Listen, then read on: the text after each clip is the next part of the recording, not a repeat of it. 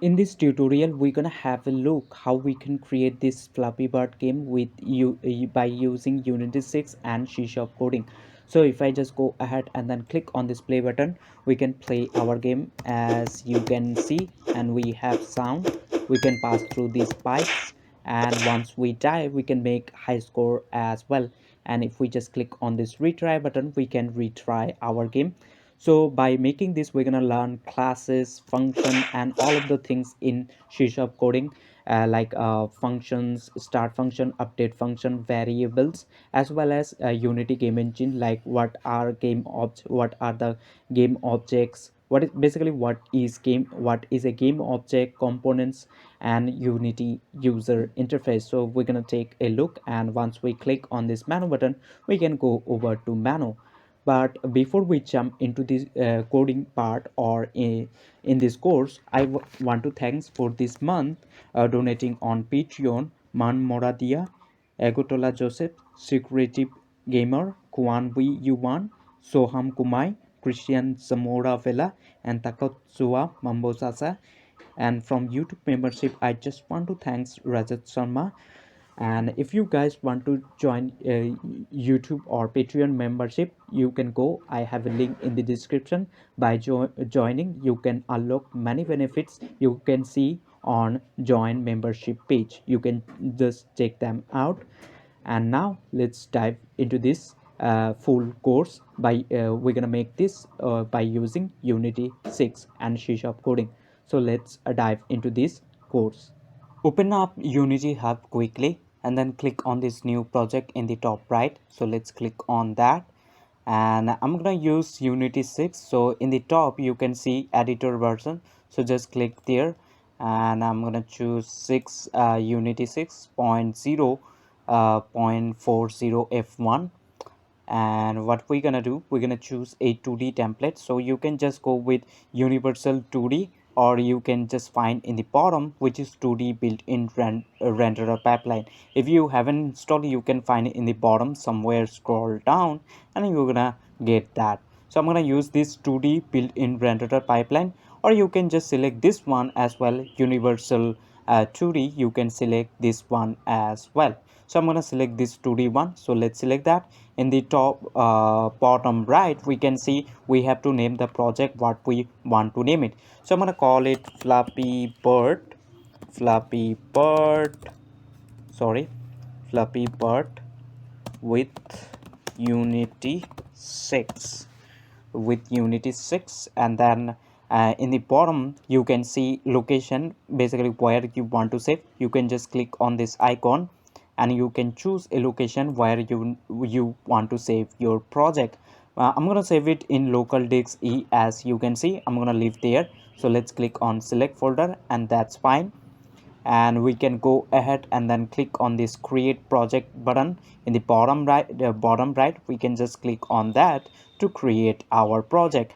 And Unity just gonna take few moments, few minutes. Basically it's gonna take few minutes to load up all of the necessary things that we need to make our game. So Unity just gonna take a few moment to load up all of the things that we need to make our game.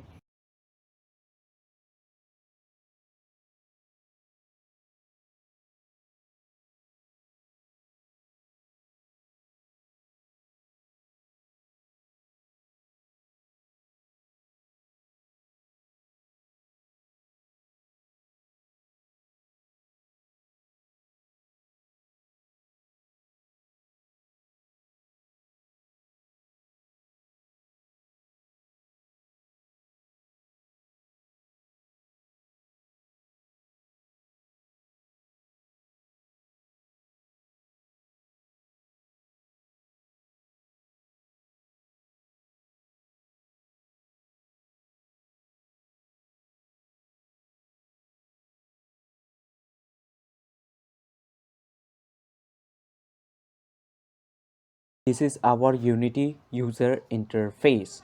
So your might seem a little bit different. So what you can do, you can always go top left, right, top right. Okay, you can go top right and then click on layout, and you can click on this default. So it's gonna set your layout to default. So let's explore one by one our tab. So we have a scene tab right over here. You can think of, we need to place all of the and drag and drop all of the characters, like assets. Assets basically are those things with we use to make our games, like audio, character, sprite, icons. All of those things are assets, and we use them to make our game. So this is, we have our main camera. It basically shoots our game over here. Or you can simply say this is our stage, and the game just gonna be broadcast in our game view right over here.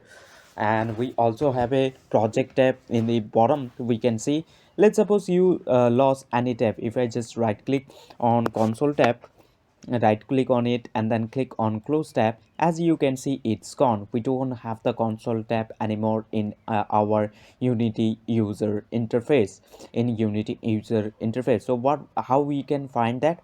In order to find that, you need to go to window in the top, then scroll down, says general, and then you can find the tab which you recently lost. So in my case, I lost, which is console tab, and the shortcut key we can see in the right section is control plus shift plus C.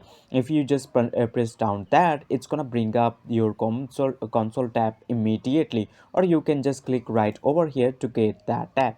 So I'm gonna uh, and make sure you just selecting over here, not here.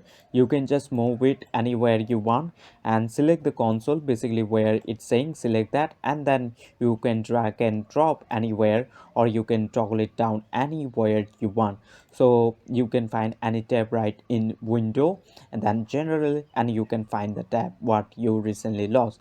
Let's move, and this is we have assets folder. Basically over here we need to drag all of the things that we need, like audio, graphics, all of the things that we can use to make our game. So we need to drag right over here, and we have a hierarchy, as you can see, hierarchy tab. So we can select that game object, we can duplicate, we can move, basically we can attach anything to any game object in hierarchy.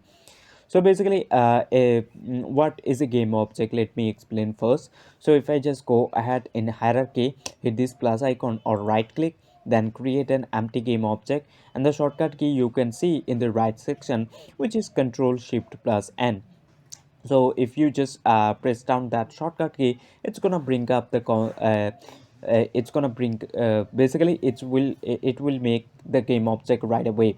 So as you can see, so this is our game object, and if we select our game object and then go over to inspector, so this is our inspector tab. We can basically, if we select any game object, we can inspect about that game object. We can see what component is attached to that specific game object in inspector tab.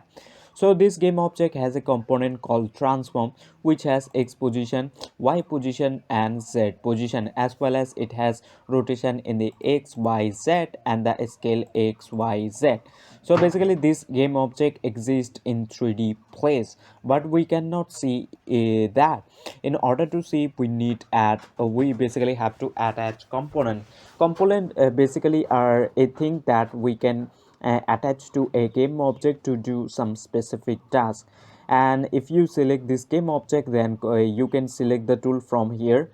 So first we have this move tool. We can move that game object anywhere in the same view, as you can see, but make sure you select the game object first in the hierarchy, then you can move that game object wherever you want. And the second, we have rotation tool or rotator tool. As you can see, we can rotate that tool any direction we want.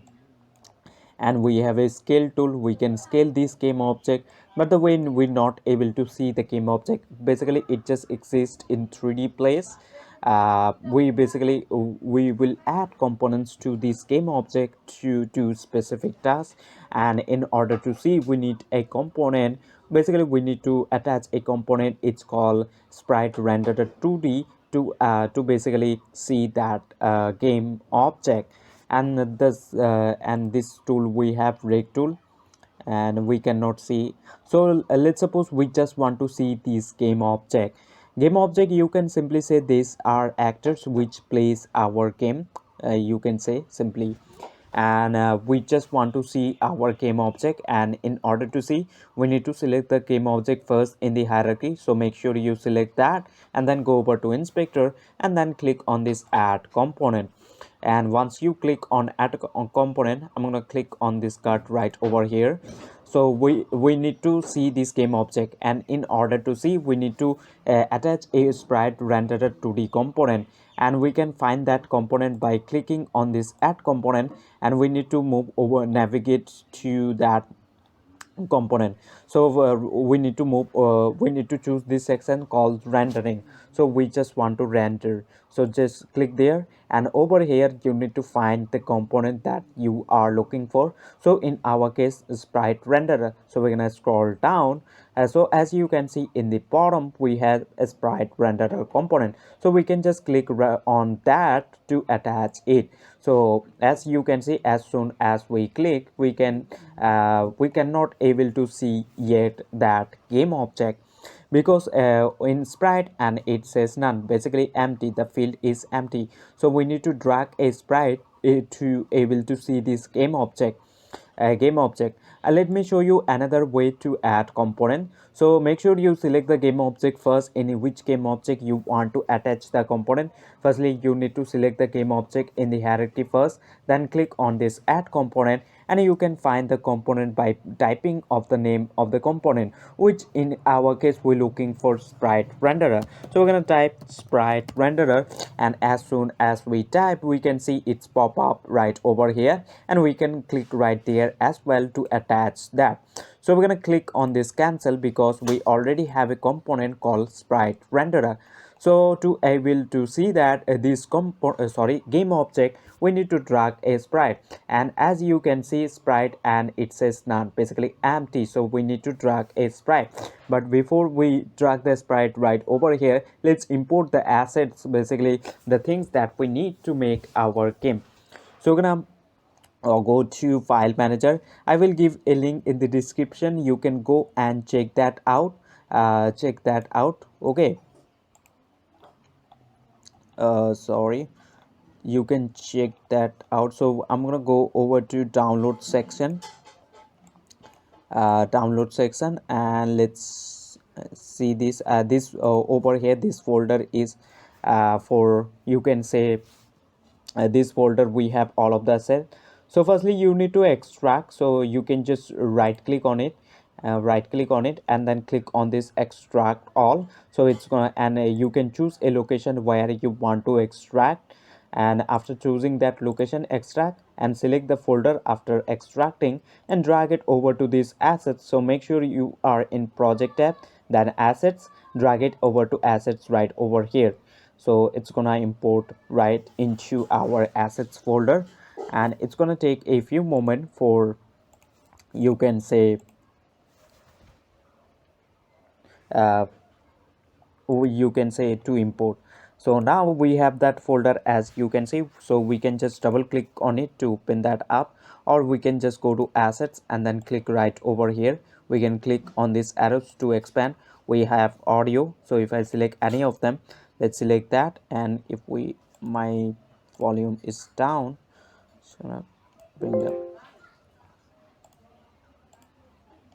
So if I select this, as you can hear, I hope you are able to hear the sound. So we have the sounds, and we also have the sprites, so we can see over here. So what we're gonna do now, we have the bird here.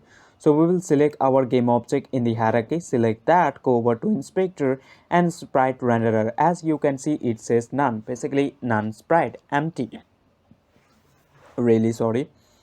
So sprite, and it says none sprite, basically empty. So what we have to do right over here, we need to drag the sprite in this slot. So we're gonna select any bird. So let's suppose I'm gonna select this orange one. So I'm gonna select that and drag it right over here. So make sure you select the sprite from that folder and drag it over here into this slot says sprite. So as soon as we drag it, now we can see the game object. But the problem is that it seems pretty much small. So what we can do, we can select the game object and then go over to inspector transform, and we can make the scale something like in the x some 2, in the y 2, and in the z we don't need because it's 2D game. And we can make this one 5 as well, 5 in the x, 5 in the y. So as you can see, it gets bigger. But instead of doing this, we're gonna do in another way, and that is pretty good way to do it. So we will go to transform of this game object, right click on it and click on this reset. So it's gonna reset the position in the x000, and all of the things. If you just mess around or mess with anything, you can just go ahead on this transform, right click, and you can click on this reset to reset all of the things that you messed with. So you can reset the thing. But our bird seems pretty much small, we barely able to see that. So how we can make it bigger? To make it bigger, we can select that specific sprite, then we can go over to inspector in the right, and then we can make this pixel per unit to a less number. Less pixel size means this sprite just gonna be bigger in size. So we can just make this pixel per unit a less number, and more pixels mean the sprite just gonna be smaller in size. But what I'm gonna do, I'm gonna select all of the sprite by holding down shift, and after selecting that, we will go to inspector, and then we're gonna make this pixel per unit a less number, something around 16 we're gonna make. And if we after making, make sure you scroll down and then click on this apply button, and now it's going to take. So as soon as we apply, as you can see, we are able to see our part. But the problem is that it's kind of seems blurry. So to get rid of that, make sure you select all of the sprite or that specific one, and then go over to inspector one more time, scroll down, and filter mode to choose point no filter, because this is an pixel art, so that is the reason. So we need to choose point no filter, and after doing that, click on this apply button one more time. And now as soon as we apply, we can see blurry is gone by now. So this seems pretty much cool. So now we are able to see our game object. So basically we attach components to do some specific things. We attached this sprite renderer component to able to see this game object. So you need to attach a component called sprite renderer if you want to see an game object. And what else you can do? If I select my game object in the hierarchy and press down delete, as you can see, it's gone. But what we can do, we can select that bird sprite, any of them, as let's suppose any of them, we can select that. We can drag it over to this scene view or in the hierarchy. So we're gonna drag it into the scene view, and as soon as we drag it, by default, as you can see, sprite renderer component is attached because we dragged the sprite, and in order to render the sprite renderer component is pretty much needed. So that's why by default, as we drag it, the sprite renderer component automatically attached, as well as a transform component which is responsible for position, rotation, and scale. And we have a move tool. Let's suppose you lost this move tool by clicking over here. As you can see, we don't have it, so don't panic. So what you really need to do, you need to click on these tools in the bottom. You're gonna have this one somewhere around here, somewhere over here. So make sure, I'm gonna drag it over here. So just go to tools and just click on that to get back all of the things. So we have a move tool. By selecting this, we can move this game object in the x axis and in the y axis. And we have a rotator tool. We do know in we can rotate like this, and we can rotate in the z axis as well. And we have a scale tool to scale in the x y, something like this. We have a rect tool, and a rect tool to just make it stretch. Let's suppose you just mess with many things. So what you can do, you can select the game object always in the hierarchy, then go over to inspector transform, right click on it, and then click on this reset. So it's gonna reset the all of the position in the x to 0, in the y to 0, in the z to 0, and the rotation also gonna be set back, as you can see. And the x will be a scale in the x gonna be 1 1 1. you can just scale up this x in the something like 2 in the y2. So this sprite just gonna be large, large in size, but I'm gonna leave. So instead of doing that, you can just select that sprite, then you can go over to inspector. So let's suppose if I select this yellow bird, if I select that and go over to inspector in the right, we can make this pixel per unit a less number as much we can. So if you just put something like 10, the sprite just gonna be a little bit large in size. So you can just play around with this, and a big if you just make this pixel per unit a bigger number, something like 100, then this bird sprite will be small in size. So basically that is the thing. I hope you get the idea of this.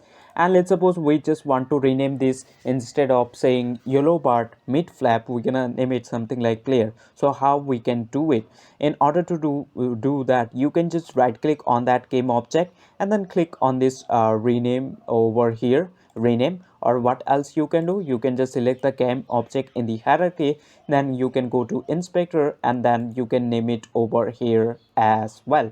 So I'm gonna name it something like player. This is our player, and we have three buttons in the top to play our game. So for the first button is to play our game, second button is to pause our game, and the third button is to skip one frame. So if we just go ahead and hit this play button in the top, it's gonna play our game, and the game will be broadcast in our game view right over here. So just wait for to give it a moment.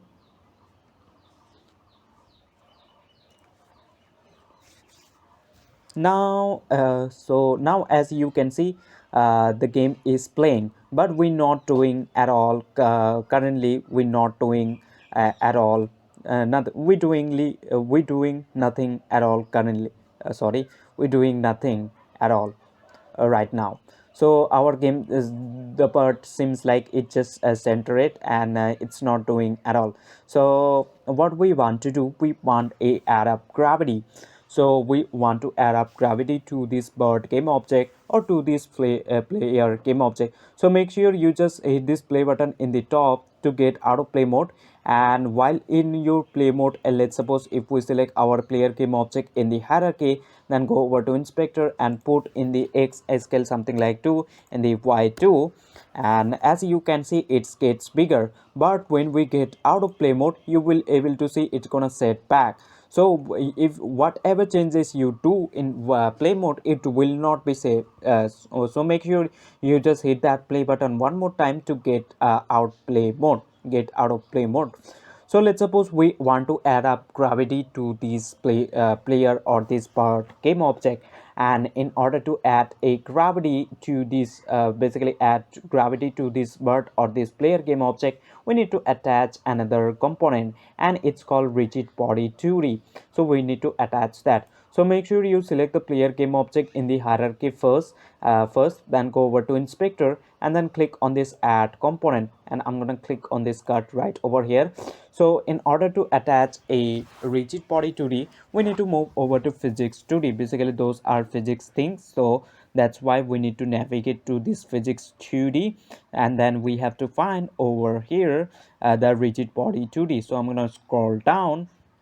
So we can see rigid body 2D right over here. So we can just click right there to attach it. Or what else we can do, we can just click on this add component, and we can find the component by typing name of the component. So the component we're looking for is a rigid body 2D for adding gravity. So that's why we're gonna find by typing rigid body 2D, and then as you can see, as soon as we type, the component gets pop up, and we can just click on that to attach it right away.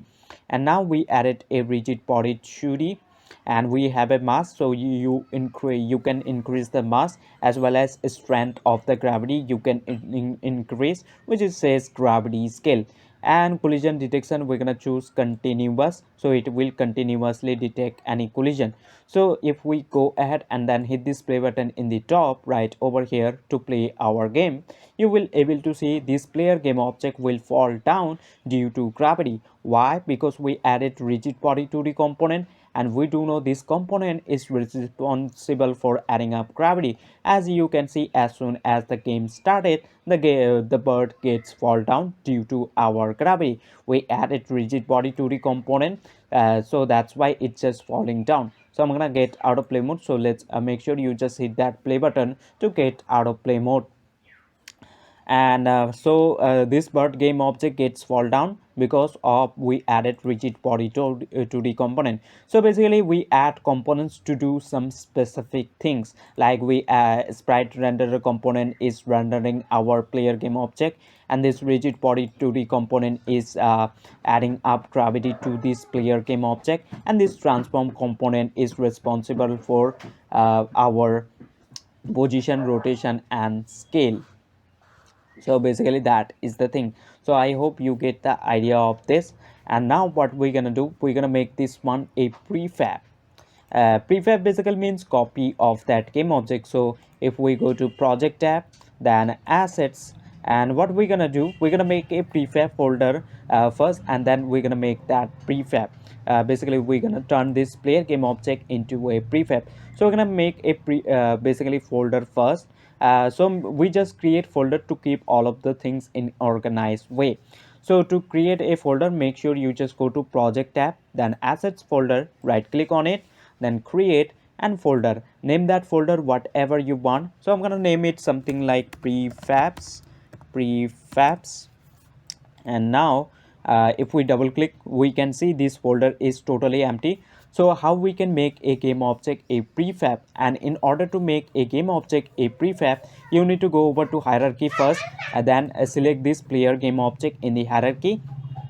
Select the basically select the game object, which game object you really want to make a prefab. So in my case, I want to make this player game object a prefab. So I'm going to select this player game object or this bird. We're going to select that from hierarchy, and we need to drag it in that folder or into this assets folder. So I just created that prefab folder, so I'm going to drag it right there. So as you can see, as soon as we drag it, it's turned it into a blue, means prefab, means we just made a copy of this player game object. So we can select our player game object in the hierarchy, and we can press down delete. So as you can see, when we press down delete, it's gone. It's not at all in our scene view as well as in the game view, as you can see. But we have a copy of that, basically means a prefab of that player game object. So what we can do, we can go to assets, and then we can find that prefab of that player game object. I have it in my prefab folder, as you can see. So I can select that game object, and we can drag it into the scene view or into the hierarchy.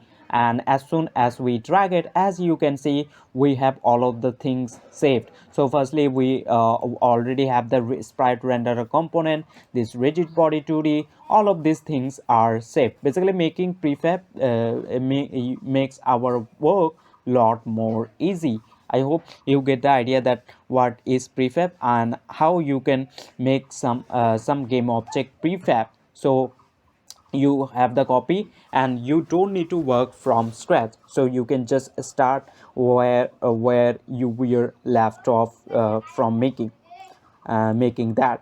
And I want to change the color of this background. So what we basically need to do, if we select our main camera in the hierarchy, so this main camera is also a game object.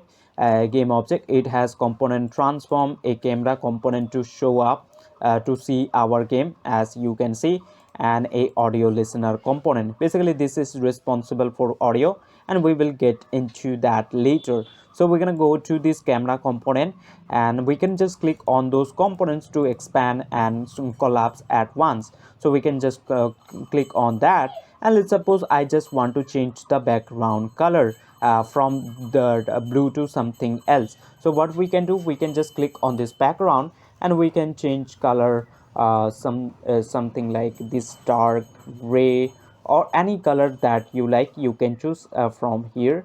We can choose yellow as well, but we're gonna later on we're gonna replace that. So I'm gonna choose this color, and this color seems fine to me. And in this camera component, we can play around with this size as well. We can zoom in and zoom out. So I'm gonna make the zoom out something like 7.5.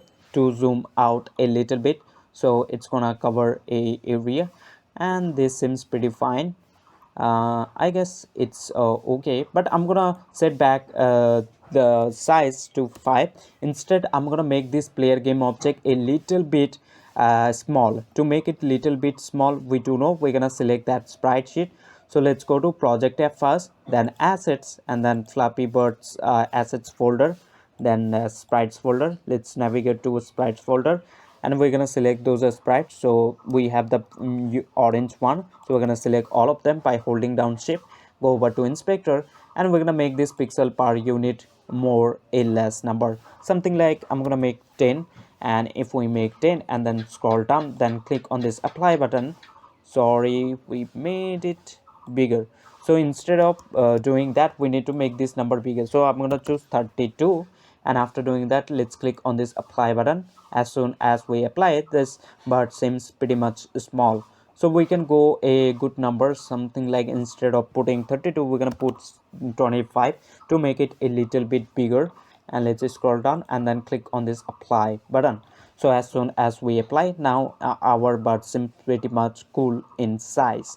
So, and let's suppose you want to save your project, whatever you have done so far, and you just want to save your project. So what you can do, you can go to top left file, and then click on this save, or you can see the shortcut key as well, which says control plus s. So if you just click right there, it's gonna save your project right away. Or what else you can do, you can just press down control s to save your project. So whatever you have done so far, it's gonna be saved. So make sure you just do it.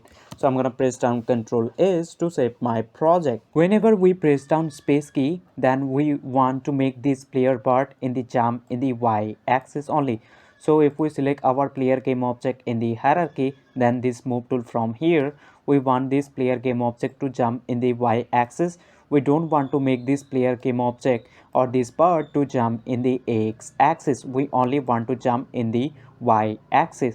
So that's why I'm going to select my player game object or this bird. Let's select that, go over to inspector, and then transform, and we're going to make in the x axis to 0. We don't want to jump at all in the x axis, we only want to jump in the y axis. So we're gonna create a script to do that. Basically, to implement custom things, we need to create script. And in order to create a script, basically in that script we will define what this player or this bird game object really need to do.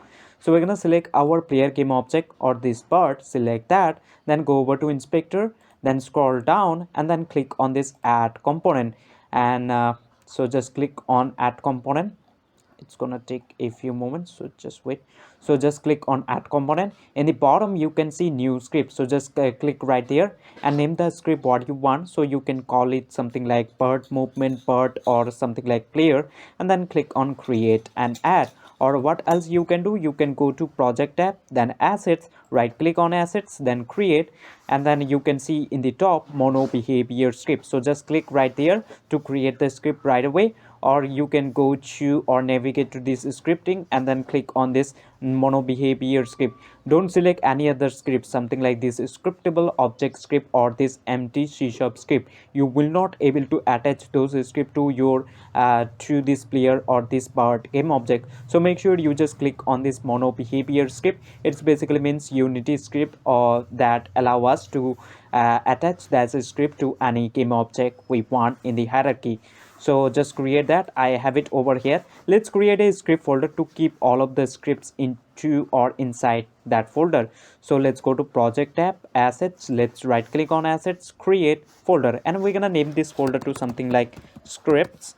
And into that script, what you can do into that script folder, so just double click on that and then right click on it, create, and then mono behavior script, and name the script something like player or part movement. I already have it over here, so I'm gonna take my this player script and let's drag it into that script folder. So now I just drag it, and Unity just gonna take a moment to compile our scheme. And once it's done, what we need to do, we need to select our player game object or the bird game object, and then go to that script folder and select the script and drag it over to this add component section. Or what else you can do, you can just click on add component and you can find the script by typing name of the script. So in my case, player, so I'm gonna type player, and as you can see, as soon as we type player, script just pop up. So I'm gonna click on that to attach, and now we can just open that up. So let's click right over here and click over here, double click to open that up script in Visual Studio. So it's gonna open up. So we can see this is our class player, and we have start and update function. So let me explain what class is. Class is basically the design or the template that we can use this template to implement in our player game object. Let's suppose we just want to make our this bird or this player to jump in the y axis. So we can tell, or we're gonna define, and that in that class or in that script, basically what this player or this bird game object really need to do. So we use the class, we use class to define what basically we, or you can simply say we just we're gonna give instruction to this class script that what bird actually need to do, or that player game object needs to do. So we're gonna do that. So we're just giving instruction, or you can simply say this is the design, and we're gonna use this design to implement the game object. Basically in this class we're gonna define what player game object really need to do. Let's suppose if we press down space key, then we want this part game object to jump in the y axis. So we're gonna tell in that script, or we're gonna define it inside that script or that player class. So basically we use class to define or we basically use that class to implement in our player game object, or in which game object you really want to implement specific things or whole lot of things you can do.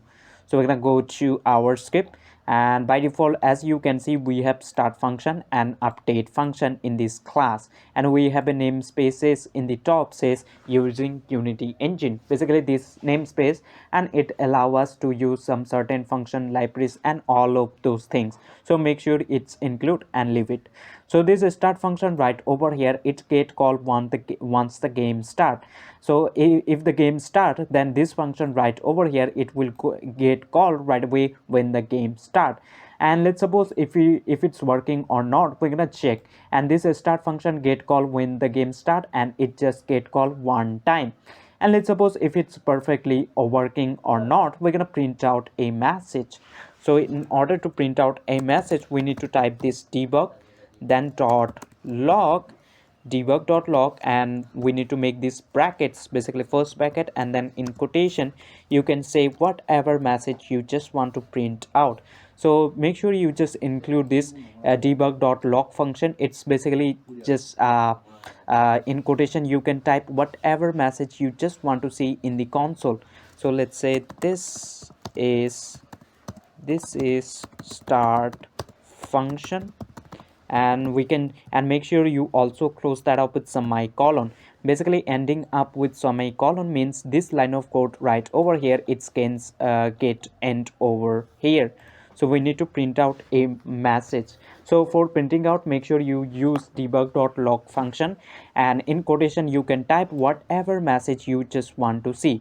So make sure you just press down Ctrl S on your keyboard to save your script, or what else you can do, you can go to top left file, so file, and then click on this save assets script, and then player script, or you can see the shortcut key as well in the right section which says Ctrl plus S. So if you just click right there, it's gonna save your script right away. And once we save, we can go to Unity, and we need to select the console. So basically we just printing out a message in the console, so that is the reason. So we're gonna select our console tab, and if you can find the console tab, what you need to do, you need to go to window in the top, then general in the bottom, and then you can find the console over here, and the shortcut key you can see in the right section. So if you just click over here in console, it's gonna bring up the console tab immediately. I have it over here, so I'm going to select that console tip, and let's click on this play button. So as soon as the game starts, that message should be pop up, says this is a start function, because we do know that start function get called once the game start, and it's get called automatically by Unity. So now, so as you can see, as soon as the game started, a message in the console pops up, says this is start function. So basically this function right over here, a start function, it's just getting called by Unity automatically. So and what we doing inside this function, we just printing out in the console, says this is start function, as you can see, and it just print out in one time. Why? Because that start function just get called when the game start, and it just get called one at a time. So we can just get out of play mode, and let's test the update function as well. So we can just double click on this message, so we will get redirect to that line of code right away. So if we just double click on that, and we can go to this update function, so we're going to remove this from start, and let's take this update function working or not. And this update function get over again and again and again in 1 second, something like 60 frame to 120 frames it can call. But it's gonna totally depend upon on your system. If you do have a fast system, then this update function can run up to in 1 second 120 frames, but it's totally gonna depend. So what we want to do for now, we're gonna check if it's running basically working or not. So we're gonna print out a message, and we do know in order to print out a message, we need to type this debug then dot log function, and then make first bracket, and make sure you just close that up with semicolon, means this line of code gets end over here. So make sure you just do that, and in quotation you need to pass a message you really want to see. So I'm gonna call this update something like this, this update function call every every single frame and then control s to save your script. And now if we move over to Unity, so in console tab we should able to see that message just gonna pop up every single frame or every single time. Why? Because we doing inside update function, and we do know that update function runs every single frame. So every single frame that message should be pop up in the console says this is update function.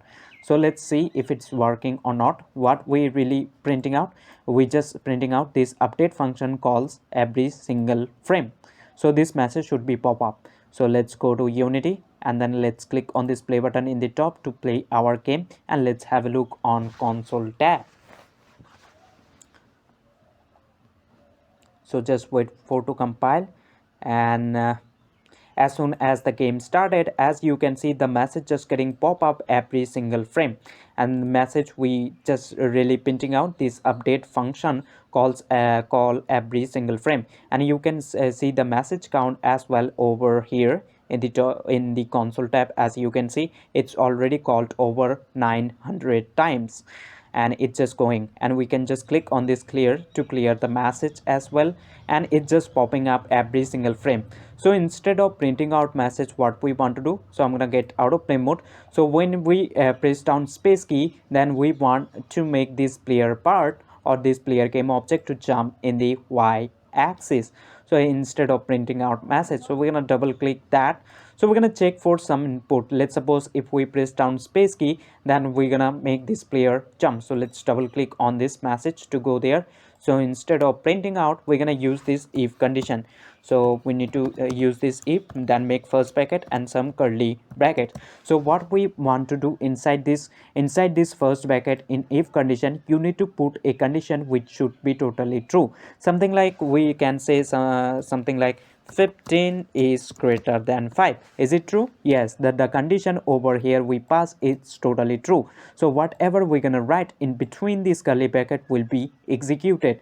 So what we will do, we're gonna make a function for that, and to make a custom function, we're gonna make it bottom somewhere around here, but you can make it anywhere you want. And for function, we need to type this void, and we have to name the function what we want to name it. So I'm gonna call it something like jump, and make first bracket for function, and then make some curly brackets. So what we want to do inside this function for now, if it's working or not, we're gonna print out a message something like debug.log. So let's type debug.log for printing out message, and we get something like jump, and then close that up with semicolon. So when a if condition in this which doing inside this update function, and update function runs every single frame, so this should be true. So basically what we're doing, we're using this if condition. So if 15 is greater than 5, so the condition over here we put is totally true. So whatever we're gonna do inside this curly bracket, it will be execute. So what we want to do, we just want to call this jump function. So we're gonna call it. So in order to call a function, you have to type the name of the function. You need to type name of the function, which is jump in our case, and then we need to make first bracket and make sure you just close that up with some semicolon. So what we're doing, we're just taking if 15 is greater than 5. So the condition over here we pass is totally true. So that's why we this jump function will get called. And what we're doing inside this jump function, we just printing out in the in the console says a jump message, as you can see. So this jump message should be pop up every single frame. Why it should pop up? Because the condition over here we pass it's totally true. So that's why this jump function will call, and jump function just printing out in the console says jump, and it's gonna print out every single frame because we're doing inside this update function, and we do know that update function runs every single frame. So every single frame it will check. So if 15 is greater than 5, the condition here is true. So that's why every single frame this if condition will check, and every single time it will be true. So that's why this jump function will call every single frame. So every single frame this message should be pop up in the console. So now let's press down Ctrl S to save our script, and now we're gonna go to Unity and we will test that. So just wait for to compile. And now if we just go ahead and then click on this play button in the top, that message should be pop up in the console says jump, because the condition over here in if we pass totally true. So that's why. So as you can see, jump message just getting pop up every single frame, and you can see the count as well over here. So instead of printing out message, we're gonna check for some input. So let's get out of play mode and let's double click on this message to go there. So instead of checking 15 is greater than 5, we're gonna check for some input, basically if the player presses the space key or not. For that we need to use this input dot get key function, and this function in brackets it's gonna take the key code, the which key code you want to check for. So I'm gonna check for key code, so I'm gonna pass key code dot space. You can pass something like key code dot a. It's basically means, what does this means? If input dot get key key code dot a basically means if we press down a key, then what we're doing, we calling the jump function. And what jump function is really doing, it's just printing out the message in the console says jump, as you can see. But I'm gonna check for space key, so that's why I will pass a key code dot space. So if input dot get key key code dot space, it's basically means if you press down space key on your keyboard, then what we're doing, we're just calling the jump function. And jump function message just printing out message in the console says jump, as you can see. So whenever we press down space key, this function will get called, and this function just doing this thing. So let's save our script by pressing Ctrl S, and we can go back to Unity and let's take it. So whenever we go to press down a space key on our keyboard, that jump function will call, and what we're doing inside that jump function, we're just printing out the message in the console says jump. So let's click on this play button in the top and let's try to press down space key on our keyboard. So basically we're checking some input. So whenever we goes to press down space key, that jump function will call. So now if I press down space key, as you can see, whenever I press down space key, this jump message just popping up in the console says jump jump jump. So whenever I press down space key, and you can see the count as well. I hope you get the idea. So instead of printing out message, we want to make this player jump in the y axis. So what we basically need to do, if we select our player game object and then go over to inspector, we can see a rigid body 2D component we attach to this player game object or to this BART game object for gravity. So we need a reference of this rigid body, and this rigid body 2D right over here is responsible for gravity, adding up force, velocity, and all of those things. So we need a reference, so that and after that we can add a force in the y-axis only. We don't want to make this player or this bird to jump in the x-axis, so we're going to put in the x something like 0, and in the y we're going to put some something like 10 or some unit. So we need a reference of this rigid body of this player game object or this bird. We need a reference, then we can just make we're gonna add a force in the y-axis. So instead of printing out message, we're gonna add a force. So let's double click on this message to open it up in Visual Studio. So instead of printing out message, we're gonna do something. So but before we do, we need a reference of this rigid body of this player game object or this bird game object. So we need a reference. To get the reference, we need to go to top of our class and we need to make a fill. So make sure you just making it public. So if you make this one public, you will able to see underneath player script in the inspector right over here the field. And if you make instead something like private, you're not gonna able to see. So we're gonna make it public so we can see underneath our inspector, and you need to type the component that you are really looking for. So in our case, rigid body, so that's why we're gonna type rigid body 2D. So make sure you type rigid body 2D. This is our 2D game, so that's why we added up rigid body 2D. But if you're working with 3D game, then you need to include rigid body 3D. So that is the case, and we have to name the component what we want to name it. So I'm going to call it something like RB. You can shortly say a rigid body.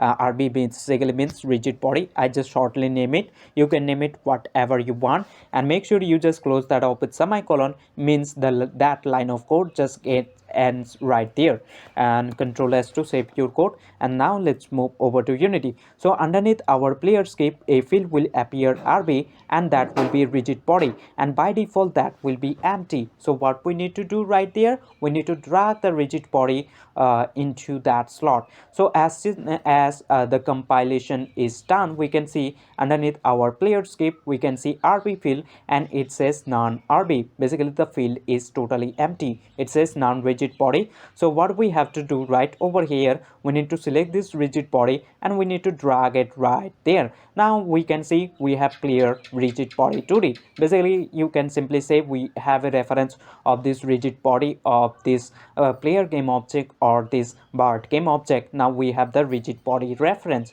So we can go to script now, and instead of printing out message over here, we're going to do something like RB dot so RB, we're gonna use this dot function, and we're gonna use this add force, and then make this first bracket, and we're gonna add a new vector 3 new vector 2. So we're gonna add a new vector 2, and we do know, so make sure you typing as I did over here, which is new vector 2 vector 2, which is a pair of some numbers, basically two axes. A vector 2 has x axis and the y axis, so make sure you just type x comma y. So we just going to a rigid body, basically RB. So basically we just moving over to this rigid body, and we using add force function to add a force, and we just only want to add the force in the y axis, of this bird or this player game object. We don't want to add any force to this player or this bird in the x axis, so we only want to in the y-axis. So that's why in the y we're gonna put some number, something like we're gonna put let's suppose for now 5f or 5. So we put f at the end. It's basically referencing floating numbers like 0 0.5, 0 0.4, 0 0.5, 0.3. Those are floating numbers. Also whole numbers like 1 2 3 4 are floating numbers. So we just put f at the end. It's basically referencing floating. So you can just remove this f as well, but it should be fine if you just put f, it's referencing floating. And in the x we don't want any we don't want to add any force in the x axis at all, so that's why we're going to put 0f in the x axis, and this is a force. We just adding a force. So make sure as a second argument you need to pass force mode to read dot impulse. So make sure you just type comma and then type this force mode to read dot impulse, and after that close that up with semicolon. So what we basically doing, we just going over to RB, basically this rigid body, and we adding a force in the y axis, as you can see, which is 5 unit in the y. So we're gonna jump in the y axis with 5 unit, as you can see, and we need to pass this force mode to d dot impulse as a second argument, because this is a force, so that is the reason. So whenever we press down space key on our keyboard, as you can see, we calling the jump function. And what jump function is doing, we just going over to rigid body of that player or that part game object, and we adding a force in the y axis, as you can see, which is 5 unit. So in the y axis we will jump with 5 unit whenever we press down space key, because whenever we press down space key, we calling the jump function, and jump function just doing this thing, it's just going to rigid body and then adding the force in the y axis. And make sure you just have the reference, means you select the rigid body and drag it into this RB slot, or else you're gonna get some error, because you're not gonna have the reference and you still doing this thing. But we have the reference, so we're not gonna get any errors. So we're gonna press down Ctrl S to save our code, and we can move over to Unity. So whenever we press down space key on our keyboard, we will jump in the y axis with 5 unit, because in the y we put 5f, so we should be fine. So now if we just go ahead and hit this play button in the top and try to press down space key on our keyboard, we will see there is a bird, or this player game object will jump in the y-axis with 5 unit. So now if I press down space key, as you can see, as soon as we press down space key, we can see our player game object jumps a lot. So we're gonna make the gravity a little bit faster or higher, or we're gonna make the strength of the gravity a faster. So let's get out of play mode. So make sure you just out of play mode. Whatever you're gonna do inside play mode, it will not be saved. So make sure you just out of play mode by hitting that play button one more time to get out of it. So we will go to rigid body of this player game object. So select the player game object in the hierarchy first, and then go over to inspector, then rigid body. So just click on that component to expand and collapse at once. So I'm gonna click on that to expand, and we will go to gravity scale. I'm gonna increase the gravity something like 3.5, and that's it. And we can just go ahead and then click on this play button. We should able to see in the y-axis we will jump with 5 unit, because in the y-axis we put 5f, means 5 unit. So now if I just go ahead and press down space key, as you can see, we jumping much nicer by now. So this is cool thing. But the thing is that if we can control the jump unit, basically means how much we want to jump in the y-axis. So if we get out of play mode, we can basically we just want to adjust it right over here underneath our player script. So we don't need to come to this script and change this 5f with any number. So we're gonna make a variable for that, and we're gonna make it public, so we can see underneath our player script, and we can adjust it over here. The jump height, you can simply say we can adjust it, so we don't need to go to the script and then change this number over again and again. So I'm gonna make a variable for this. So we will go to top of our class. So make sure you just go to top of your class and then make it public. So you can see underneath this player script, and if you just make this one instead private like this, you're not gonna able to see that. Sorry, if you just type private, you're not gonna able to see that underneath your player script. So that's why we're gonna make a public, and that will be float basically means those numbers which comes with floating numbers like 0.5, 1.5, 1.2, even whole numbers like 0, 1, 2, 3, 4 is a float number, and we can call whatever we want to name. So this is a variable are just like containers. Basically we just put where numbers, or we can store things in that variable.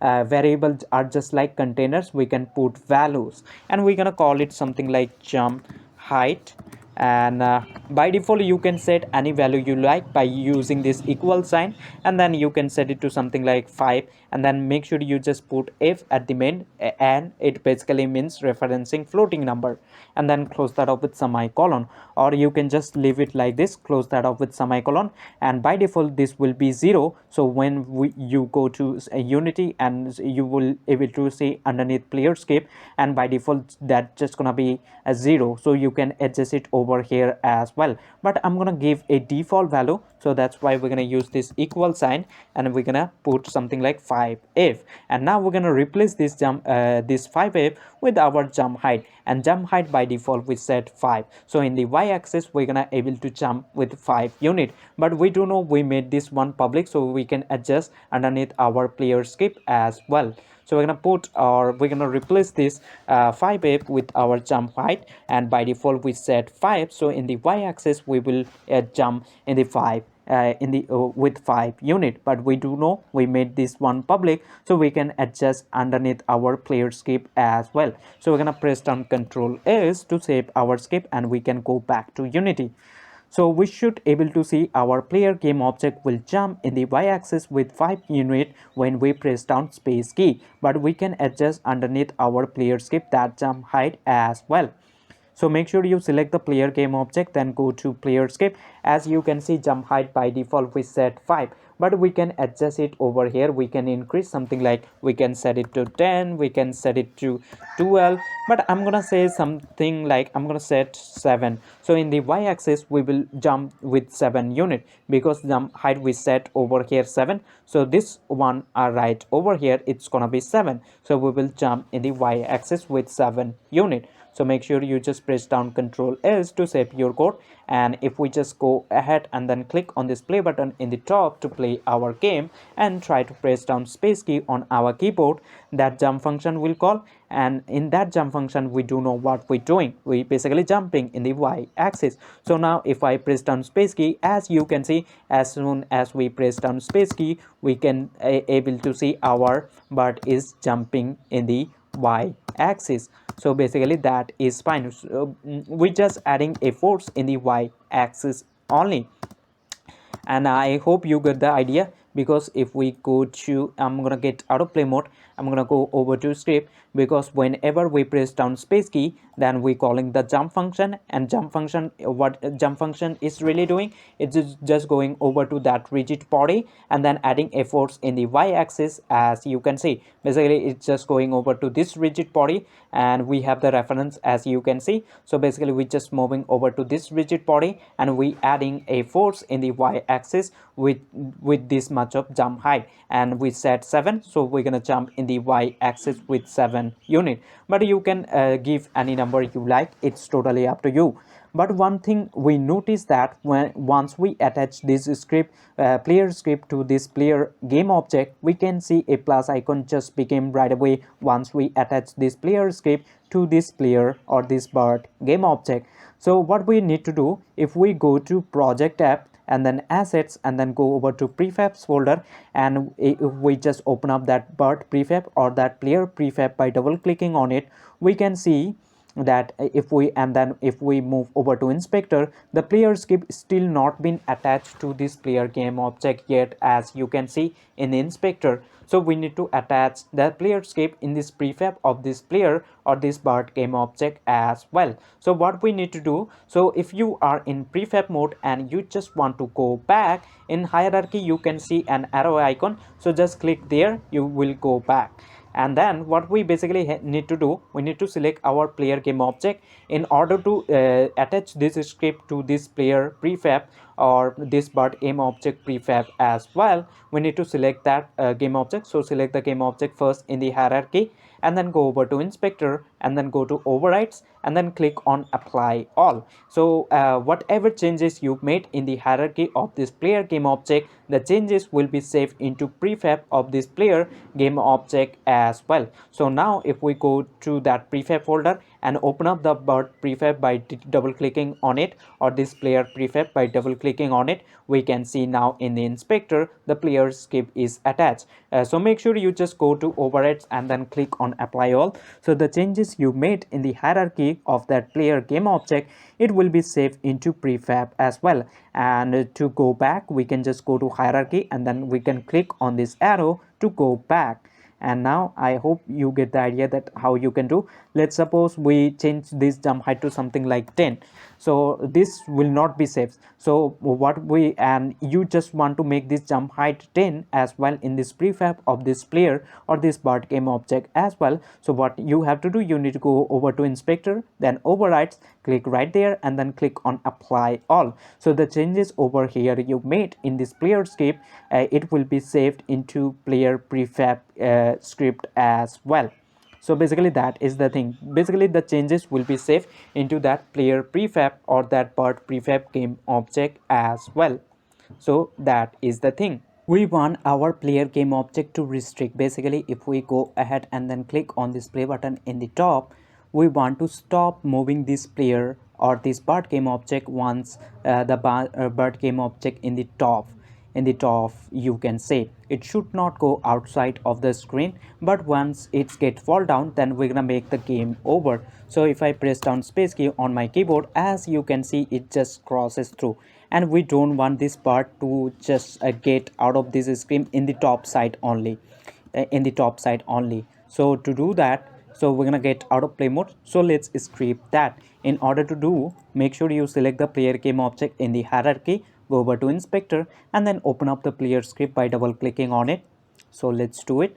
So we're gonna do in update function, because update function runs every single frame, so we need to check every single frame if the part is outside of the screen or not. In the top side only, in the bottom we don't want, because in the bottom we're gonna make something a base or a ground. Whenever this player game object collide with that ground, we're gonna make the game is over, but we're gonna take a look on that topic later. For now, let's do that thing. Basically the top corner, sorry, in the top side.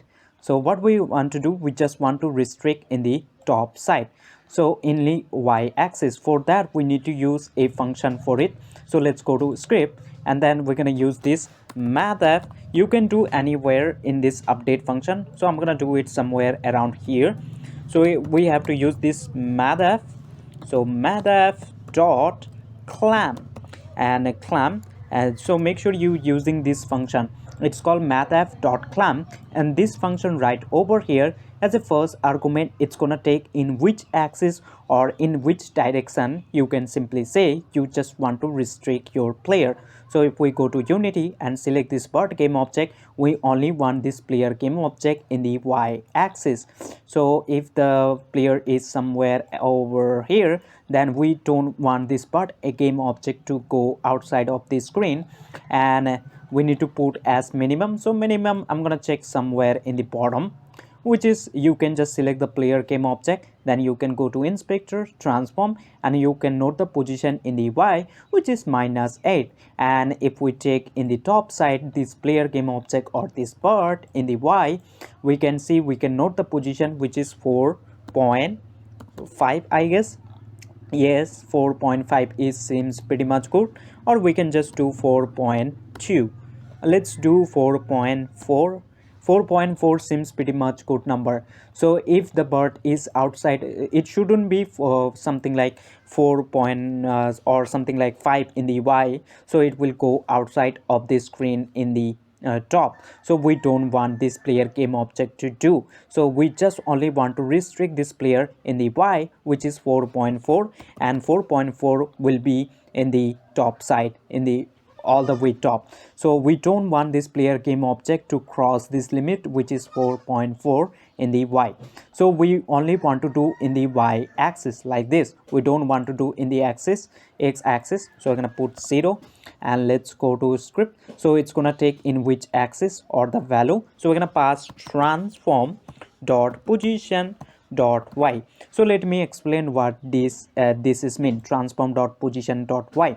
Basically we going over to this player transform and then accessing this position and then accessing the y. So we only want to do in the y axis, so that's why we pass transform dot position dot y, or you can simply say it's basically means bird position or player position in the y axis. It's basically mean current position of player or the bird in the y axis, and then you have to put comma and you need to pass the minimum. So minimum basically the bottom you can say, so somewhere around here, let's suppose say, so which is minus 4.4 we can check, and in the top we, if we drag it all the way up somewhere around here, so this will be the limit, which is 4.4 we can check 4. So the maximum just gonna be 4.4 and the minimum will be minus 4.4. so the minimum over here, if we're gonna pass the value, will be minus 4.4, and make sure you put f at the end, means floating, and the maximum is 4.4 or plus 4.4. so we're gonna pass 4.4, it's basically means plus 4.4, and then close that up with semicolon. So we're restricting our player to go to not to go outside in this minimum and this maximum, and which basically we just clamp it the value in the y-axis. So the minimum we pass minus 4.4 and the maximum we pass 4.4, as you can see, and this right over here, it's gonna return in a float. So this will be float parameter. So we're gonna store this result. So basically we just clamping the value in the y-axis, and then we're gonna store this whatever we just clamping, or we're gonna put the result into another float parameter. So we're gonna create a float and we can call y restriction. So let's call y restriction restriction and equal to this. So we just put y restriction. So this y restriction in the y is just gonna be something over here in the top 4.4, and in the minimum just gonna be minus 4.4. So now what we have to do, we need to put it in our current position of our player game object. So we just clamp it the value, and after clamping it, we storing the result in y restriction, and now we need to put it in our player position, because or else player will pass through that position. So we're gonna say after that transform dot position. Basically transform dot position right over here, it's just referencing, or it's basically means current position of that part game object, or current position of this player game object, and we will set equal to, because this transform dot position has a 3 parameter x, y and z, so that's why we're gonna set equal to a new vector 3 parameter, and we do know this vector 3 also has x axis, y axis, so sorry, y axis and the z axis, and we're gonna close that up with semicolon. And in the x axis we don't want, so in the y axis what we're gonna do, we're gonna replace this y with y restriction, and y restriction we do know that it will be stopped somewhere around here in the top, and it will stop in the bottom somewhere around here. So we're gonna replace this y with this y restriction, and in y restriction basically we just clamping the value. So that's why we're gonna replace this y with y restriction. Sorry, I spell it wrong. I'm really apologize for that. Restriction will type. So if you just press down Control RR on your keyboard, you can rename this at once. So I'm gonna call y restriction. So y restriction, and we can just click on this apply in the top right or hit enter. So now it's fine. So we just name it wrong, so just press down Control. Firstly you need to select, and then press down Control, hold down Control and tap R keyword twice on your keyboard, so you can just rename that. So I already named it, so I'm not gonna do, so I'm gonna cut this tab.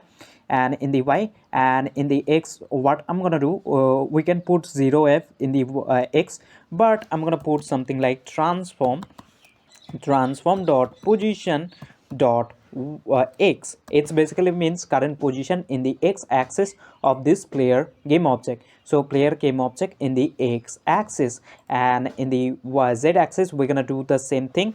So we're gonna pass transform dot position dot z.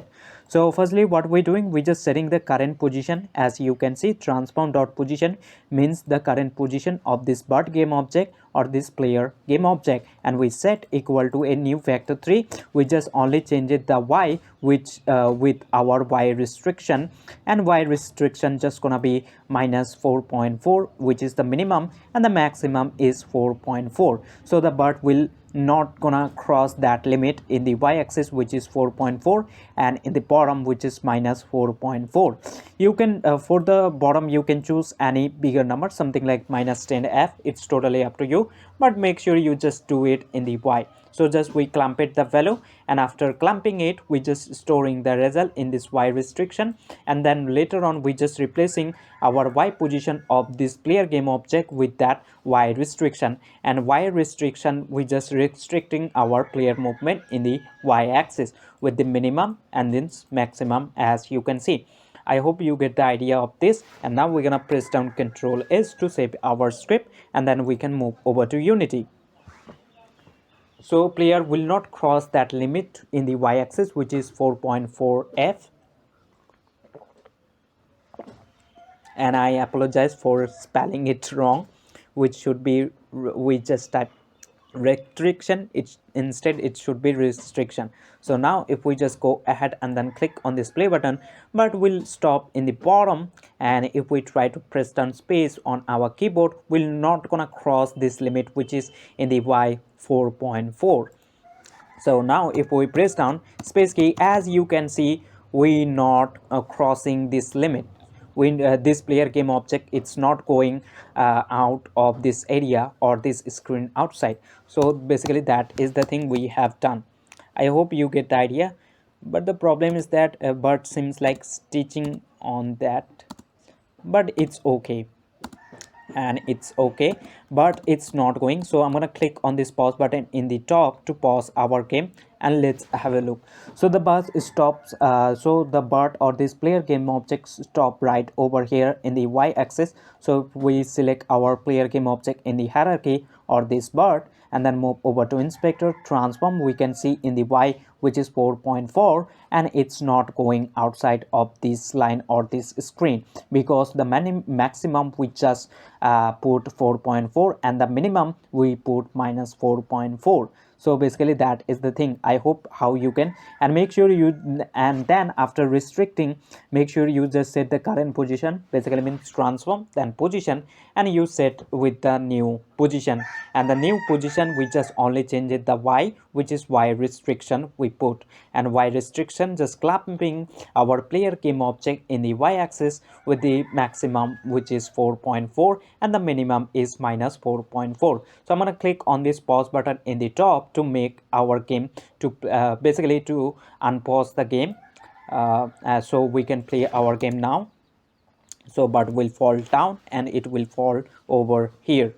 So I hope you get the idea. So I'm gonna get out of play mode, and it's okay.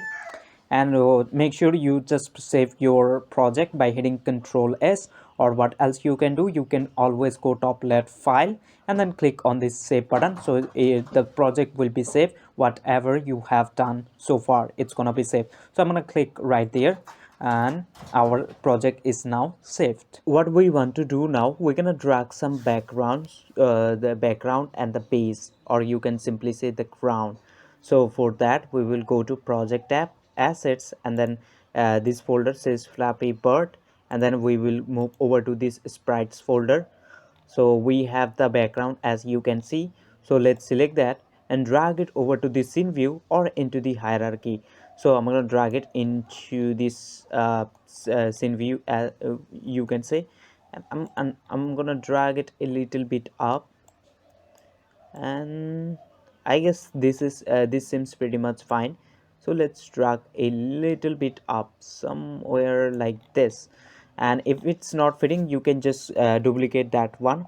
Firstly, you can just select that background in the hierarchy and then press down Ctrl D to duplicate, and you can move it to left, and then you can duplicate one more time by hitting Ctrl D, and you can move this one to the right section to just fit up perfectly.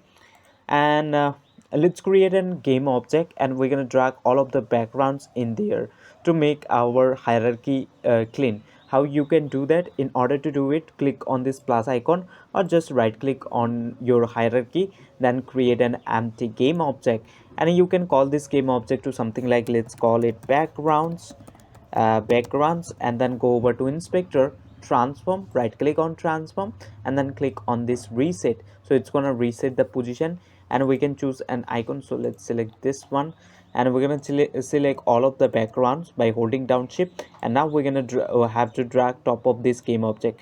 Now all of this background is a child of this background game object. So if we try to move, we can see it's moving. All of the child game object just moving with it.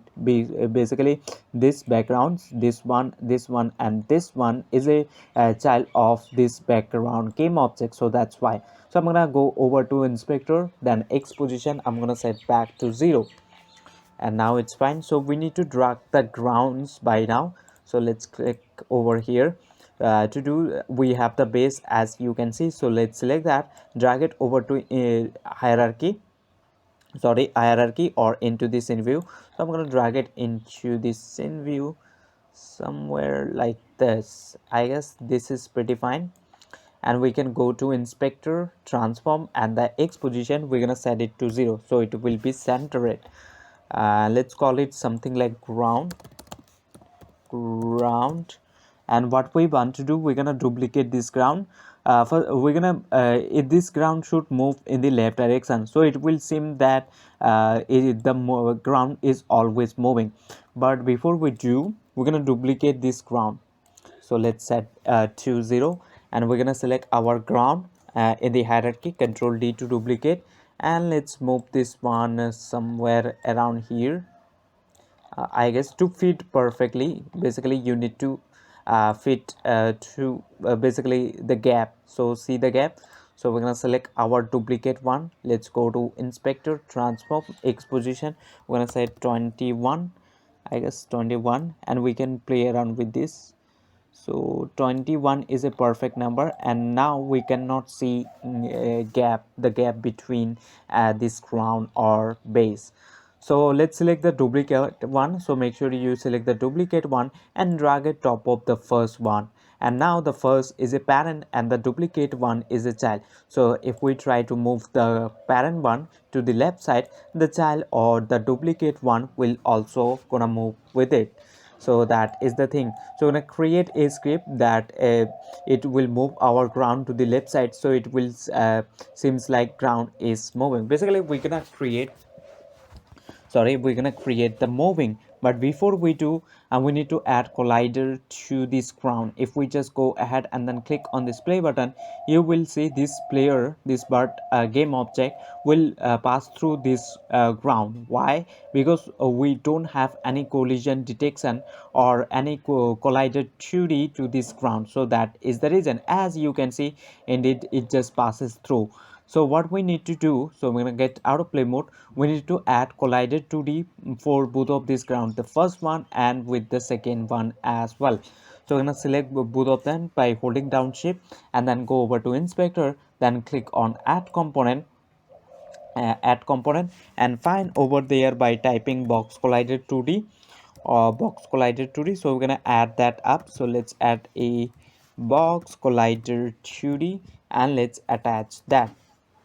You can add any collider, you can, it's totally up to you. And now I'm going to select my player game object in the hierarchy or this part, and let's move it a little bit in the y axis. And now if we just go ahead and then click on this play button, you will see this part game object will fall down on top of this ground, because we added collider to this ground as well. So we cannot see. So basically what is the problem is that, so we need to get out of play mode, because we need to add box collider 2D as well, or any collider 2D to this bird game object as well.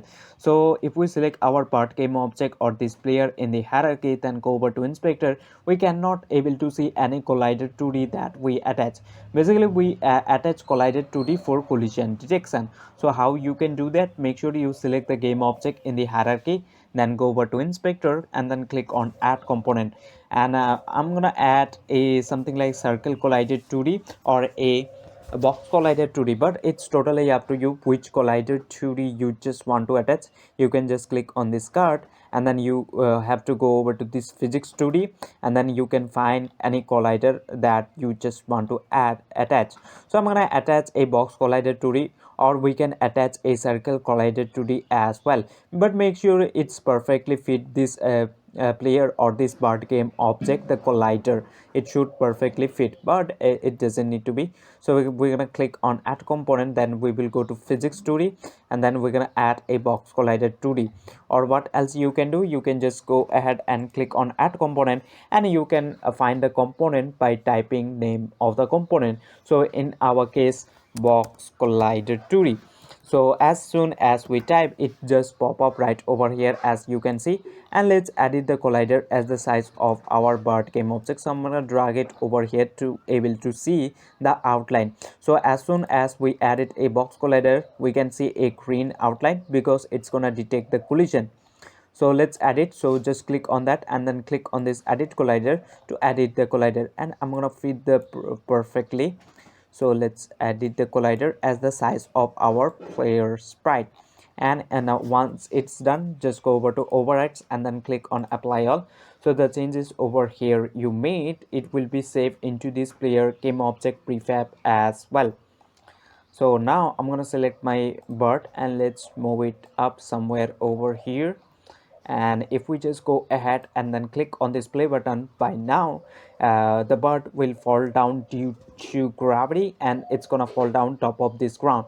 Why? Because we added collider to both of these game objects, so that is the reason. So as you can see, as soon as the game started, our bird gets fall down top of this ground, because if we select our ground, in this ground we also added a collider 2D which is detecting collision, and also to this bird game object. So make sure you just attach both of these game object, the collider, or else the collision will not work. So make sure you just do it. So let's get out of play mode, and what we want to do now, we're gonna move this background to the left side. So I'm gonna move in the X, so somewhere over here, and 1.5 as you can see in the X position in inspector, and that's it. That's a good, pretty good. So let's move this background to the left side, and in order to do that, we're gonna attach or we're gonna create a script for it. So we can select our ground game object. So we just want to move our ground to the left side, so we need to attach our script to this ground. So we can just do that. So we can select our ground in the hierarchy, and then we can go to inspector, then click on add component, and then new script, name the script what you want, something like ground moving or ground, and then click on create and add. And what else you can do, you can just go to project tab, assets, then head over to scripts folder, right click on it, or right click on this assets, then create, and then scripting, and click select this mono behavior script, not others. Or you can just click over here as well, says mono behavior script, because this script just gonna sit on an object, or we're gonna attach that. So that's why we need to create a mono behavior script. So I already have it over here, ground. So I'm gonna select my ground game object in the hierarchy, and let's select that script, ground script, and drag it over to this add component section. Or what else you can do, you can just click on add component, and you can find the script by typing name of the script, which is ground, and just click on enter to attach. I already have a ground script, so I'm gonna right click on this ground script and click on remove component, and let's double click over here to open it up in Visual Studio. So by default, as you can see, we have start and update function. So we will you remove this start function, we don't need. Instead we're gonna use this update function, and we do know that update function runs every single frame. So we need to move this one ground every single frame. every single frame to the left side. So in order to move that, we need to move over to this basically this function, and we need to use this transform.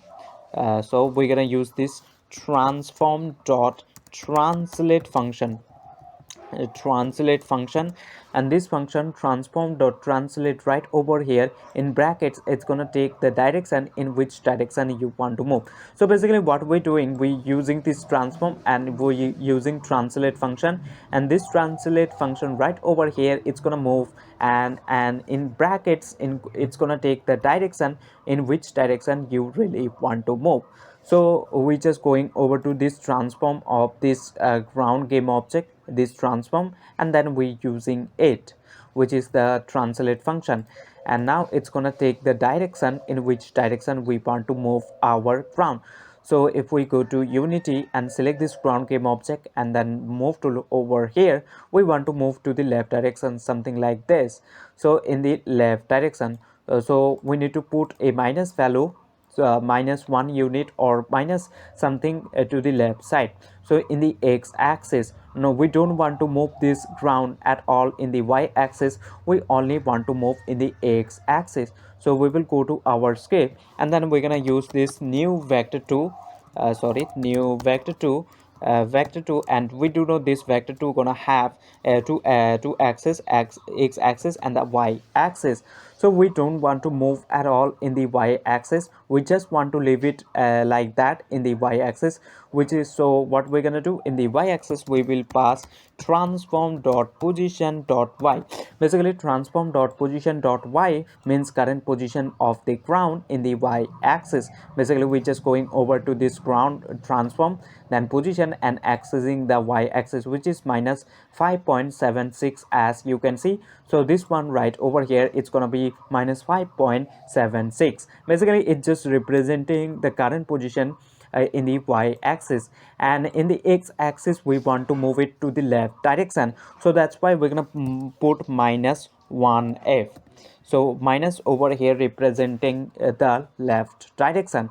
So every single time our, you can say, our this ground game object will move towards to the left direction, which is with minus 1 unit, minus 1 unit. And what we're gonna do, and make sure you multiply this whole thing with time dot delta time to make frame rate independent. So we're gonna multiply with time dot delta time and then close that up with semicolon. So let me explain what this is time dot delta time means. It basically means just since the last frame is gone, the time.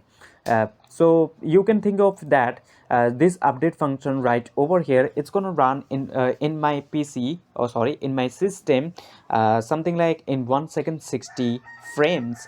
But if you do have a fast system, then in your case this update function right over here, it's gonna run up to 120 frames. So you can see there is a huge difference between our frame rates. And make multiplying with time dot delta time make frame rate constant, means now whatever system you're gonna use, the frame rate will be constant. If it's run something like 62 frames in one system, even you gonna use a fast system, it will still gonna run in 1 second 62 frames. So the frame rate just get constant. So that's why we just multiply with time dot delta time to make frame rate constant. So we're gonna press down Control S to save our script, and once it's done, we can go back to Unity. Unity just gonna take a few moments for compiling our script.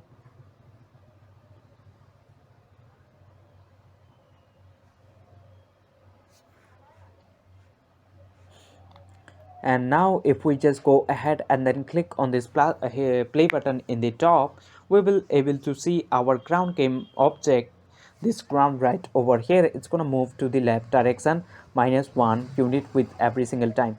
So the ground gets fall down, so we're gonna get out of play mode. So why it's just getting fall down, let's see.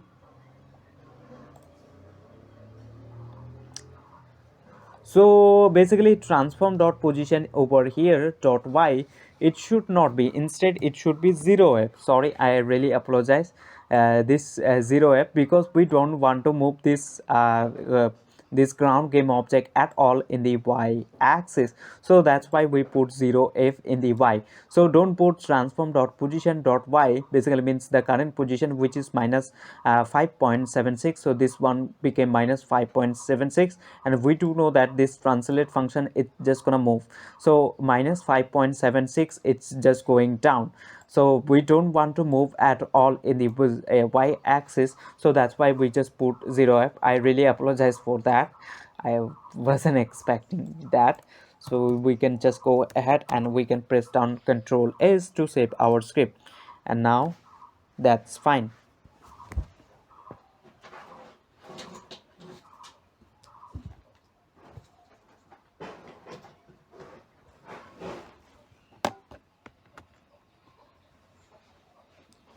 So now we can just go ahead and then click on this play button in the top to play our game.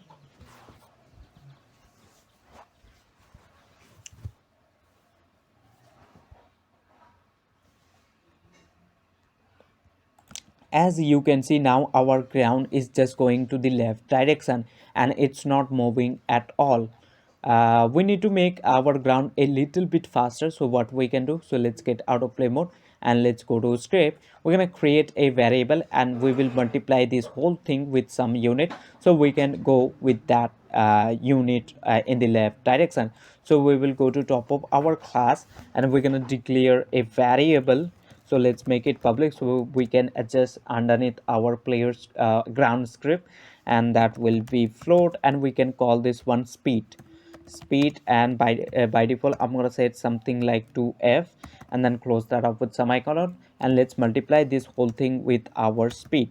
So this one is minus 1f in the y, so the speed over here is 2. So minus 1 into 2, which will be minus 2. So this ground over here, it will go every single frame to the left direction with minus 2 unit, 2f with unit. So we can just press down Control S on our keyboard to save, and now let's go to Unity.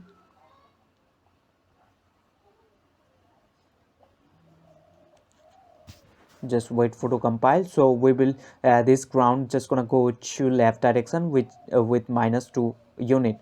So we can bump up the value as well underneath our ground script, but I'm gonna leave with something like, let's say it's something like 2.5.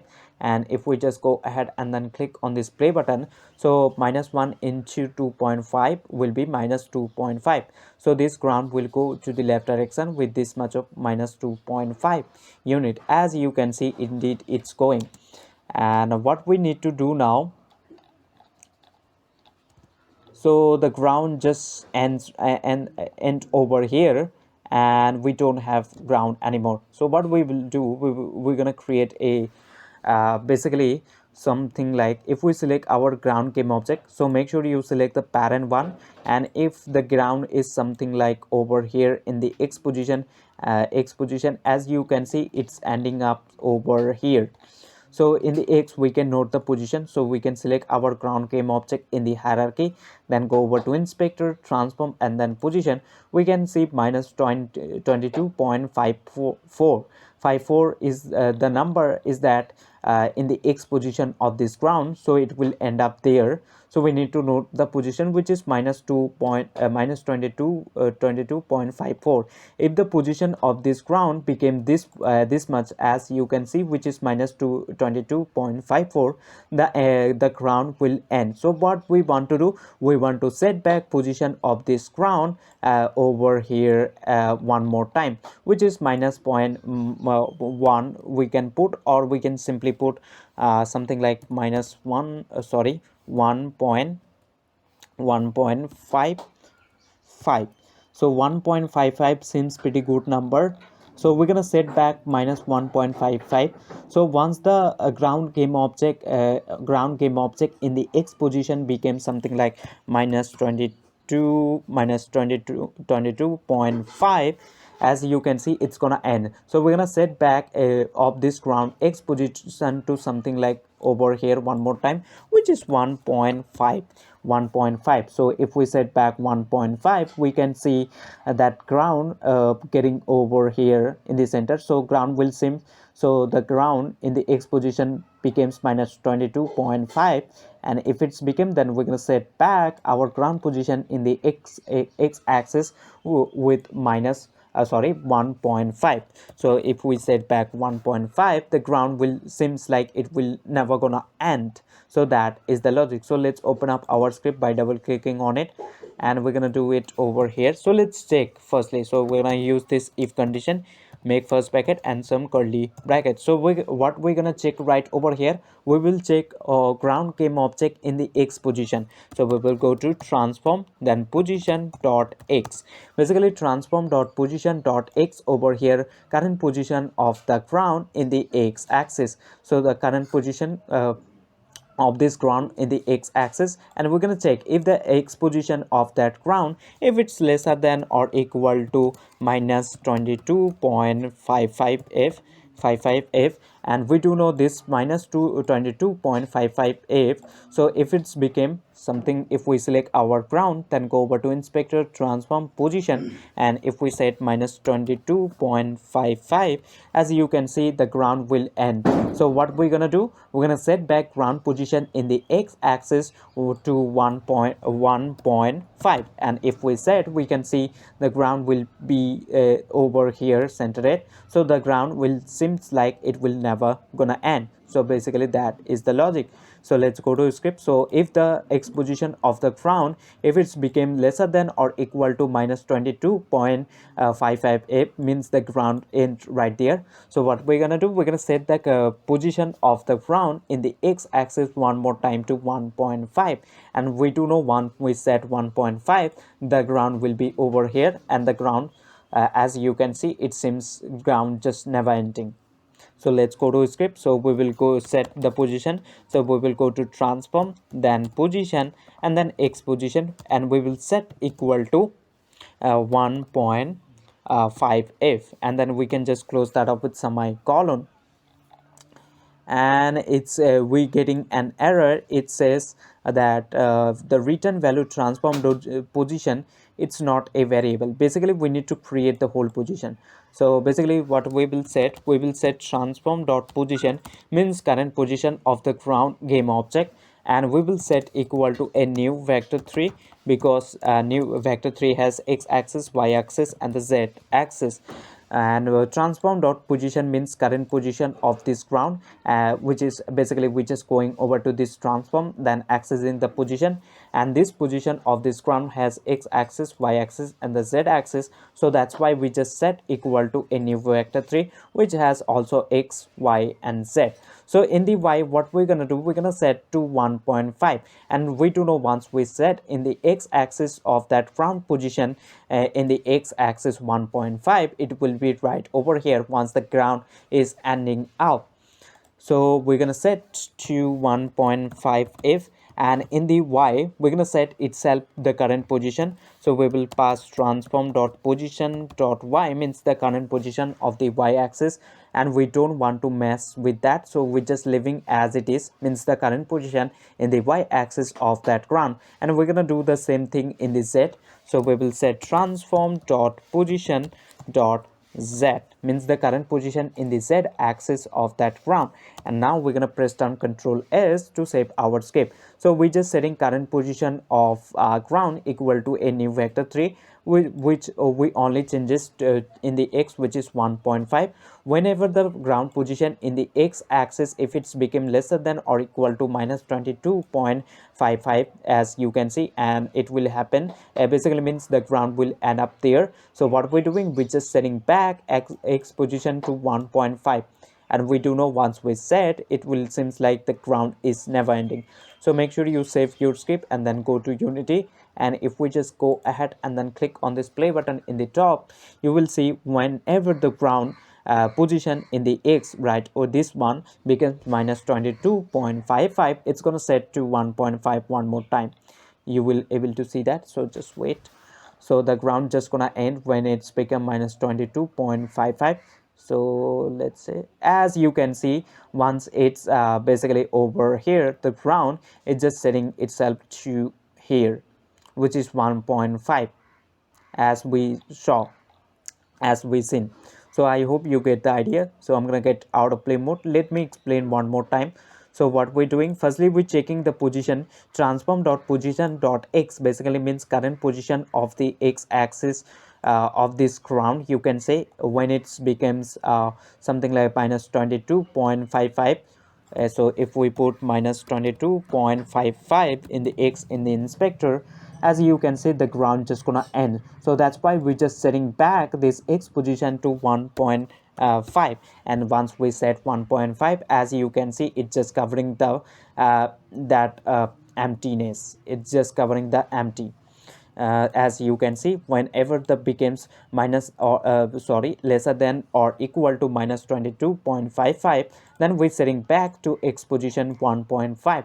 And once we set a 1.5, it's be just getting over here. Right now we have a problem that we cannot able to see our bird as well as the ground, because the ground and the bird layer is behind of this background layer. So we need to assign some sorting layer.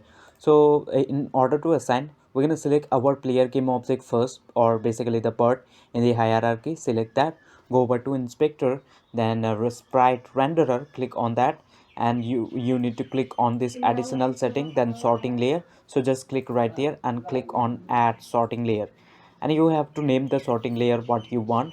So we're gonna name this. So click on this plus icon right over here. We're gonna make one for part and one for the ground.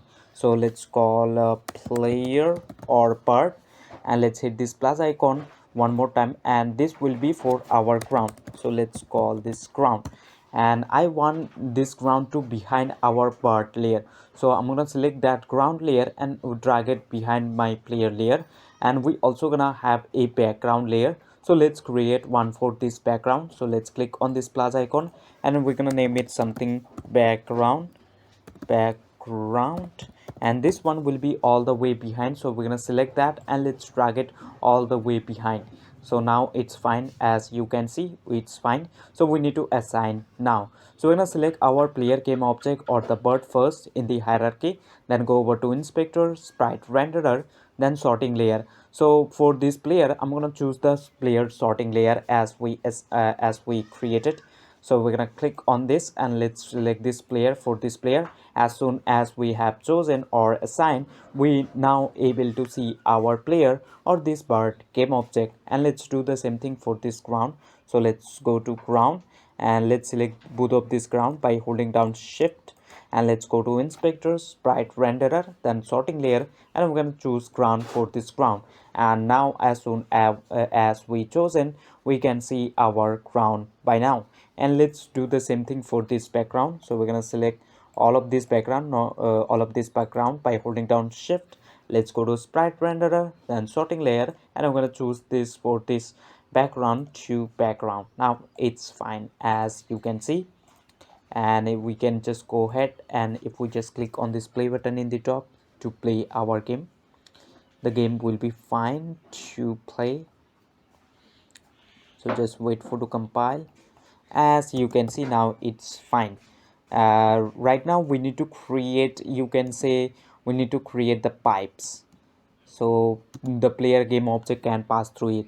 So let's create the pipe. So I'm gonna get out of play mode, and to get the pipe, let's go to project tab, assets, and then flappy bird assets folder, then sprites folder, and we have the bird over here. So let's select that and drag it over to this hierarchy or in the scene view. As you can see, the bird sorry, the pipe. So I'm gonna select my move tool from here, and let's move it somewhere around here. As you can see, the pipe seems pretty much big. So what we're gonna do, we're gonna select that pipe sprite, select that, go over to inspector, and make this pixel per unit a bigger number, something like we're gonna do 32. And after doing that, scroll down and then click on this apply button. As soon as we apply, pipe gets small. So we're going to select our pipe green or this pipe game object in the hierarchy. Let's select that and select the move tool from here, and let's move it somewhere around here by now. as you can see the pipe is predefined. So we also gonna have one pipe in the top, one pipe in the top. So but let's do that. So what we're gonna do, we're gonna select our pipe. Let's call it pipe. I'm gonna call this one pipe bottom, pipe bottom, or bottom pipe. Let's call it bottom pipe, bottom pipe. So this will be the bottom one, and we're gonna duplicate this one. So let's press down Control D to duplicate. Firstly select the bottom pipe and Control D to duplicate, and let's select the duplicate one and let's bring it up in the top somewhere like this. And we need to flip this. So what we can do, we can select the bottom pipe, and firstly let's rename this to top pipe. So I'm gonna call it top, sorry, top pipe, top pipe. And we need to flip this pipe. In order to flip, we can just select the pipe, then go over to inspector, transform, and in the XY we can put -1 y, so it gets flipped. But once we reset the position, this -1 gonna be +1, so it's gonna flip one in the direction the pipe was before. So what we're gonna do instead of doing that, so we're gonna set back to 1. Instead of doing that, we will move over to sprite renderer component. So make sure you select the top pipe, the duplicate one. Firstly you have to name it like that. So select that, go over to sprite renderer in the inspector, then flip. You can see we're gonna flip vertically or in the y axis, as you can see. So that's why we're gonna check this y1. So as soon as we checked, as you can see, the pipe gets flipped. Now we need to move our pipe, but what we're gonna do, we're gonna create an empty game object somewhere around here, and both of this pipe we're gonna make child of that game object. So if we move that game object, this pipe just gonna move with it.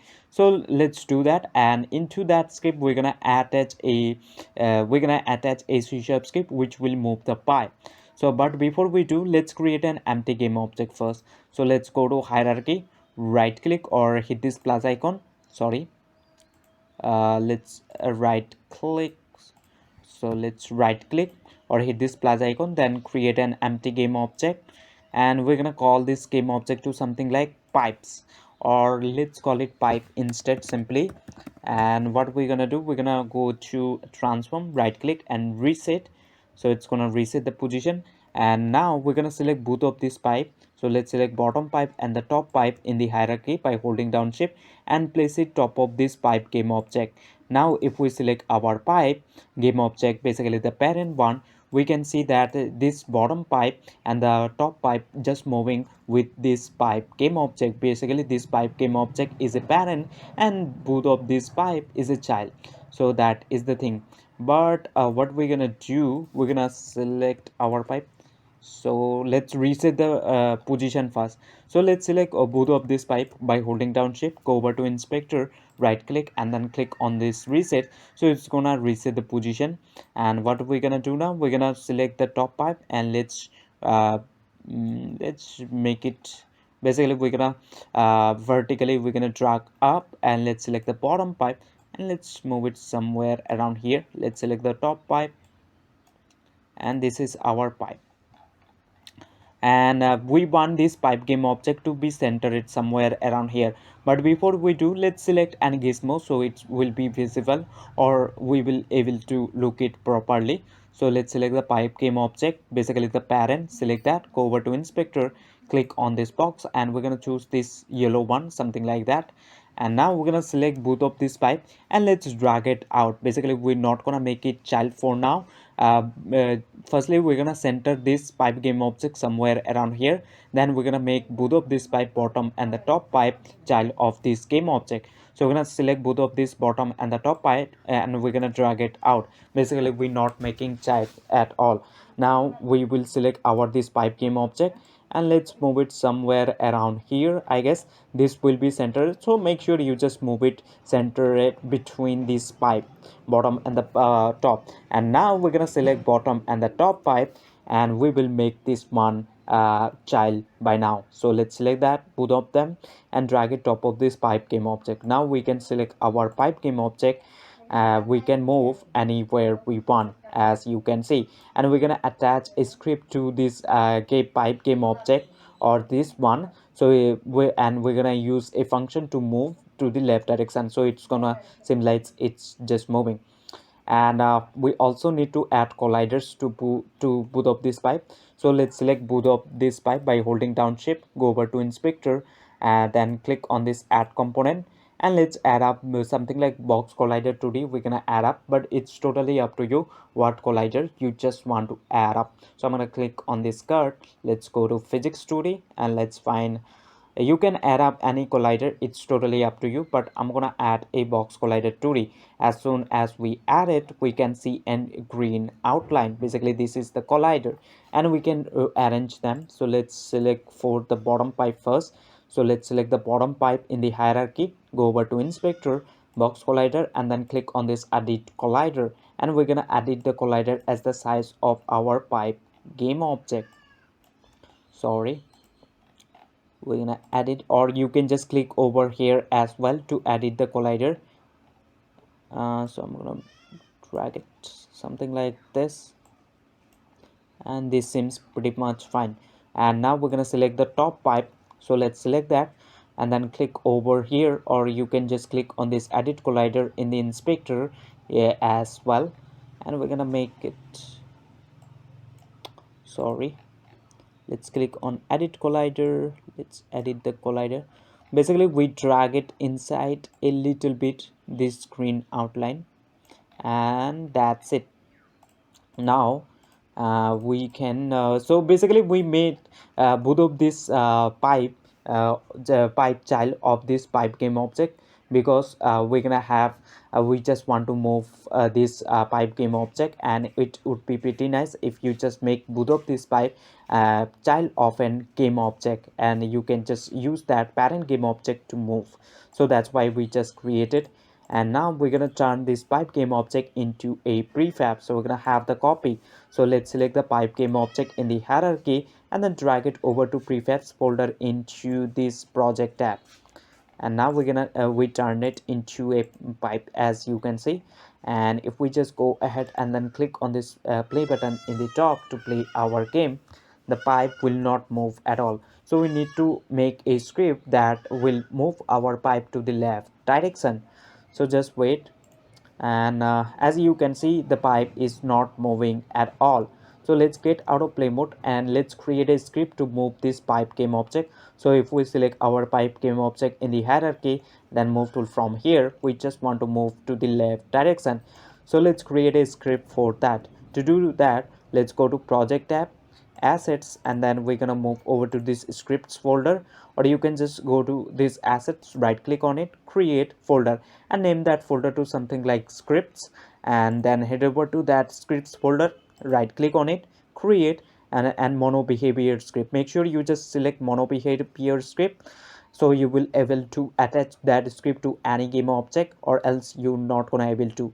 Or you can just go over to this scripting and then mono behavior script. So make sure you just do that.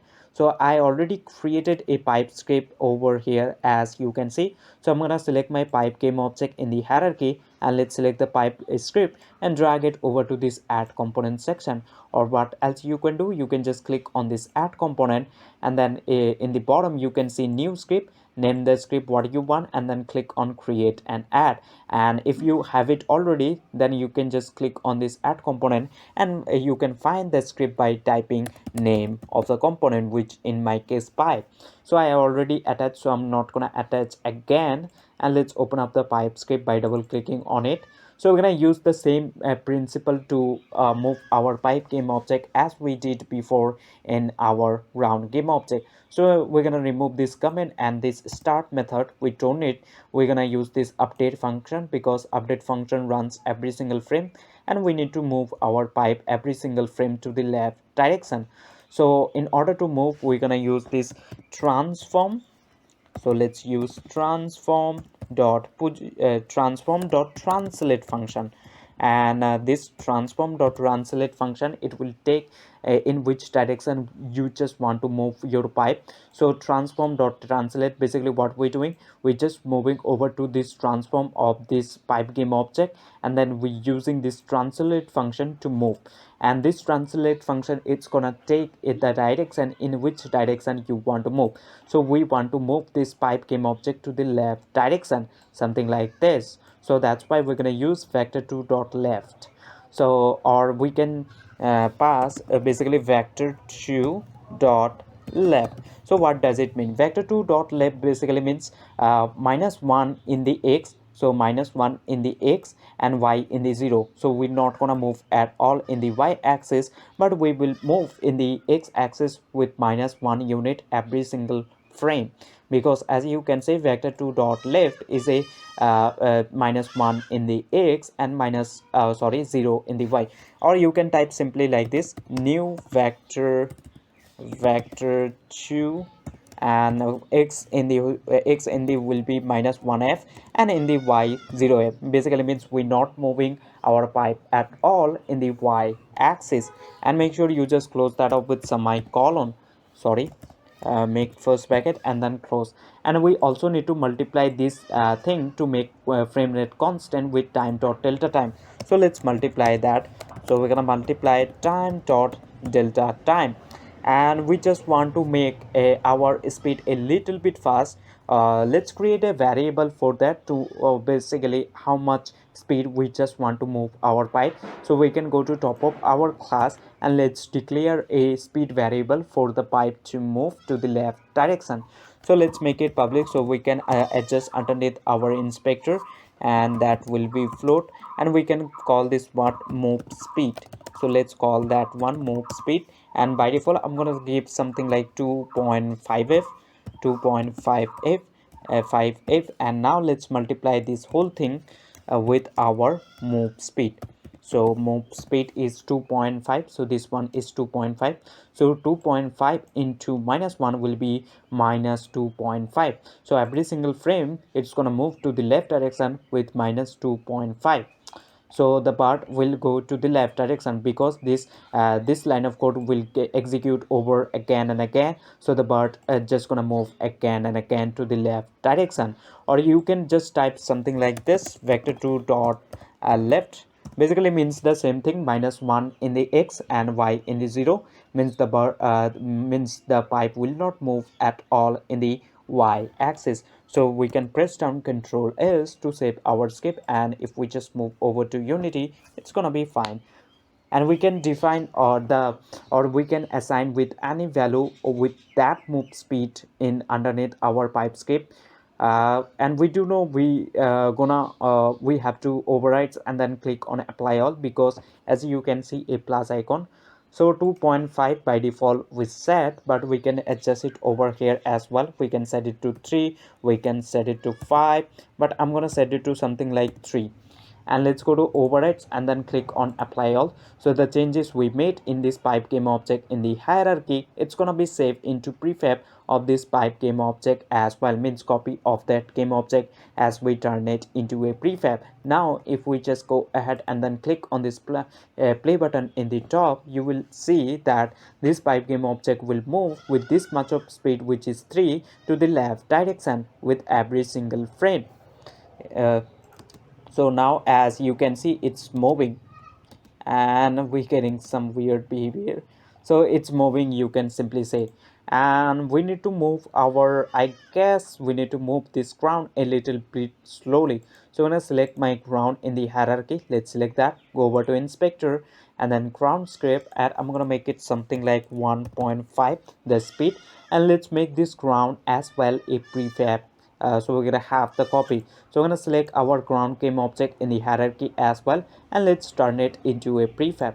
So we're gonna turn it into a prefab, and now we have the copy as well. Let's select this background as well. We're gonna make that one as well a prefab. So we're gonna have the copy all of this. So we're gonna turn it into a prefab. Now if we just go ahead and then click on this play button in the top, our ground will move slowly relative to this pipe moving. So as you can see, pipe moving a little bit faster. So basically this is cool thing. And instead of spawning or basically spawning one pipe, we just want to spawn multiple pipes. I hope you get the idea for now that how you can do it. We're gonna spawn multiple pipes somewhere. So over here we're gonna spawn. So what we will do for now, we're gonna select this pipe. So let's select in the hierarchy, let's select that and delete. And we have the prefab we do know. So make sure before you delete, make it prefab by selecting that game object in the hierarchy and drag it over to this into this assets folder to turn into a prefab. And we can see we have the pipe prefab over here. So we're gonna spawn this one. And to spawn, we're gonna basically we will use a C# script to do that. So we're gonna create a script to spawn our pipe. In order to do that, let's go to project tab, assets, and then script folder. Let's right click on it, create, and then we're gonna create a mono behavior script. So make sure you just select this mono behavior script. So we have, I already have the script over here. So let's and you can just select any game object of your hierarchy in the hierarchy, and you can select this pipe spawner script and you can drag it to add component section. Or what else we can do, we can create another game object for this pipe spawner script to attach. So let's do it. So let's go to hierarchy, right click or hit this plus icon. Let's create an empty game object and let's call this game object to something like, as the script name says, pipe spawner. So let's call it pipe spawner. Let's go to transform in the inspector, right click and reset the transform, and we're going to select the pipe spawner script from that folder and let's drag it over to this add component section. Or what else you can do, you can just click on this add component, new script, and the name the script what you want, something like pipe spawner, and then click on this create and add button in the bottom. And after doing that, let's double click on this to basically you can say to open it up in Visual Studio. So I'm gonna remove this comment. So you can just remove this comment if you don't like, you can just remove those. And so in order to spawn, what we're gonna do, we're gonna use a function. So we will go to somewhere over here in the bottom, and then we're gonna use this for function. We need to type void, and we have to name the function what we gonna call it. So we're gonna call it something like spawn pipe, and then make first bracket and some curly brackets. So what we want to do in this function, we just want to spawn, and in order to spawn a pipe, we need to use this instantiate function.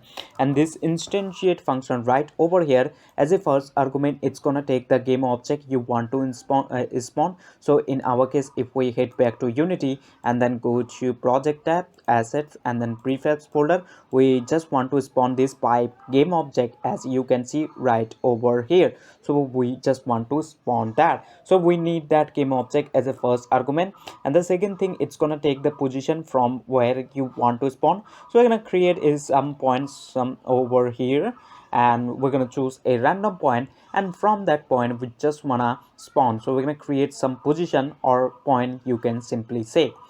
And the third argument, it's gonna take the rotation, and we don't want to rotate like that. We're gonna pass quaternion dot identity. It's basically means no rotation. So let's make this one comment for now by double forward slash. So and comment, just don't interrupt our code. So we can just press down Control S to save our code.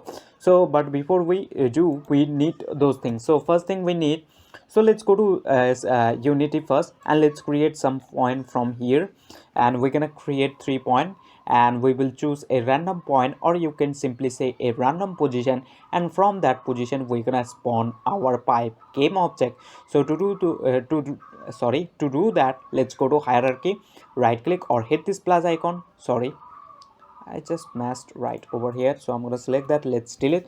So go to hierarchy, right click or hit this plus icon, then create an empty game object, and I'm going to call this game object to something like first point.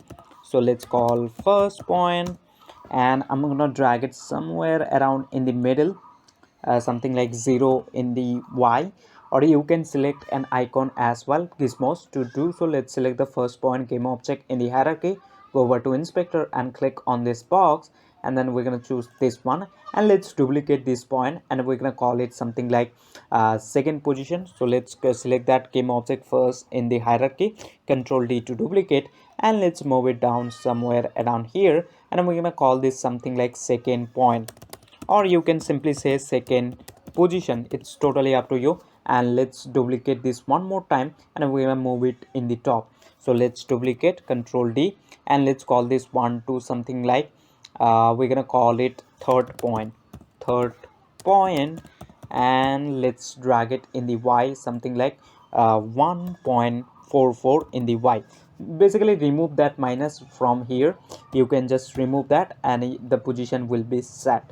So we have first point, second point as a second point, and the third point, as you can see. So we have 3 point, or you can simply say we have 3 position to spawn. So let's suppose if we select any of them in the hierarchy, then go over to inspector. Each game object has a component called transform, basically, and this transform is responsible for position, rotation, and scale, as you can see. So basically we need this transform of this each of this game object, means you can simply say then we can just get the position of each of these point, or game object position. So we can get, so, and let's create another game object to just keep all of this first point, second point, and the third point into that game object to make our hierarchy clean. To make our hierarchy, we're gonna right click in hierarchy or hit this plus icon. Let's create an empty game object, and then we're gonna call this game object to something like positions, and let's go to inspector, transform, right click, and reset. So we're going to reset the position, and we will select all of this point. So let's select first, second, third by holding down shift or holding down control, and we're gonna drag it top of this position game object now, and we can just click right over here to collapse it at once. So now our hierarchy will be a lot more clean, so we can just click on that to collapse at once, and now we can see our hierarchy is lot more clean.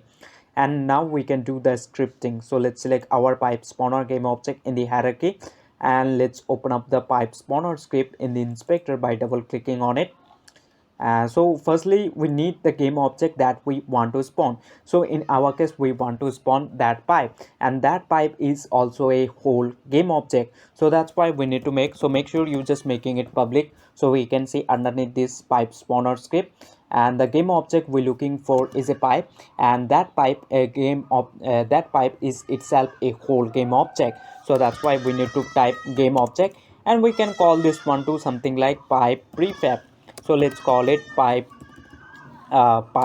prefab, let's call it pipe prefab, and then close that up with semicolon. And we also need all of this position or this point and we're going to choose a random one, and from that point we're going to spawn our pipe. So we need this first position, second position, and this third position as well. So we need this. So we will go to our script, and we're gonna make another public, and we do know we need the position, means transform, which is responsible position, rotation, and scale. But we can see we have more than one position. As you can see, we have 1 2 3, so we have more than one. So that's why after making the type of the component we're looking for is a transform, and we need to make these square brackets because we have more than one. So we just made an array basically can hold up multiple things. It can be position, it can be game object, even it can be numbers. So we have 3 positions, so that's why we just created an array, or you can simply say a bucket. Then we're gonna store all of this position into that bucket or in that array. So that is the thing. So let's go to script now, and transform array we just created, as you can see, and we can call this one to something like positions. So let's call it positions, and then close that up with semicolon, or let's call it instead points. Oh, I'm gonna call it points, and control S to save your script. And now let's move over to Unity, because we need to assign those variable. So the first thing will appear says pipe prefab, and by default it's gonna be empty. So what we have to do, we need to drag the pipe prefab right there in from that folder, pipe prefab folder, or from that prefab folder. So we need to drag that, as soon as the script gets compiled, we can see pipe prefab and it says none came object, basically empty. So we need to drag the pipe prefab right over here, and in order to do that, let's move over to project tab, assets, and then prefabs folder, and we have the pipe prefab as you can see over here. So we're gonna select that and drag it over to this pipe prefab slot. Now we have the pipe as you can see, and the points array is totally empty. As you can see, the array is empty. So we have 3 points, 1 2 3. So we can, what we can do, so let's go to hierarchy and then click on this position, because in this position we can see we have first point, second point, and the third point. So we're going to select our pipe spawner script one more time, or what we can do, we can just right click. So select the pipe spawner game object in the hierarchy first, then go over to this pipe spawner script in the inspector, right click on it, and then click on this properties. So we're gonna get an individual tab for that. And if we even now we select a different game object, as you can see it's not uh, getting close. So what we're gonna do, we're gonna select the first position, second position, and the third one, and we're gonna drag it in this points array. So let's select the first point, and let's drag it into this array. So let's drag it, and now we're gonna select the second point, let's drag it into this array, and let's select the third point, and we're gonna drag it into this array. As you can see, now we have all of the position. But instead of doing that, what we can do, so I'm gonna click on this minus to remove those position. What we can do, we can select all of this position by holding down shift in the hierarchy, and we can directly drag it into this point array, and this one is much preferable to do, and this one is pretty. And once you're done, you can just click on this close tab, basically close, you can just close. And now if we select our pipe spawner game object in the hierarchy, then go over to inspector, we can see in pipe spawner script we have all of the position. So the first position, so basically this one is basically all of this position get assigned with some certain index. So 0, basically the middle one, I guess. So the middle one index we can see is the 0, and 1 is basically the bottom one, and the third point index, so index 2 is the basically means the top point. Index 0 means the middle point or middle position, and index 1 is the bottom position or bottom point, you can simply say. And index 2, as you can see, is the top point or the top position, you can say. So we have all of this position by now, and we can open up the script by double clicking on it, and let's go to that spawn 5 function, and let's remove these two slashes. So we do know this instantiate function right over here, as a first argument it's gonna take the game object you want to spawn. So in our case, we're gonna spawn this pipe prefab, and we do know in pipe prefab slot we just drag it the pipe, as you can see over here, we can notice that. So as a first argument, what we're gonna do, we're gonna basically we're gonna type our pipe prefab.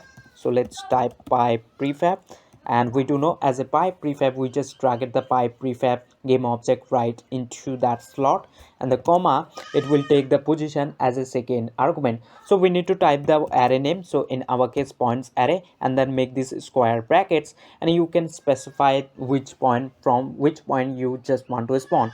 For now, let's suppose we just want to spawn from this middle position, and we do know that middle position we can see index is 1. Sorry, index is 0. Index 0 basically means the middle position. So if we select the first point, so first point basically the middle one, and middle one index is 0, as you can see right over here. First point index we can see 0. So if we pass right over here 0, so it's gonna spawn from this middle point, because 0 index basically referencing the middle position or the middle point. So and if you just pass right over here 2, so 2 basically referencing the top point, because the top point index is 2. And if you just pin index 1, index 1 is basically the bottom point, means the bottom position. So it's gonna spawn from that position. So we're gonna spawn from middle, and we do know the middle point index is 0. So we can simply pass the index, which is 0, and then we're gonna use this dot position. So make sure we just selecting that, basically we just going over to that you can say that game object, and gonna use this dot position. and then close a comma. So basically what we're doing, we're just going over to that point, in our case this middle, and then accessing the position, as you can see, dot position. So we just pass 0. 0 basically means the middle point. Middle point, basically the middle point index we seen is 0, and if you pass something like 2 to basically the top point, so it's gonna spawn from the top point. And the third argument, it's gonna take the rotation, so we're not gonna rotate like that. We're gonna pass quaternion dot identity. It's basically means no rotation, and make sure you just close that up with semicolon and control S to save your code. But before we save our code, and so let's save our code, and now let's move over to Unity. So just wait for to compile.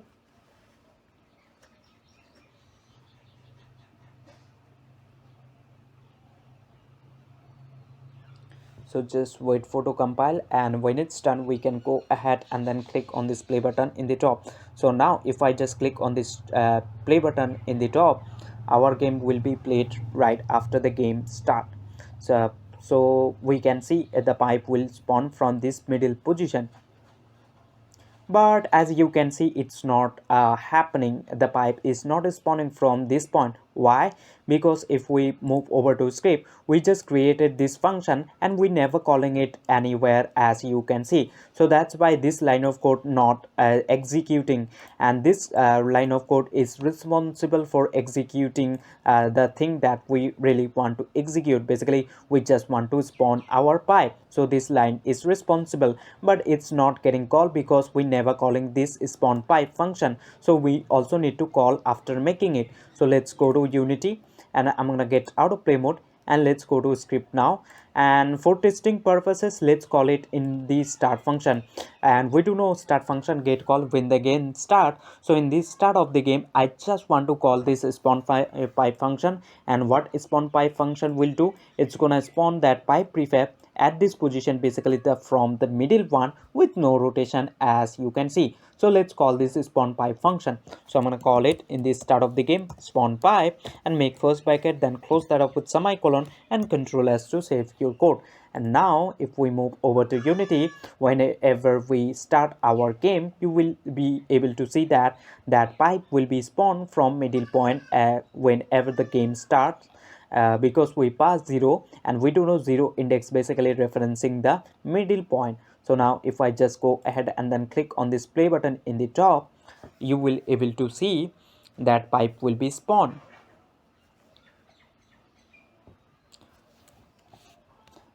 As you can see, indeed that pipe gate is spawned from this middle point. So if I just click on this play button one more time to basically see that, you will able to see one more time it's gonna spawn from that middle point, because the middle point index is 0. So that is the reason. As you can see, as soon as the game started, its gate is spawned from this position or this middle point.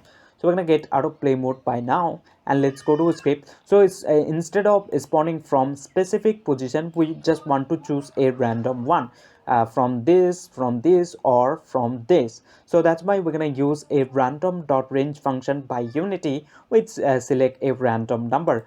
So before we spawn, we're going to use this random dot range function. So make sure you just type as I did over here, and we're going to pass the minimum inclusive which will be start from 0.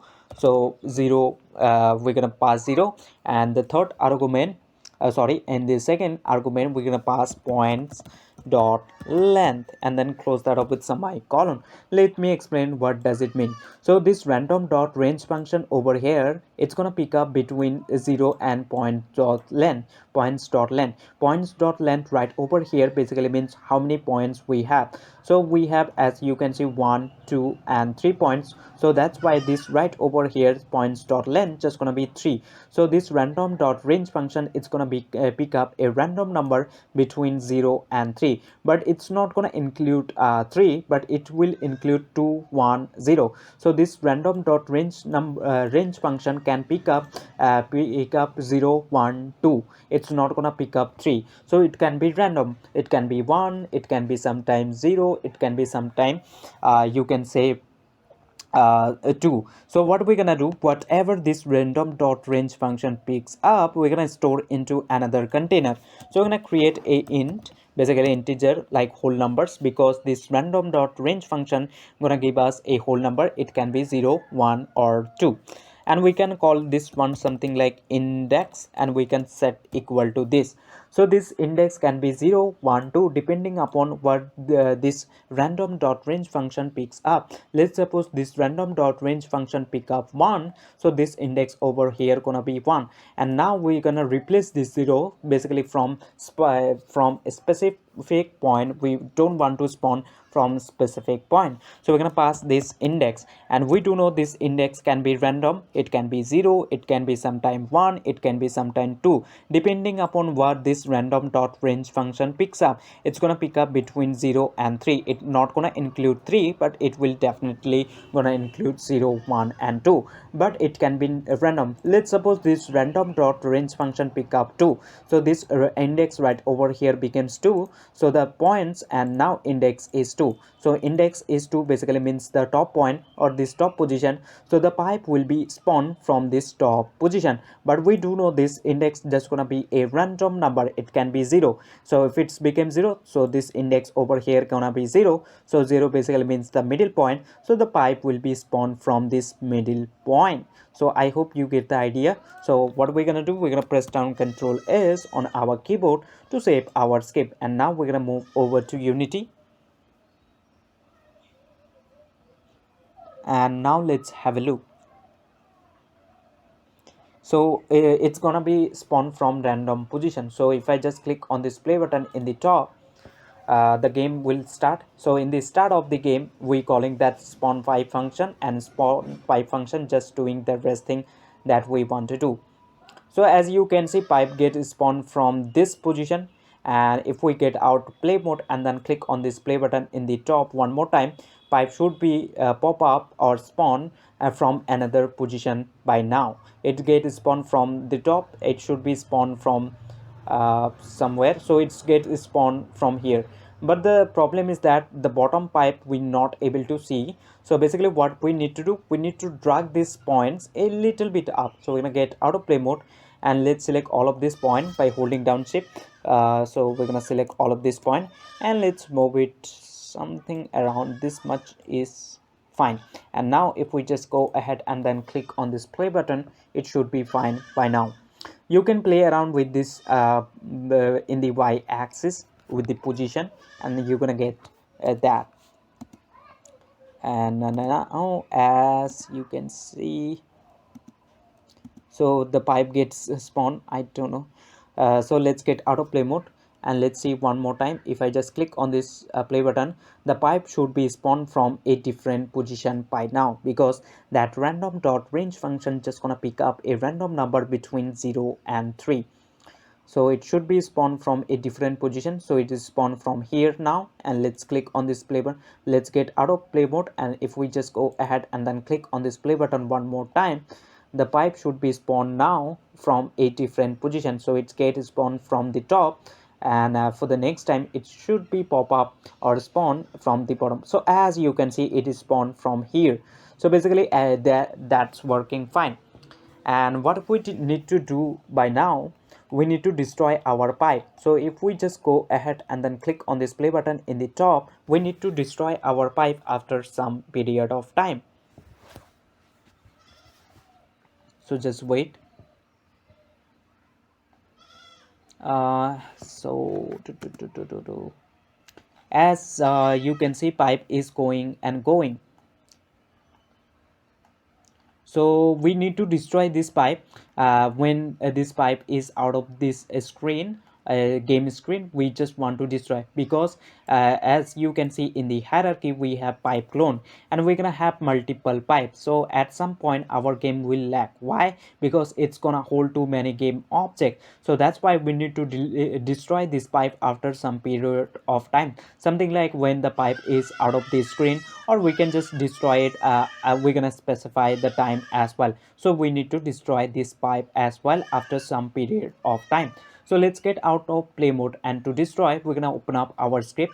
So what we're gonna do, we will go to that pipe script. Basically, let's go to project tab, then assets, and then prefab folder. Let's open up the pipe by double clicking on it. And in this pipe, as you can see, we do know we attach a pipe script, as you can see. So let's open that up by double clicking on it. In that pipe script, what we basically doing, we just destroying that pipe.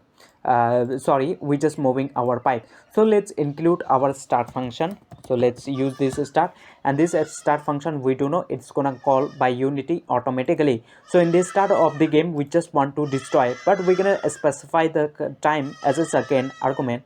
I'm really sorry, the sorry for that noise coming out from the goats children childs. So what we're gonna do, we're gonna use this destroy function, and this destroy function right over here, as a first argument, it's gonna take the game object you want to destroy. So we do know we attach this pipe script to this pipe game object, as you can see. So we just want to destroy itself. So that's why we're gonna type this dot game object. This dot game object, basically it's just referencing itself, and the comma, you can specify the second argument as well. After that x amount of time you just want to destroy, so you can specify the time as well. So let's suppose I just want to destroy that pipe after 7 seconds. So I'm gonna pass 7f, basically means 7 seconds, and then close that off with semicolon. So in the start of the game, we just saying to destroy that game object after this much of time, as you can see. So, or if you just leave it like this dot game object, it's gonna destroy immediately. If you don't assign that the time, it's gonna destroy the game object immediately. So that's why as a comma, we just pass a second argument, or we just specified the time as well. So we're gonna save our script by holding down control pressing down control S. Now we're gonna go over to Unity. So after 7 seconds, those pipe will destroy itself, because in the start of the game we just saying destroy that pipe with after 7 seconds, as you seen. And to go back in from this prefab mode to scene view, you can just go to hierarchy and then click over into this arrow icon, back arrow. So we're gonna click on that. So as soon as we click, we get back to scene view. And now if we just go ahead and then click on this play button in the top, so that pipe just gonna destroy after 7 seconds. So just wait for to compile, and let's have a look. So after 7 seconds, this pipe should be destroyed, as you can see, but it get destroyed in this screen while it was in this screen. So we don't want that. So we're gonna get out of play mode, and we will make the time a little bit longer. So what we can do, we're gonna go over to script, and let's make a variable for that as well. So let's go to top of our class, and let's make it public, so we can adjust underneath our pipe script. So we're gonna create a public float and time to destroy. So let's call it time to destroy, and by default I'm gonna give something like 10f or 10 second, and I'm gonna replace this 7f with this time to destroy, and the time to destroy is 10. So after 10 seconds, that pipe game object will destroy itself, but we can adjust it underneath our pipe script because we made this field public, as you can see. So we're gonna press down Ctrl S to save our script. So let's press down Ctrl S to save our script, and now let's get back to Unity. So after 10 seconds, that will be destroyed.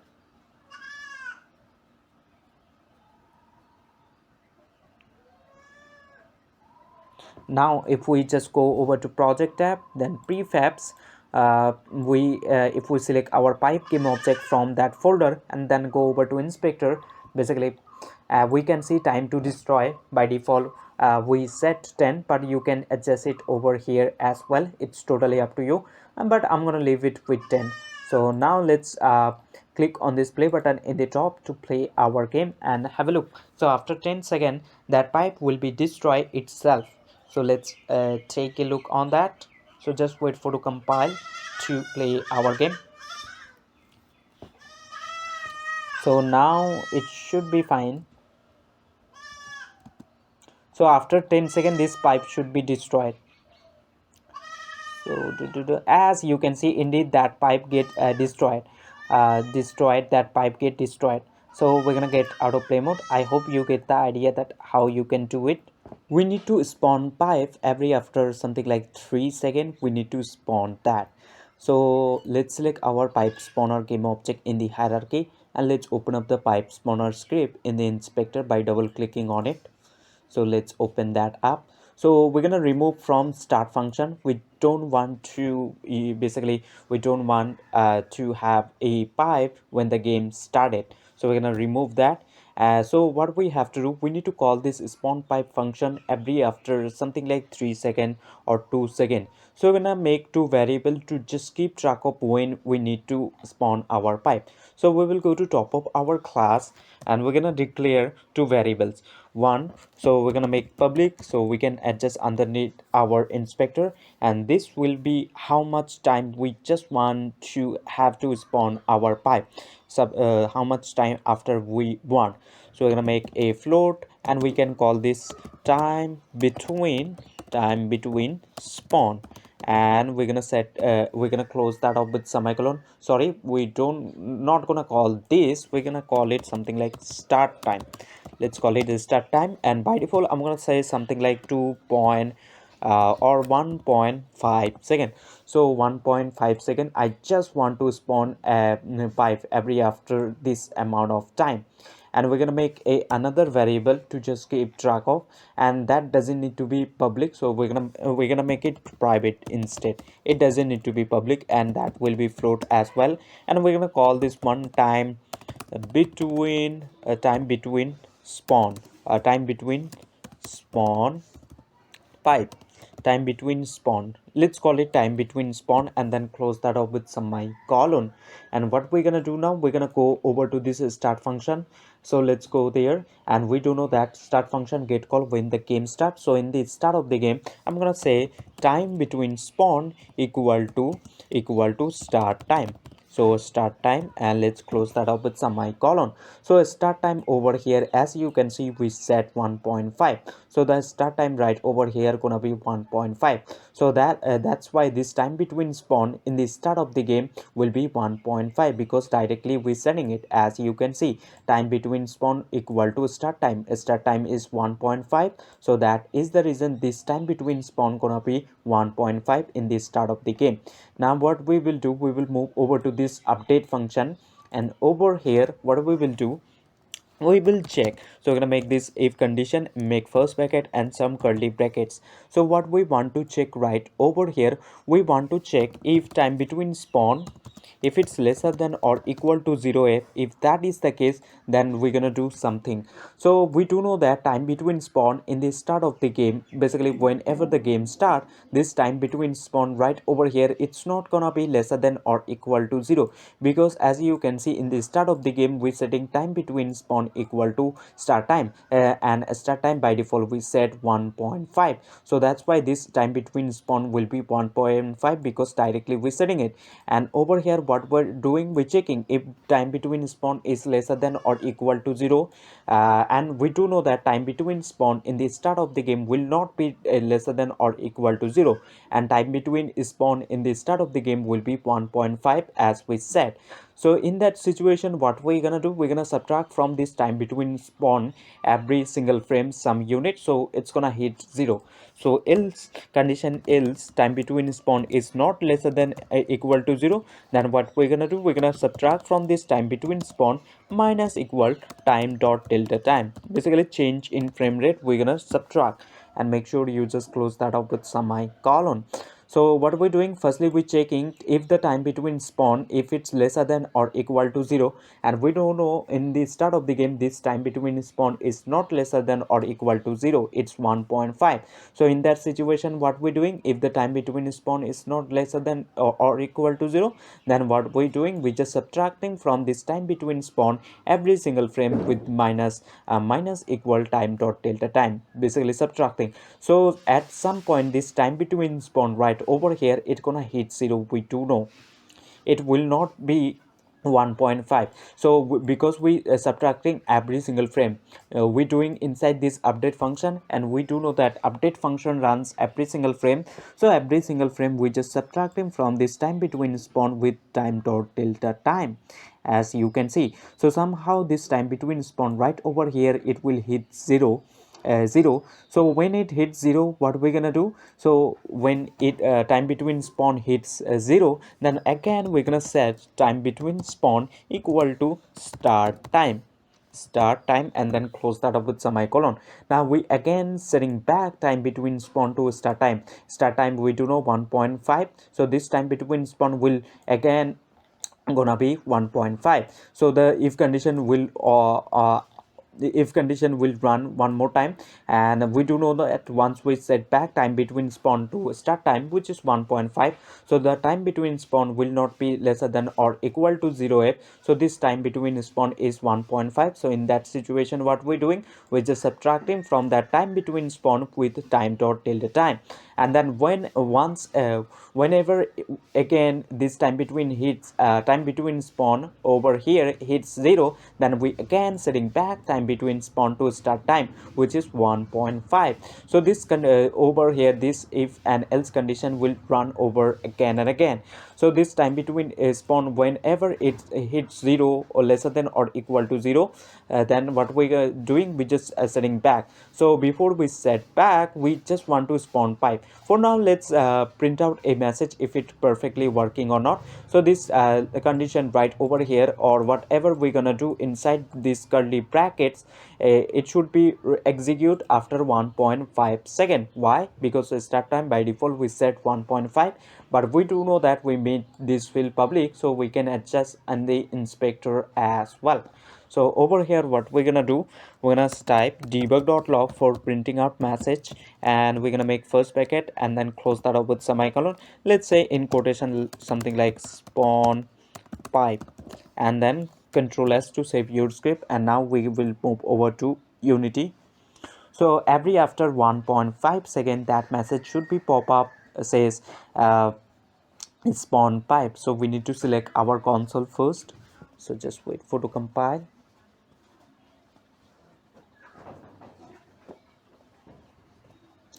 Just wait a little bit, and we're gonna select our console. Now we're gonna select our console, and if we just click on this play button in the top play button, click on this play button to play your game in the top. So after this much of time, which is 1.5, that message should be pop up. As you can see, spawn pipe, and it just spawn this message just getting pop up every after something like 1.5 second. And we can adjust the number start time as well. So as you can see, so this is cool. So we're gonna get out of play mode now, and instead of printing out message, we're gonna call that spawn pipe function. And we do know what spawn pipe function is doing. It's basically spawning our pipe from a random position. So we're gonna double click on this message to go there, and instead of printing out message, let's call the spawn pipe function. And in spawn pipe function, just taking a random number, basically a random index, or you can simply say a random a random position, and from that position it just is spawning the pipe, as you can see. So let's call it over here instead of printing out message. So I'm gonna call spawn pipe, and then make first bracket, close that up with semicolon, control S to save your code. And now we're gonna head again to Unity. So just wait for to compile.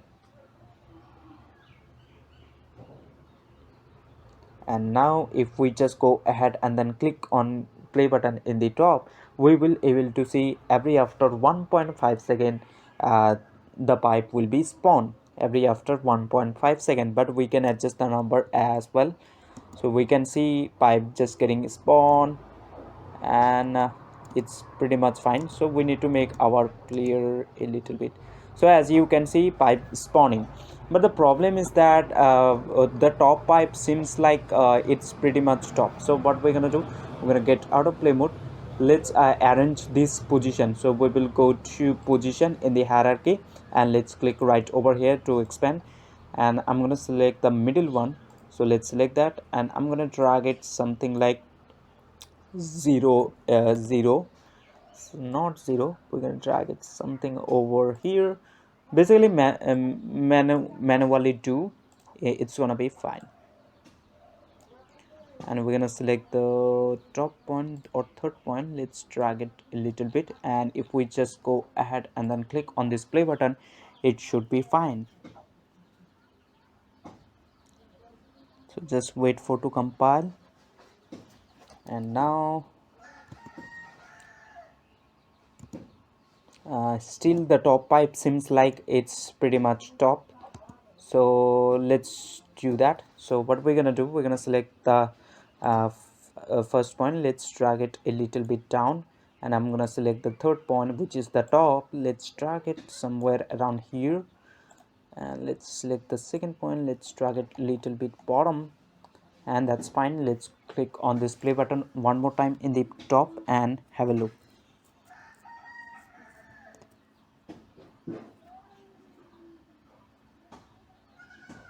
Now what, so we can see the top pipe is now fine, the bottom pipe as well, and we can see this is pretty much cool. So we need to work on our player, you can say player jump. So what we're gonna do, we're gonna select our player game object in the hierarchy. Let's select that, and let's go to inspector, rigid body, and we're gonna increase the velocity, increase the gravity, which are already we did, so we're not gonna do anything like that.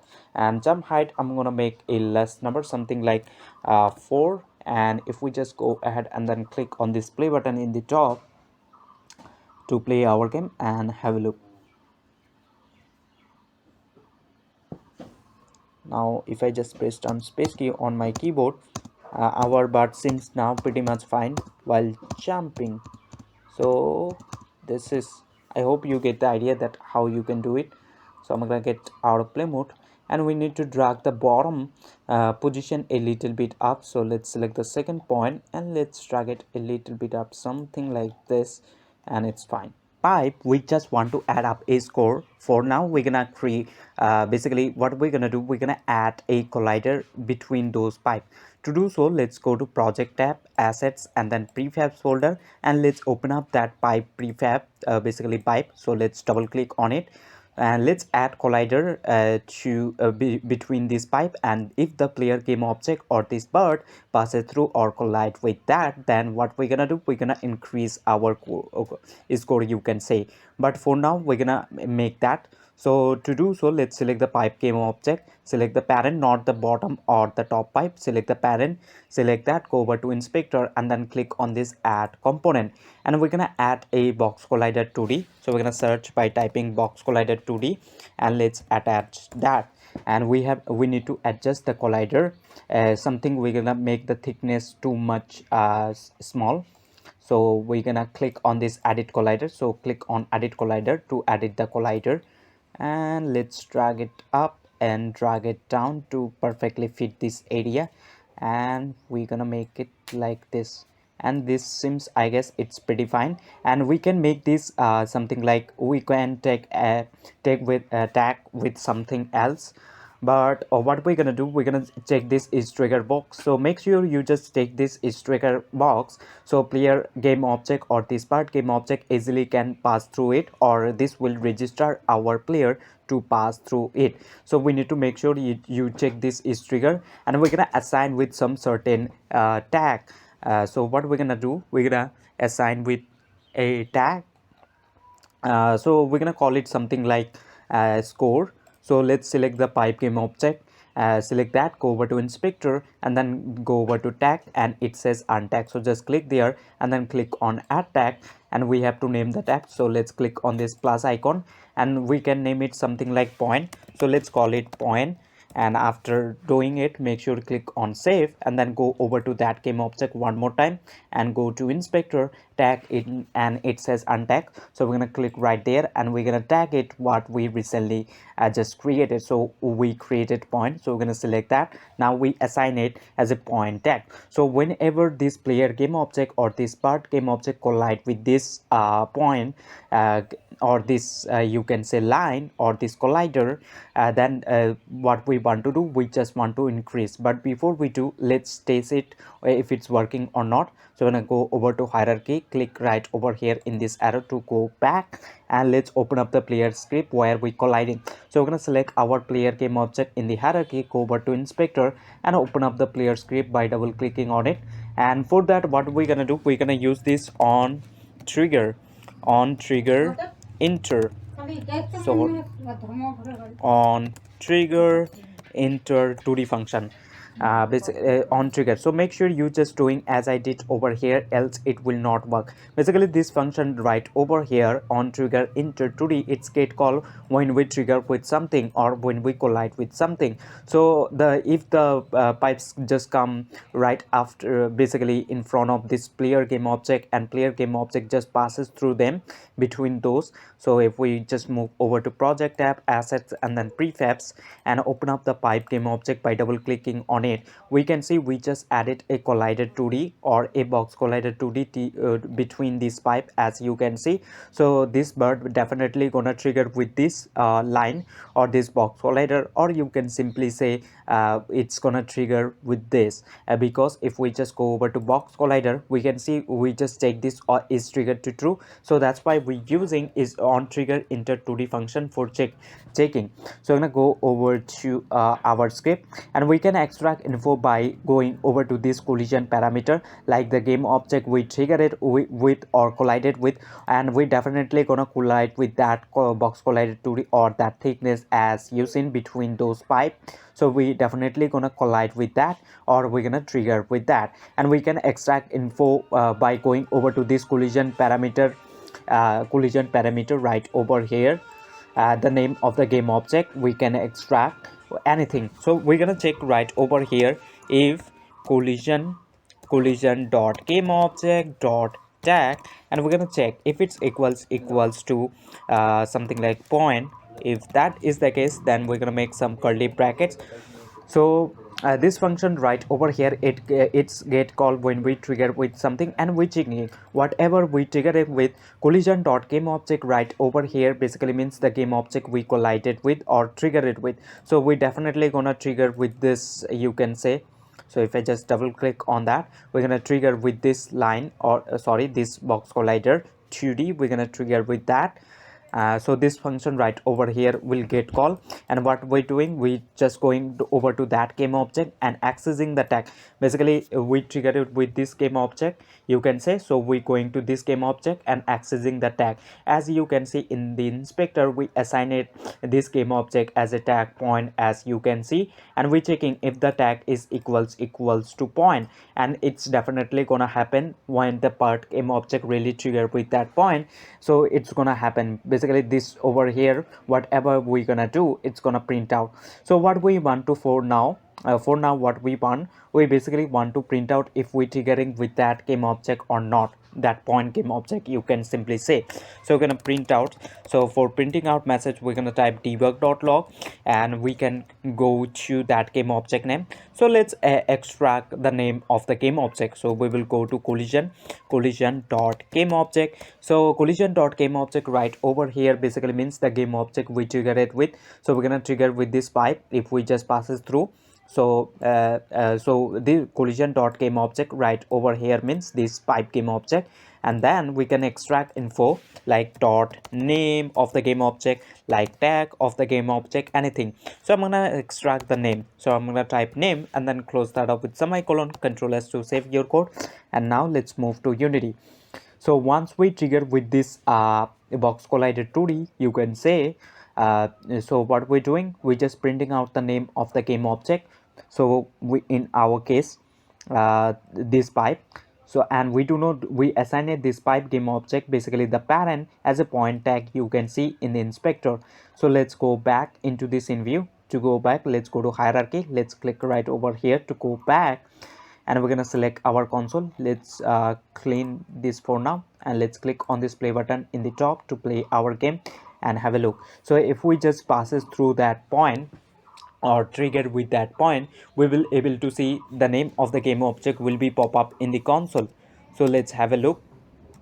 So let's sorry. So what I'm gonna do, I'm gonna do manually. So I just click on this pause button in the top to pause our game, and I'm gonna take my player game object, and if we select this move tool, and I'm gonna do, and if I just click on this pause, we can see whenever this game object trigger with in between these pipes, and we do know that in between those pipe we just added a box collider 2D, and we assign it that game object as a point tag, and we can see whenever it's just passes through that, we can see pipe clone, basically the name of the game object gets print out. So if we move to project tab, assets, and then prefab, and open up the pipe prefab by double clicking on it, we can see we assigned this pipe game object in the inspector, we can see point, and so we definitely gonna triggering with that. So name of the game object just getting print out. So instead of printing out name, what we want to do, we just want to increase our score. So we need to increase our score instead of doing that. So I'm gonna say something like add score instead of printing out the name of game of the name of the game object. So I'm gonna say adding score, add, let's say add one score to our current score. Or what we can do, let's create a variable for that. So what we will do, we will go to top of our class, and we're gonna make a variable. It doesn't need to be public, so but I'm gonna make it public to able to see underneath our this player script. If we just go back and select this player game object in the hierarchy, then go over to inspector, I just want to see that field underneath my player script. So that's why I am just making that field public, and that will be integer like whole numbers 0 1 2 3 4, and we have to name what we want to name it. So I'm gonna say something like score current score, and we're gonna close that up with semicolon. So by default it will be 0, but I'm gonna move over to this start function in the and we do know that this start function get call in the start of the game, and in the start of the game we're not gonna have any score. So that's why I'm gonna set current score in the start of the game equal to 0, and make sure you just close that up with semicolon. So this current score right over here, it will be 0 when the game start. And once we passes through those pipe, between those pipe, then what I want to do, I just want to keep increasing current score by 1. So instead of printing out message saying add 1 score to our current, so instead of doing that, we're gonna add 1 unit to our current score, and current score in the start of the game is 0. So what we will do, we will increase that current score by 1. So I will say current score plus equal 1, basically we just adding 1. So in the start of the game, current score gonna have 0, and let's suppose we just passes through a pipe, then this function over here get called, and we checking if we just passes through that point game object or trigger it with that, then what we doing, we just adding current score. Basically you can say we are able to passes through between those pipe. So current score is 0, so 0 plus 1 just gonna be 1. And for the next time, if we just able to pass the next pipes as well, so the current score is now 1, so 1 plus 1 gonna be 2. So it will keep increasing when we are able to pass through between those pipes. So make sure press down Ctrl S to save your script. So let me explain what we're doing. Firstly, we just made a variable to just keep track of how many score we have, and in the start of the game we set current score to 0, but when we colliding or able to passes through those pipe, then we just increasing our current score, as you can see, by 1. Or you can just type like this plus plus, it also means just adding 1. So the current score in the start of the game is 0, so 0 plus 1 just gonna be 1 if we are able to pass the next pipe as well between those pipe. So let's see. So we're gonna press down Ctrl S on our keyboard to save our script. Let's go to Unity now, And as you can see, indeed, the current score field just pop up underneath our player script. We can see current score by default is 0 because we haven't set any default value, so that's why by default it's just picking up 0. And now if we just go ahead and then click on this play button in the top, you will able to see whenever we are able to passes through those pipes, this current score right over here is gonna keep increasing by 1 unit. So just wait for to compile, and if we are able to passes through this pipe, so let's pass through, sorry. So I'm gonna hit pause button in the top to pause the game, and I'm gonna drag it. So let's make the game easy instead. So what we're gonna do, uh, we will select our player game object. Let's go to rigid body. So make sure you just go to inspector, scroll down, and we will move over to rigid body. And I'm gonna make the gravity scale to something like 5, and this jump height I'm gonna make it something like 6. And if we just go ahead and then hit this play button, it should be fine by now. So just wait for to compile. So now if we press down space key on our keyboard, we can see it's jumping. But so as you can see, I hope so we are able to, if I just click on this pause button in the top, then go over to inspector, underneath our player script we can see current score is 1. Why? Because we are able to passes through these pipes, so that's why. And if we passes through this pipe as well, then this current score right over here, it's gonna increase by 1 unit more, basically 1 unit. So let's see, if I just drag it over here and then click on this pause button one more time to just to play our game, I don't know. So I'm gonna drag it somewhere around here. Now as you can see, current score becomes 2, and if we just able to passes through this pipe, so I'm gonna drag it somewhere around here, and let's click. So as you can see, current score just keep increasing by 1 say unit every single frame.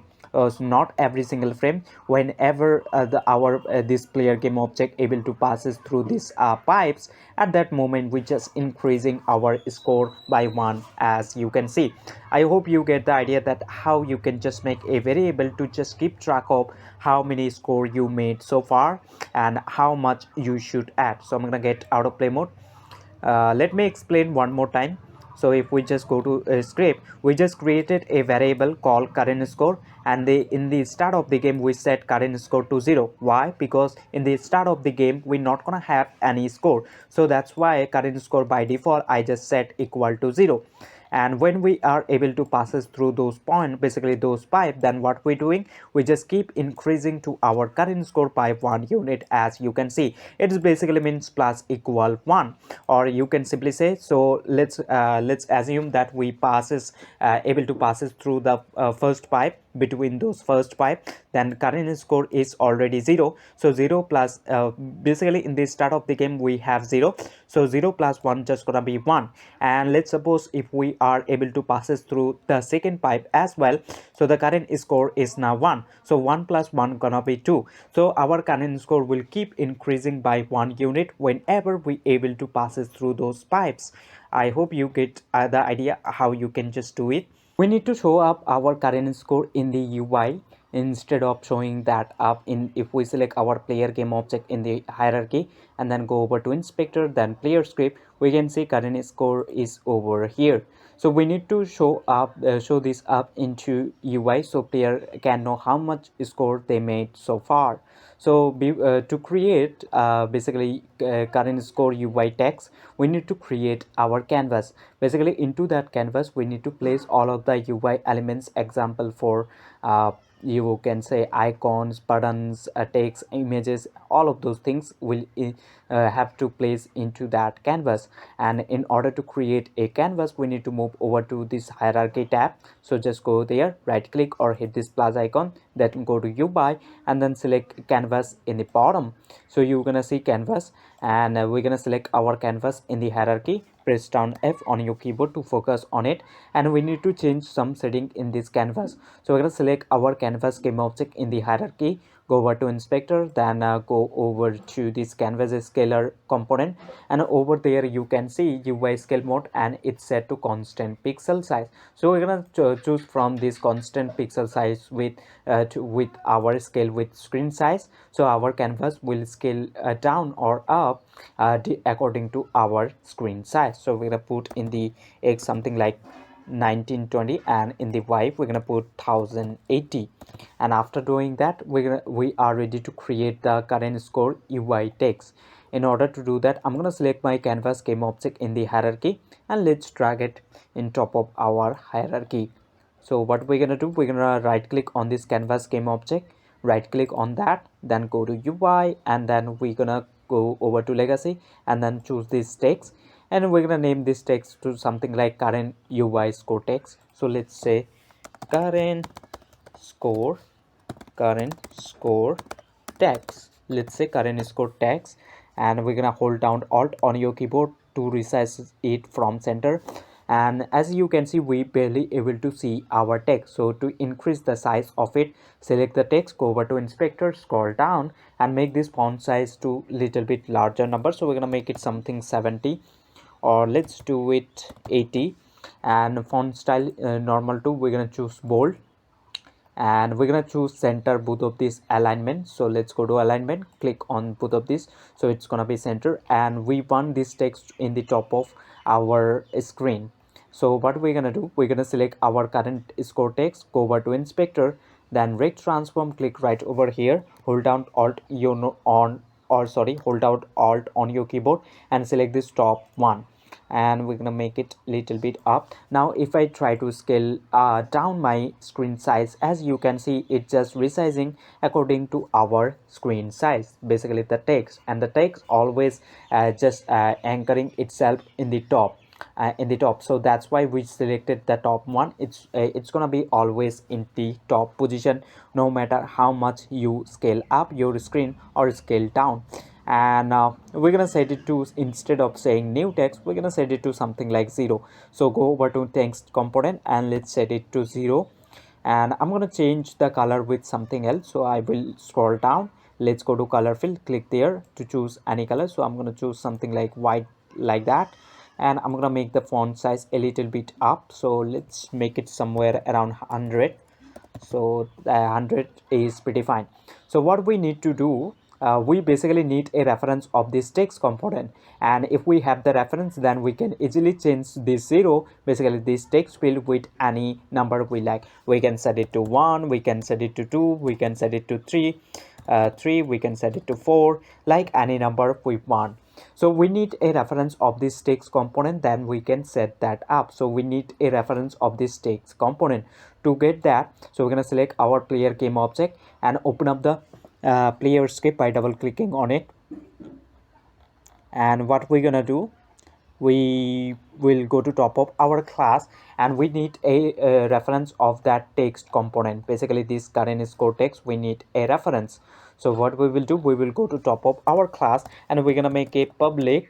So make sure you making it public so we can see underneath our player script. And the component we're looking for is a text type component, so we have to type this text. But as you can see, when we type, we're not getting any text component or a text component type, because we need to include a namespace called using unity engine.ui. So whenever you are working with UI, make sure you include that namespace on your class. So go to top of your class, and over there you just have to type this using unity engine.ui. So make sure you include that whenever you just working with UI, and as soon as we include it, we can see the error is gone by now, the red underline. So what we're gonna do, we're gonna call it something like, let's name it. So I'm gonna call it current score text. Basically you have to name it whatever you want, and make sure close that up with semicolon, and save your code by hitting Ctrl S on your keyboard to save your script. And now we will move over to Unity.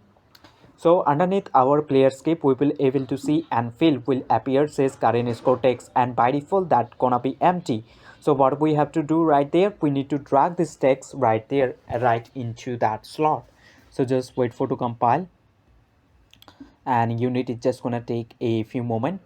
And if we select our player game object in the hierarchy and go to player script, as you can see current score text and it says none text, basically empty. So what we have to do, we need to select this current score text game object, select that and drag it right there into that slot. And now we have the reference of that. As you can see current score text, basically we have it reference of this text component by now. So what we're gonna do, we're gonna basically link this up with our current score. Let's suppose our this bird just passes through two pipes, so the current score just gonna be 2. So we will set the current score text, we will update this text according to our current score. So to do that, we will go to our script, and as you can see we increasing current score. So we have we just showing the current score. If we select our player game object and then move to player script, we can see we just showing that up current score in our player script. So basically we need to link this up with our text component, and we do know we have the reference of it. So what we will do, we will go to some in this update function, and we do know that update function runs every single frame. So every single frame we're gonna update the text according to our current score. So what we will do, we will go to firstly current score text. So let's go to current score text, and then we're gonna access the text, and we will set equal to current score, and then close that up with semicolon. But this right over here is a string value, and this one is a integer value. As you can see public in current score, basically this is integer value. So we need to convert this integer into a string, and in order to convert this a current score into a string, we just have to type this dot to string function and make first bracket and close that up with semicolon. So basically what we have done, so if we move to Unity, let me explain you. So just wait for a moment.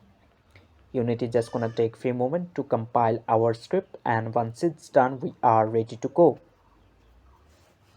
So basically what we're doing, we're just going over to this current score text and then accessing this text, and we're setting equal to that. As you can see current score text dot text, basically we're just going over to this text and we're setting equal to current score. So we do know when the player will open up the game for the first time or plays for the first time, current score gonna have 0, as you can see. So this one right over here became 0. So the current score text dot text right over here also gonna be 0, because as you can see we directly setting it current score text dot text equal to current score, and we do know in the start of the game current score right this one is 0. So that's why this current score text dot text right over here will be 0. Basically this one will be 0 even we set it to 4, but it's gonna, when the game start, this will automatically be 0. It will update itself according to our current score.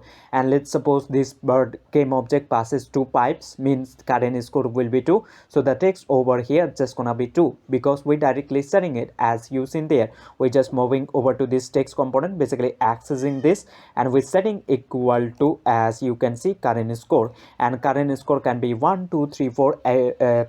Basically it's gonna depend how many pipe we just passes through. So it's gonna update itself. So the current score will keep increasing if we just pass through those pipes. So that's why this vertex will also be updated in the UI.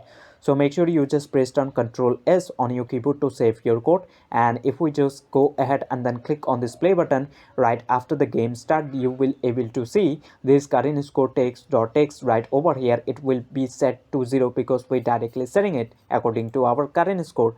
As you can see, as soon as the game started, current score set itself 0, because current score we really have 0. And once we passes through pipe, as you can see, current score just keep increasing by 1 unit. So I'm gonna get out of play mode. So I hope you get the idea. Even if you set this current score to something like over here 200, it will set itself when the game start, it will set itself to 0, because in the start of the game we're setting current score to 0, as you seen. I hope you get the idea. And we can just go ahead on the and then click on this play button to play our game, and you will see that it will update according to our current score. mean how much score we have right now, it will be set in the UI as well. So let's try to pass through these pipes. 1, then 2, and it's increasing. So it increasing the current score according to, and the is basically the score text also just increasing according to our current score. So I'm gonna get out of play mode. I hope you get the idea. Basically what we're doing right over here, we're just going over to this current score text game object first, then accessing this text component, and we're setting this text component equal to current score, and current score just keep increasing when we passes through between those pipes. Once our player game object or this part game object collide with this ground or those pipe, we want the game over. We just want the game should be over once this player game object or this bird collide with this ground and those pipes. So for now what we're gonna do, if we select our player game object in the hierarchy, and if we just press down F on our keyboard to focus on that, so we're gonna make that. So for that we will use on collision inter 2D function. So let's do that. So we're gonna select our player game object in the hierarchy. Let's go to inspector and open up the player script by double clicking on it, and let's go somewhere over here in the bottom. And for that we're gonna use this on collision inter 2D function, and this function make sure you just typing as I did over here, else it will not work, because this is unity callback function. Means this function automatically get called when we collide with something. Let's suppose this player or this bird game object collide with this crown or those pipe, then this function right over here will call, or it's gonna trigger, and we can extract info what we collided with by going over to this collision parameter. We can extract info like the name of the game object we collided with, the tag of the game object, anything like that. So for now, let's suppose we just want to you can say the tag of that game object we collided with. So before we do, let's print out the name of the game object. So we're gonna type debug.log for printing out message. So make sure you just type debug.log, and into brackets we need to pass the string. So we're gonna pass this collision dot game object dot name, and then close that up with semicolon and control S to save your code. Basically what we have done, this function, we do know that this function get called when we collide with something. So let's suppose this player or this part game object collide with this ground, so this function over here will get called, and what we're doing inside that function, we're just going over to whatever we collided with and extracting the name of the game object. So let's suppose this bird game object collide with this ground, then we just going over to this ground game object. So basically this ground, and accessing the name of the game object. As you can see, we assign it basically we just name it this ground as a ground name, as you can see in the inspector. So basically this name should be pop up when we collide with this ground, and once we collide with those pipes, then those names should be pop up in our console. So let's see that. So make sure you just press down Ctrl S on your keyboard to save your script, and then move over to Unity. So once we collide with anything, then that function on collision inter 2D function will get called automatically once we collide with the ground or those pipe. And what we're doing inside that function, we just printing out the name of the game object we collided with. We just printing out that. So if I select our console, let's select the console, and let's click on this play button in the top to play our game. So right after the game start, if this player game object collide with this ground or those pipe, then the name should be pop up whatever we collided with. So as soon as we collided with this ground, as you can see, ground message just gets pop up, and bottom pipe, top pipe. So if I just click on this pause button in the top in the middle, so basically once we collide with this ground or this pipe, as you can see, the message just getting pop up says ground and bottom pipe and top pipe, basically the name of the game object. Suppose we collided with this pipe game object, so we're going over to this game object, and by that we just accessing the name of the game object. So in our case, the top pipe is bottom pipe, bottom pipe is the bottom one, and top pipe is the top one. So the name of the game object just printing out, as you can see, we just going to collision dot game object, basically referencing over here the game object we collided with. So in our case we collided with this ground and these pipes, so we just accessing the name of the game object we collided with. So instead of printing out message what we want, we just want to game over, but we need to make sure what we colliding with. If we colliding with this pipe and this ground, then at that moment we just want the game over, else we don't want that to be happen. So once this player game object collide with this ground or this pipe, then we want to game over. So we're gonna get out of play mode and we're gonna assign this game object with some certain tag. Means we just want to assign those pipe as a pipe tag and this ground as a ground tag. So how you can tag something? So firstly select the game object you just want to tag. So in our case this ground, we're gonna select in hierarchy and let's go to inspector and tag. You can see right there tag and it says untag. So just click there and click on add tag. Add tag. So just wait, click on add tag and then hit this plus icon, name the tag what you want. One name, one basically create for this ground and one you create and one we're gonna create for pipe. So I already have, as you can see, I have pipe tag, ground tag. So just click on this plus icon to just add up the tag that you want. So I'm gonna select my both of this ground. So by holding down shift in the hierarchy and let's go to inspector and tag, as you can see it says untag. So we're gonna just click right there and assign with ground. Now we assign it both of this ground, this one and this one, as a ground tag, as you can see in the inspector, and we're gonna assign those pipe as a pipe tag. To do that, let's go to project app where we turn it into a prefab. So we will move over to project app, then assets and then prefabs folder, and we have the pipe. So let's double click that to open it up in prefab mode. So let's double click on that and we're gonna select both of this pipe now. So let's select the top one and the bottom one by holding down shift. So let's select both of them by holding down shift, go over to inspector, and I already assign it with pipe. As you can see, if you haven't, it will be untagged. So what you need to do, just click on that and then assign whatever you just recently tag it or recently name the tag. So we're gonna go back. So let's go. Now we assigned this ground as a ground tag, on those pipe as a pipe tag. Now what we're gonna do, we will go over to script and instead of doing this, we're gonna check firstly whatever we collided with, if that game object has a tag called ground, as well as we're gonna check for those pipe. So we're gonna check if collision. So we will type collision dot game object dot tag if it's equals to ground, and we also gonna check 1 4. So you need to type this line. So make sure you just do that, and we're gonna check collision dot game object, sorry, collision dot game object dot tag if it's equals to pipe. If that is the case, we're gonna make some curly brackets. So what we're doing basically, we do know that this function get called when we collide with something. So whatever we collided with, we just going to that game object. As you can see, we're just going to that game object and accessing the tag of the game object. Let's suppose this bird game object collide with this player game object, collide with this ground, then we just going over to that ground game object and and then we accessing the tag of the game object.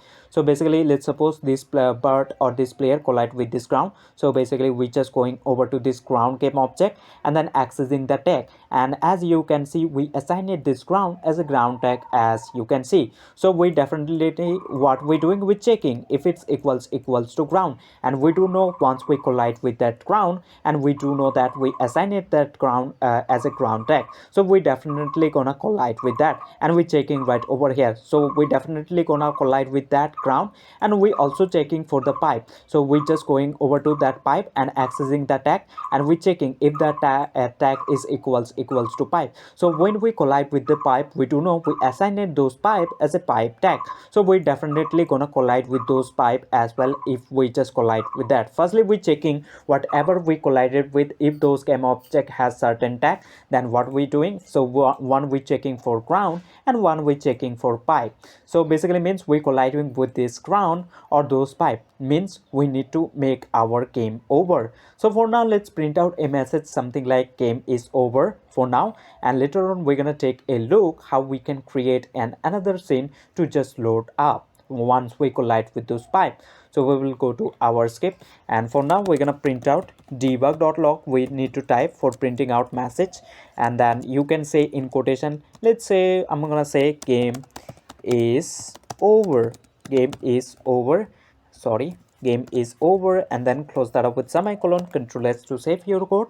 And now we're gonna move over to Unity.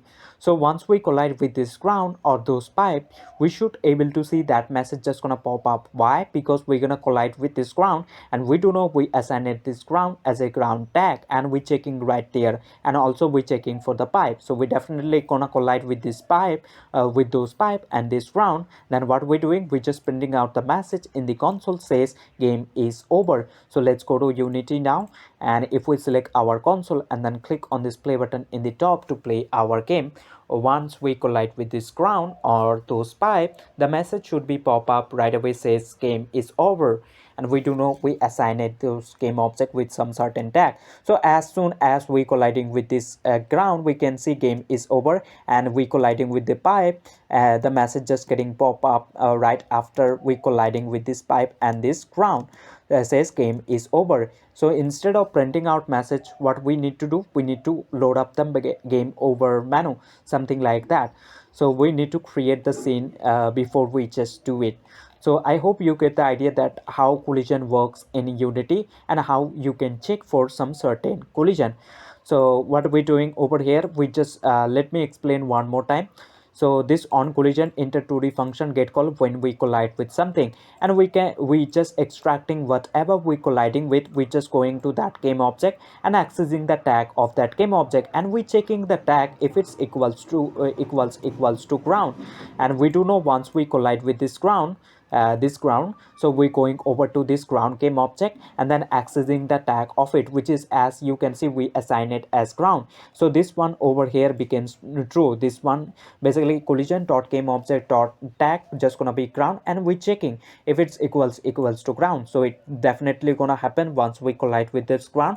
And also we just checking for the pipe. So what we're doing means we just colliding with the pipe and those, basically this ground and those pipe, then we just printing out the message in the console says game is over, as you can see. So I hope you get the idea that how you can just do it and how collision works in Unity, and how you can check for some certain collision, some certain tag. So we're gonna create a script to just keep track of if the game is active or not. Let's suppose this bird game object collide with this ground and those pipe, then we just gonna create a parameter, bool parameter, and we're gonna set that to false, because this game should be over whenever this bird game object collide with this ground and those pipe. So we're gonna create a script for that to just keep track of if the game is active or not. So we're gonna create a script to do that.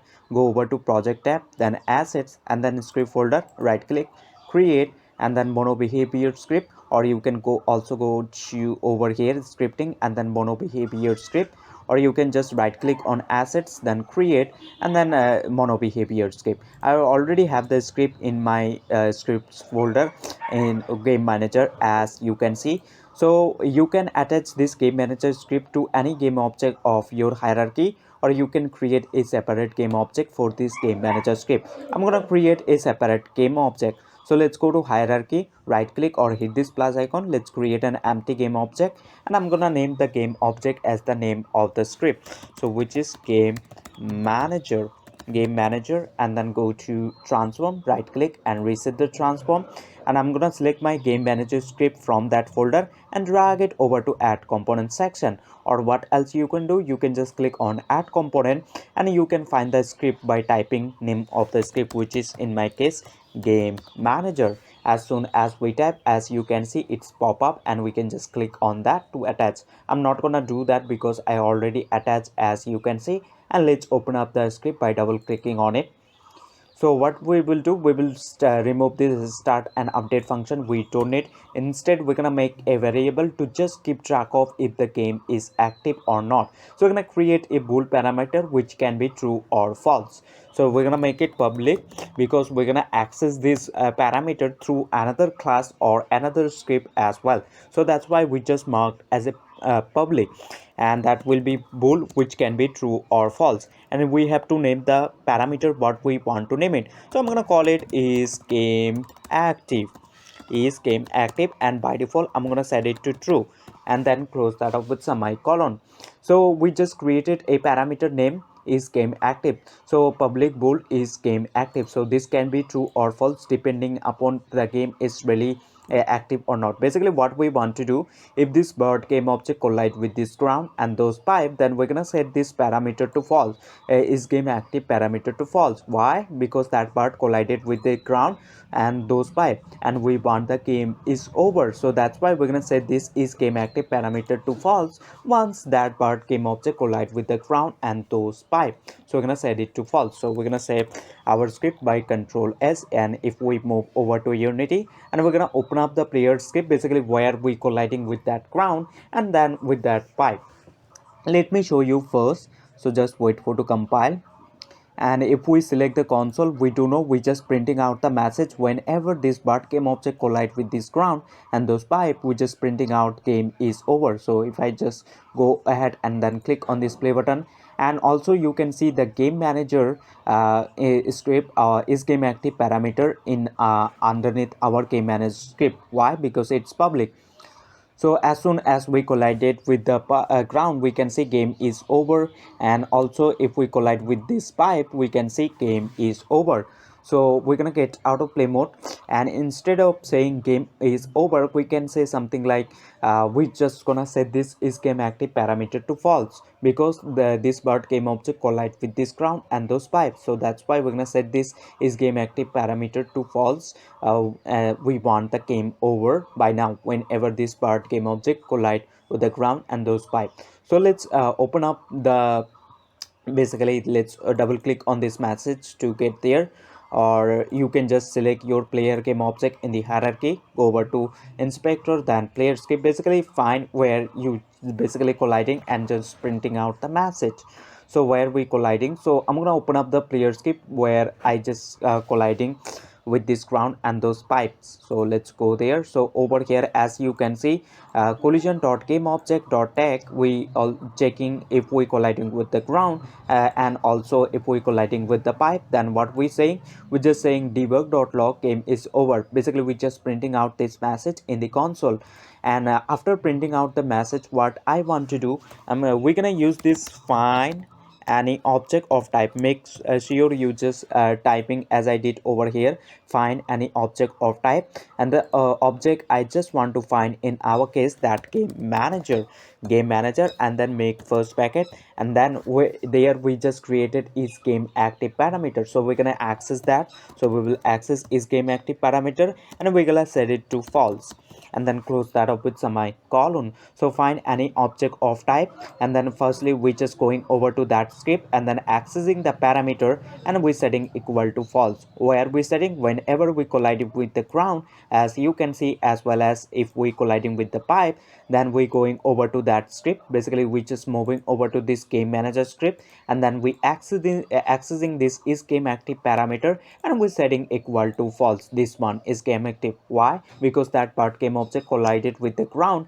as well as it's collided with the pipe. So if we go to player script, as you can see, if we collide with the ground at the same time, or sorry, as well as if we colliding with the pipe, then firstly we just printing out the message in the console says game is over. Then we just going over to that script or that game manager class, and then accessing this parameter is game active, basically that a parameter, and we're setting equal to false because the bird collided with the ground and the pipe. So that is the reason. So we're gonna press down control S on our keyboard to save our script, and we're gonna move over to Unity. So just wait for to compile, and once it's done, we are ready to go. And if we select our game manager script and then go over to inspector, we can see is game active by default is checked, basically true. But whenever we gonna collide with this ground and those pipe, you will able to see this is game active parameter will be for false, basically unchecked. Let's have a look. So if I just go ahead and then click on this play button in the top, you will see that as soon as we collide with this ground and those pipe, this is game active parameter will be false. So now if we collide with this ground, as you can see, as soon as we collide with the ground, is game active become false, basically unchecked. And we can check for as well this pipe. So we're gonna get out of play mode, and now I will let's go to console, and we're gonna clear this, and let's click on this play button in the top one more time to check with the to check with our pipes. Let's have a look. So I'm gonna press down space key on my keyboard to jump, and if we collide with the pipe, we should able to see. Now as soon as we collided with the pipe, as you can see underneath our basically is game active parameter in game manager script becoming false, basically unchecked, as you can see. So I hope you get the idea. So we're gonna get out of play mode, and we're gonna use this parameter to check everywhere. Basically we just want to stop moving this ground. So whenever is game active parameter became false, means the part game object collide with this ground and those pipe, then we want to stop moving this ground, as well as we need to stop spawning our pipes from over here. So we need to open up those script quickly.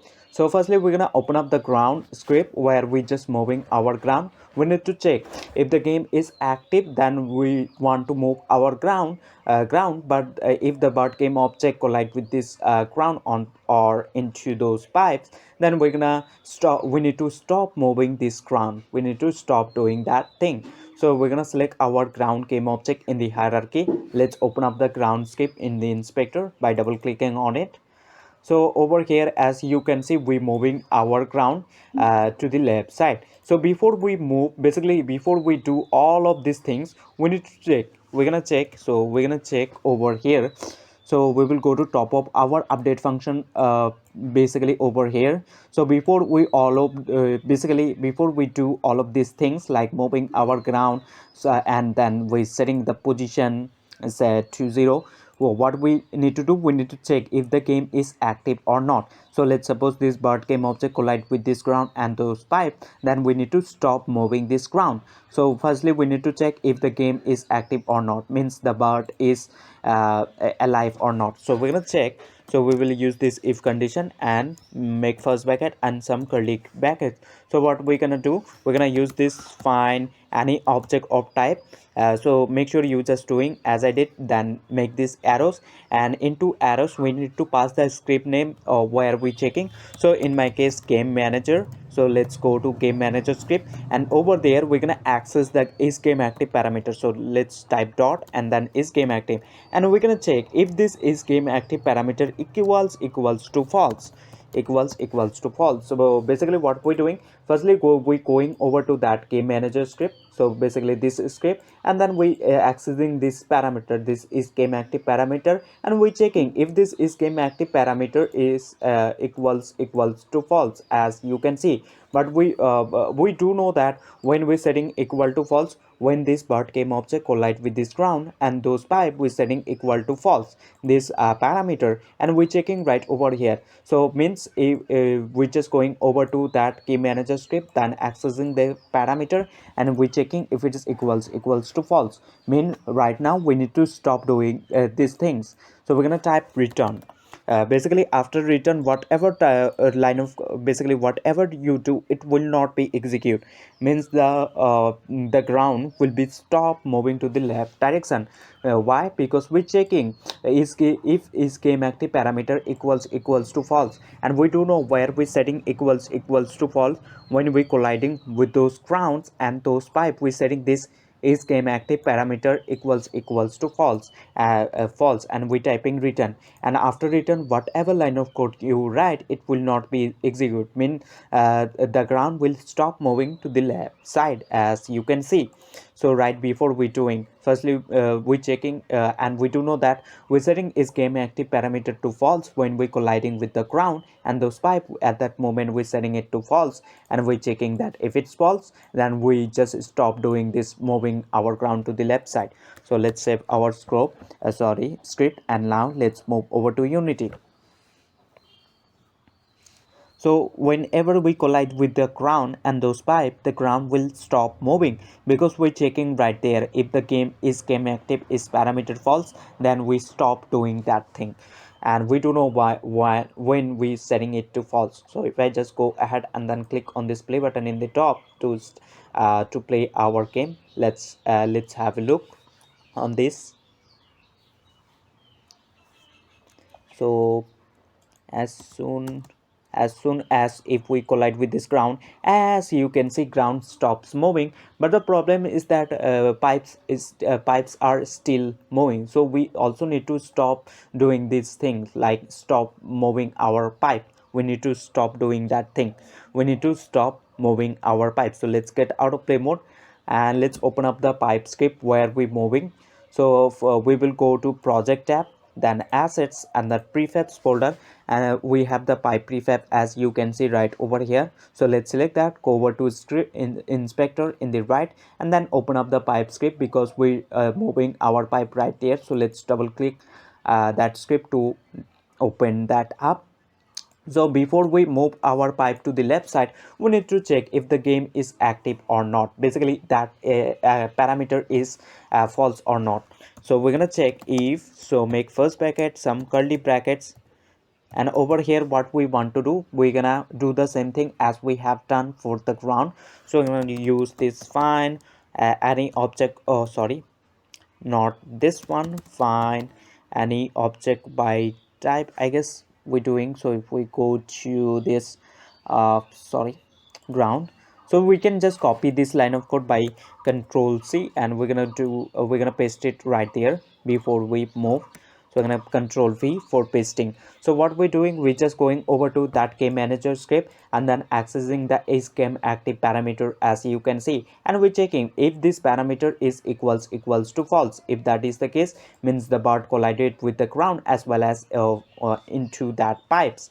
Then what we're doing, we just typing return, and we do not after return basically means we stop moving this pipe to the left side. We just typing return, and we do not after return whatever you do, it will not be execute, means the pipe will stop moving to the left side. So let's control S to save our script, and we will move over to Unity.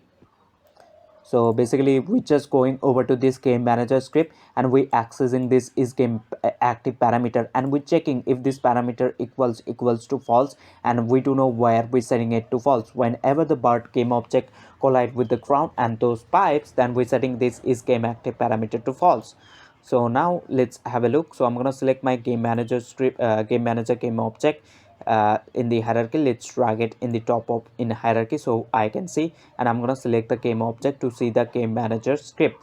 And if we just go ahead and then click on this play button in the top, we should able to see whenever we collide with the ground and those pipe, our pipe just gonna stops moving because we're checking if the is game active parameter is false. So let's have a look. So if we collide with this pipe, as you can see, pipe stops moving. But the problem is that if we go to hierarchy, we can see the pipes just still popping up. Basically we as you can see right over here, the pipe is still spawning in our game. So we need to also need to check that if we just collide with this ground and those pipe, we need to stop spawning our pipes. We also need to do that thing. So let's get out of play mode and let's open up the pipe spawner script. So let's select the pipe spawner game object in the hierarchy first. Let's go to inspector, then pipe spawner script, and let's open up that by double clicking on it, and we're gonna do the same thing. As you can see, we spawning our pipe right over here, but before we spawn, we need to check if the game is active or not. So we're gonna do in update function, top of our update function, let's type controls V for pasting. So what we're doing, we're checking if we just going over to that game manager script, and then we accessing the parameter, and we're checking if it's equals to false, means the game is over. Then we typing return, means we will stop doing these things. So basically that's why we just move it in top of our update function, because when the game is over, we need to stop this, we need to stop spawning our pipe, as you can see. So make sure you just do it in top. We typing return, and we do know after return whatever you do, it will not be executed. So I'm gonna move over to our Unity. Let's head again to Unity. So it should be okay by now. And if we just go ahead and then click on this play button in the top, we should able to see. Just wait for to compile, and once it's done we are ready to go. So now if we press down space key, as you can see, so sorry, I'm gonna play this game one more time to check if it's working or not. Means whenever the game is over, we should able to see the pipe will stop spawning right after that. So let's have a look. So I'm gonna press down space key on my keyboard to jump, and as you can see, pipe get spawn and pipes not spawning anymore when the game is over. Means whenever this part game object collide with this ground and those pipe, the pipe stop, basically pipe gets stop spawning. But we just destroying that pipe after some period of time. We need to stop doing that thing. We're gonna make a something like a line over here. Whenever those pipes collide with this, we're gonna add a collider something like that. And though whenever those pipes collide with this thing, then we're gonna destroy that pipe, else we don't want to destroy something like that. So we're gonna do that. So let's get out of play mode and let's open up the pipe script where we're destroying our pipes. So we will move over to project tab, assets, and then prefabs, and let's select the pipe game object from that prefab folder. And let's go to inspector pipe script, and let's open that up by double clicking on it. And as you can see, we're destroying our pipe at this moment. So we're gonna stop doing this thing. Instead we're gonna use another way to destroy our pipe. So we will go to Unity, and we're gonna make a collider something over here. So let's go to hierarchy, right click or hit this plus icon, and then create an empty game object, and we're gonna call this game object to something like line. And we can go to inspector, click on this box, and you can select any gizmos. So as you can see over here, we just created the game object, and we can select this move tool to move it. And let's add up a collider to this game object for collision detection. So we're going to select our line game object in the hierarchy and click on this add component, and we're going to add a box collider 2D by typing, and let's attach that. And we need to edit the collider something like this much, I guess, in the y-axis. So we're going to click on this edit collider, and we're going to move it something like this. And this is fine, pretty fine, as you can see. And what we're gonna do, we're gonna assign this line game object as a line tag. In order to do that, we do know we need to select our game object first. So select that in the hierarchy, then go over to inspector tag, and it says untag. So just click there and click on add tag, and then hit this plus icon and name the tag what you want. So I'm gonna call it something like line, and then click on save, and then select the game object one more time, which in our case line. Select that, go over to inspector and tag. As you can see, it says untag, so just click there, and we're gonna assign whatever we recently name it. So we name it line, so we're gonna choose that. And now we assigned this line game object as a line tag, as you can see in the inspector. And now what we will do, we will go to our script, and this is our pipe script. Means this pipe script is attached to our pipe game object. So we're going to destroy that pipe game object whenever we collide with that line game object. So we're going to use on collision inter 2D. So we're going to do it somewhere over here. It doesn't need to be in order, you can do it anywhere you want, something over in the top, over in middle, it's totally up to you. And we do know this function get called when we collide with something. So if the pipe collide with this game object, and we're gonna check, so we do know that this function get called when we collide with something, and we can extract info about what we collided with by going over to this collision parameter, like the name of the game object we collided with, the tag of the game object basically we can extract info like tag name, whatever. So what we're gonna do over here, we're gonna check if the game object we collided with has a tag called line. And we do know once we collide with this line game object, and if this game object has a tag line, as you can see, this line game object has a tag called line in the inspector, we can see. So and in that moment, what we're gonna do, we're gonna destroy our pipe right away. So over here what we will do, we will check. Firstly we're gonna make if condition and make first bracket and some curly brackets, and over here what we're gonna do, we're gonna check if collision dot game object dot tag. Basically collision dot game object over here means the game object we trigger it basically collided with. So we're gonna collide with this line game object. So we just going and accessing the tag of that game object whatever we collided with. So if we collide with this line game object, then we just going accessing the tag of this game object. So we can see this game object has a tag called line, as you can see in the inspector. So we're gonna check if that tag is equals to our line tag. So basically means the game object we collided with and the tag of that game object as a call tag named line means we really collided with this game object. That in that moment what we need to do, we need to destroy our pipe itself right after we colliding with this line game object. So firstly we checking the game object we collided with has a tag called line, and we checking if the tag is equals to our line means we the game object we collided with has a tag called line means we collided with that line. We need to destroy our pipe itself now. So we're going to use this destroy function, and we do know that destroy function will take the game object you want to destroy. So this script is attached to our pipe game object, so we're going to destroy our pipe game object. So that's why we're going to pass this dot game object, and this dot game object right over here, it's basically referencing itself. And then close that off with semicolon, control s to save your code, and then move over to Unity. So whenever we're gonna collide with this line game object, we're just destroying the pipe game object itself right after we colliding with this pipe sorry, this line game object. So now it should be done by now. So if I just go ahead and then click on this play button in the top, we should able to see the pipe will stop moving.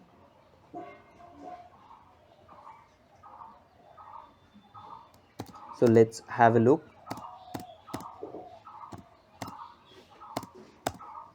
So it should not be destroyed. As you can see, it's not destroying at all. Our pipe just is staying in the scene view, as well as in the game view, as well as in the hierarchy. So it not getting destroyed, but whenever this pipe game object gonna collide with this line game object, it will destroy itself. So let's have a look. So what I'm gonna do, I'm gonna take my player game object. So let's I'm gonna what we will do, let's get out of play mode first, and I'm gonna let's click on this play button in the top. And what we're gonna do for now, so we need to make our jump. Let's try to pass through this pipe. It's pretty much difficult. So what we gonna do, let's suppose we're gonna drag this line game object somewhere over here, something like that, to basically check, and later make sure you just drag this over here out of the screen, so the pipe will be destroyed out of the screen. So make sure you just do it, or else the game will look like weird.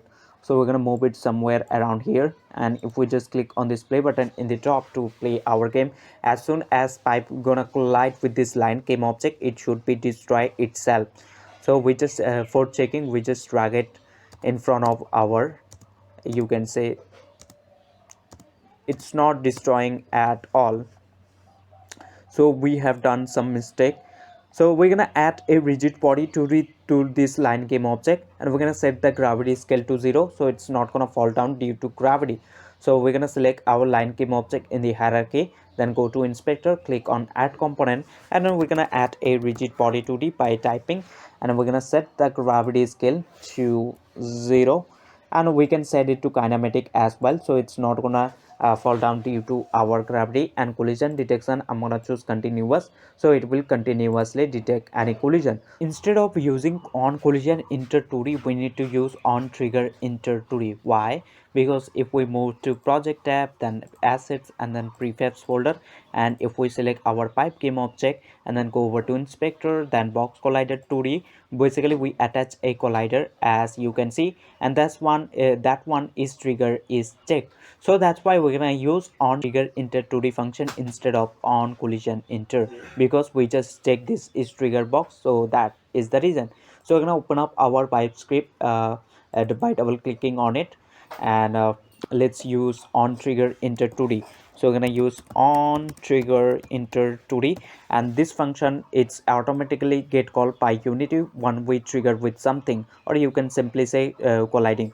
So we have the line game object over here. So what we're gonna do, if the pipe game object trigger with this game object, then this function right over here will get called, and we can extract info by collision parameter. This collision parameter we can extract info, the name of the game object we collided with, the tag of the game of we can extract info like tag name, whatever. So what we're gonna do over here, we're gonna check whatever we trigger it with, if that game object has it called tag line tag, and we do know if, so we're gonna pass collision dot game object dot tag if it's equals to line. If that is the case, and we do know that we assign it that game object as a line tag. If we go to unity and if we select our line game object in the hierarchy, then move over to inspector, we can see we just tag it line tag, as you can see. So we just tag this game as a line tag, and we're checking right over here whatever we trigger it with, if that game object has a tag called line, as you can see. So collision dot game object means the game object we trigger it with, so we're going to trigger with that line. So basically collision dot game object over here basically means that line game object, and we accessing the tag of that game object, and we checking if the tag is line, as you can see. So make sure you just type in quotation. So we definitely gonna trigger with that line game object, means we just triggering with that. So what we need to do in this situation, we need to destroy our pipe game object right away, and in order to destroy, we're gonna use this destroy function, and we will pass this dot game object, basically this dot game object right over here, the pipe game object referencing itself. So control s to save ours, to save your script, and we can remove this on collision enter 2d function, and we can just press down control s to save our script. And now let's move over to unity. So right after the pipe collide with that line game object, it will be destroyed. So let's have a look first. So if we now just wait a little moment, and once we're done, we are ready to go. So whenever we're gonna trigger with that line game object, basically collide with that line game object, our pipe will be destroyed right away. So let's have a look. So if we just click on this play button in the top, just wait a little moment to check it,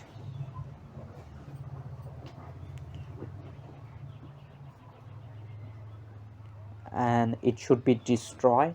So now as you can see, line basically whenever this pipe game object colliding with this line game object, it just destroying itself, as you can see. So it's working fine by now. So we can get out of play mode, and we can drag this line game object out of the screen somewhere in the over here. So whenever the line whenever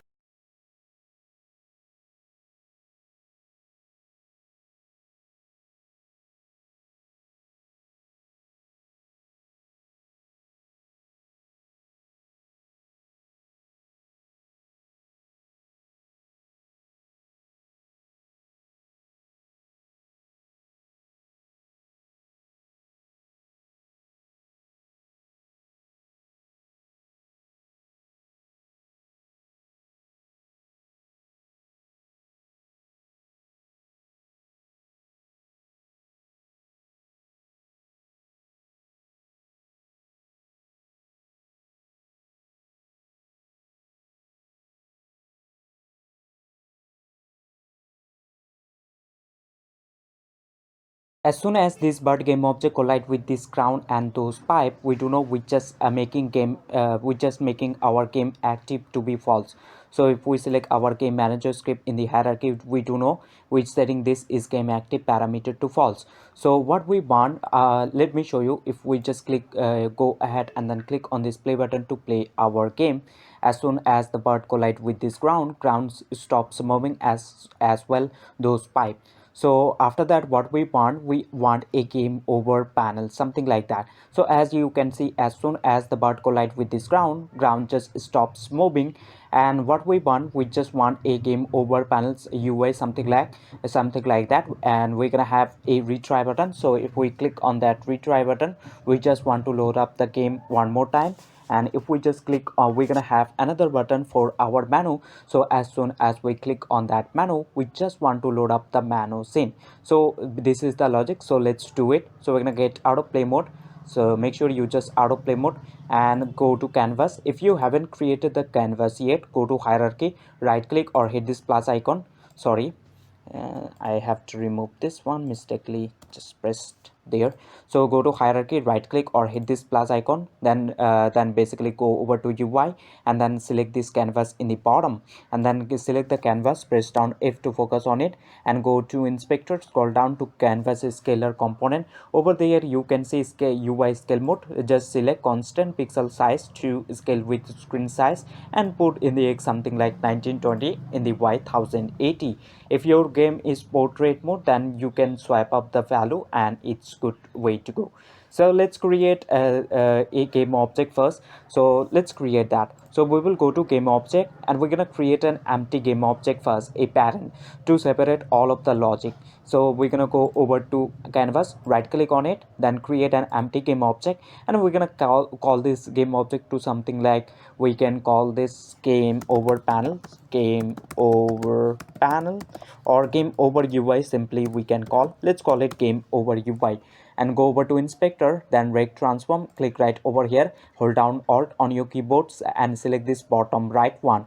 So as soon as we have chosen, as you can see, the game object, basically this game over UI game object, just gets resized at the size of our canvas, as you can see, and we are ready to create the panel. So let's go over to game over UI game object right now. Let's right click on it, go to UI and then select the panel over here, and we're gonna call this panel to something like, or we can just leave it like this, it's also fun. And we're gonna resize. So select the rect tool from here and hold down alt on your keyboard, so it will resize from center. So we're gonna drag it in the center, and we can play around with the color as well, something like that. And what we're gonna do now, let's say something like game over, but before we do, let's adjust the panel. So select the panel game object in the hierarchy, go over to inspector, scroll down, go to image component, and we can just, I'm gonna drag it down. So something like this, it's fine. And we're gonna have, say, something like game over. I have a sprite for that. If we go to project tab, assets, and then Flappy Birds folder, assets folder, then over here let's click to expand, and sprites right over here, I have the game over, as you can see. So what we're gonna do, we're gonna create an image right over here, and we're gonna replace that sprite icon to something else with this one, says game is over. So let's go to panel. So make sure you select the panel right now, not the game over UI. So we're gonna select our panel game object, let's right click on it, then go to UI and then select this image. And what we want to do, we just want to replace this image with this sprite image. So what we can do, so select the image first, go over to inspector, then image component, basically scroll down, and as you can see, source image, and it says none sprite. So we need to drag the image or the sprite right over here in this slot. So we're gonna select our sprite and drag it right there. As soon as we drag it, as you can see, we now able to see, and we need to resize that. So before we resize, make sure you just go to image component, scroll down and click on this set native size. As soon as we set, we can see that, and game over. So we need to create another image, but before we do, let's select the image, and we're gonna make it the width something like, let's and we can hold down shift on our keyboard to resize its same proportional in the X and Y, as you can see, and we're gonna drag it in the top. So let's select the image component, sorry, image game object, sorry, not image game object, basically select the image, go over to inspector, rect transform, click right over here, and we're gonna hold down alt, and we will select this top left corner, and we're gonna move it somewhere around here, and let's duplicate this one. So let's control D to duplicate, and we're gonna move this one in the bottom right corner, sorry, top right corner. So we're gonna click on this and hold down alt on your keyboard and select this top right corner, and we're gonna make this somewhere like this, and we're gonna remix this image with over. So we have it over here, so we're gonna scroll down to image component, and it says game over underscore 0 image sprite. So we're gonna replace this one with this with over one. So let's drag it right there. As soon as we drag it, as you can see, it's changed. So game over it says. So we can just make it something like that, and we can drag something, and this is okay, I guess. Once we find, we can call this one something like game over. Let's create an game object for that, or we can just leave it like it's basically the same thing. So let's create two buttons. One will be retry and other one will be the menu. So whenever we click on that retry button, what we want, we just want to reload the scene. Reload, basically we just want to play our game one more time, and once we click on that menu button, we just want to load up the menu scene. But we haven't created the menu scene yet, so we need to create. But we're gonna take a look on later, we're gonna take a look later on that. And let's create two button now. So make sure you select the panel, right click on it, go to UI, and then legacy in the bottom, and then choose this button. And you can call this button to something like retry button. So I'm gonna call it retry button. Retry button, let's call it retry button. And we need to resize this button, so we're gonna hold down alt on your keyboard, so it's gonna resize from center, as you can see. And we need to increase our font size a little bit up, so we're gonna select the text inside of that button. So just click right over here, so select the text, and we're gonna make the text size a little bit higher, basically the font size. So let's go to inspector, in the right, then go to text component, and over there you can change. So instead of saying button, we're gonna say something like retry, and we need to make the font size, so we're gonna make it somewhere 100, I guess 100, it's pretty much big. And we can select font style to bold. And if you do have a sprite icon for this, so what you can do, you can select the retry button, then go over to inspector, scroll down, and go to image component, and you can replace this source image to any sprite you have. You can just drag it right over here. So I don't have, so I'm gonna leave it like that, and we can just select that button. Let's go to inspector, scroll down to color. We can play around with this value, but I'm gonna leave it like this. And for we're gonna hold down alt on our keyboard to resize it from center. And let's go to inspector, then rect transform, click right over here in this anchor, and we're gonna choose the bottom anchor, and let's drag it up now, something like this. And if we try to scale down our screen size or scale up, we can see this panel just getting resized itself according to our screen size and the canvas size. No matter how much we scale down or scale up our screen, we can see it's always resizing itself according to our screen size. So I hope you get the idea. And we need to duplicate this button in order to create the menu button as well. So once we click on that menu button, we just want to load up the menu scene. But before we do, let's create the menu button.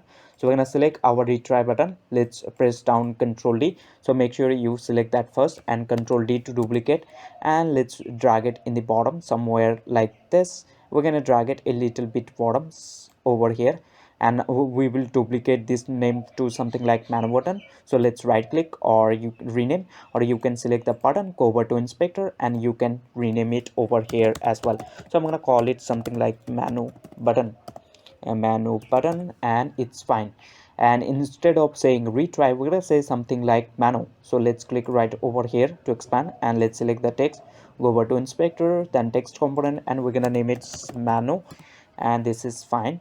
And we can just click on that to collapse at once. So we're going to choose the retry. Let's drag it a little bit down, and let's select the menu button, and this is fine. And what we need to do, we need to show up the high score as well over here. So we need to show that up. So we're going to create a text for that. So let's go to panel. So select the panel, right click on it, go to UI, legacy in the bottom, and then choose this text. And we can call this text to something like high score, high score text, high score text. Let's call it high score text, and let's scale up a little bit, hold down alt, and we're gonna move it somewhere around here.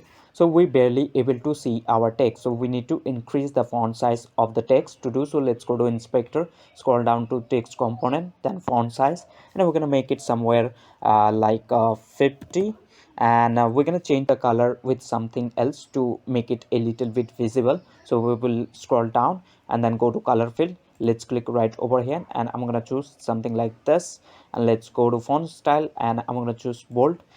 And let's make the font size something like 80, and this is fine. And we can call, instead of saying new text, we're gonna call some we can say something like high score.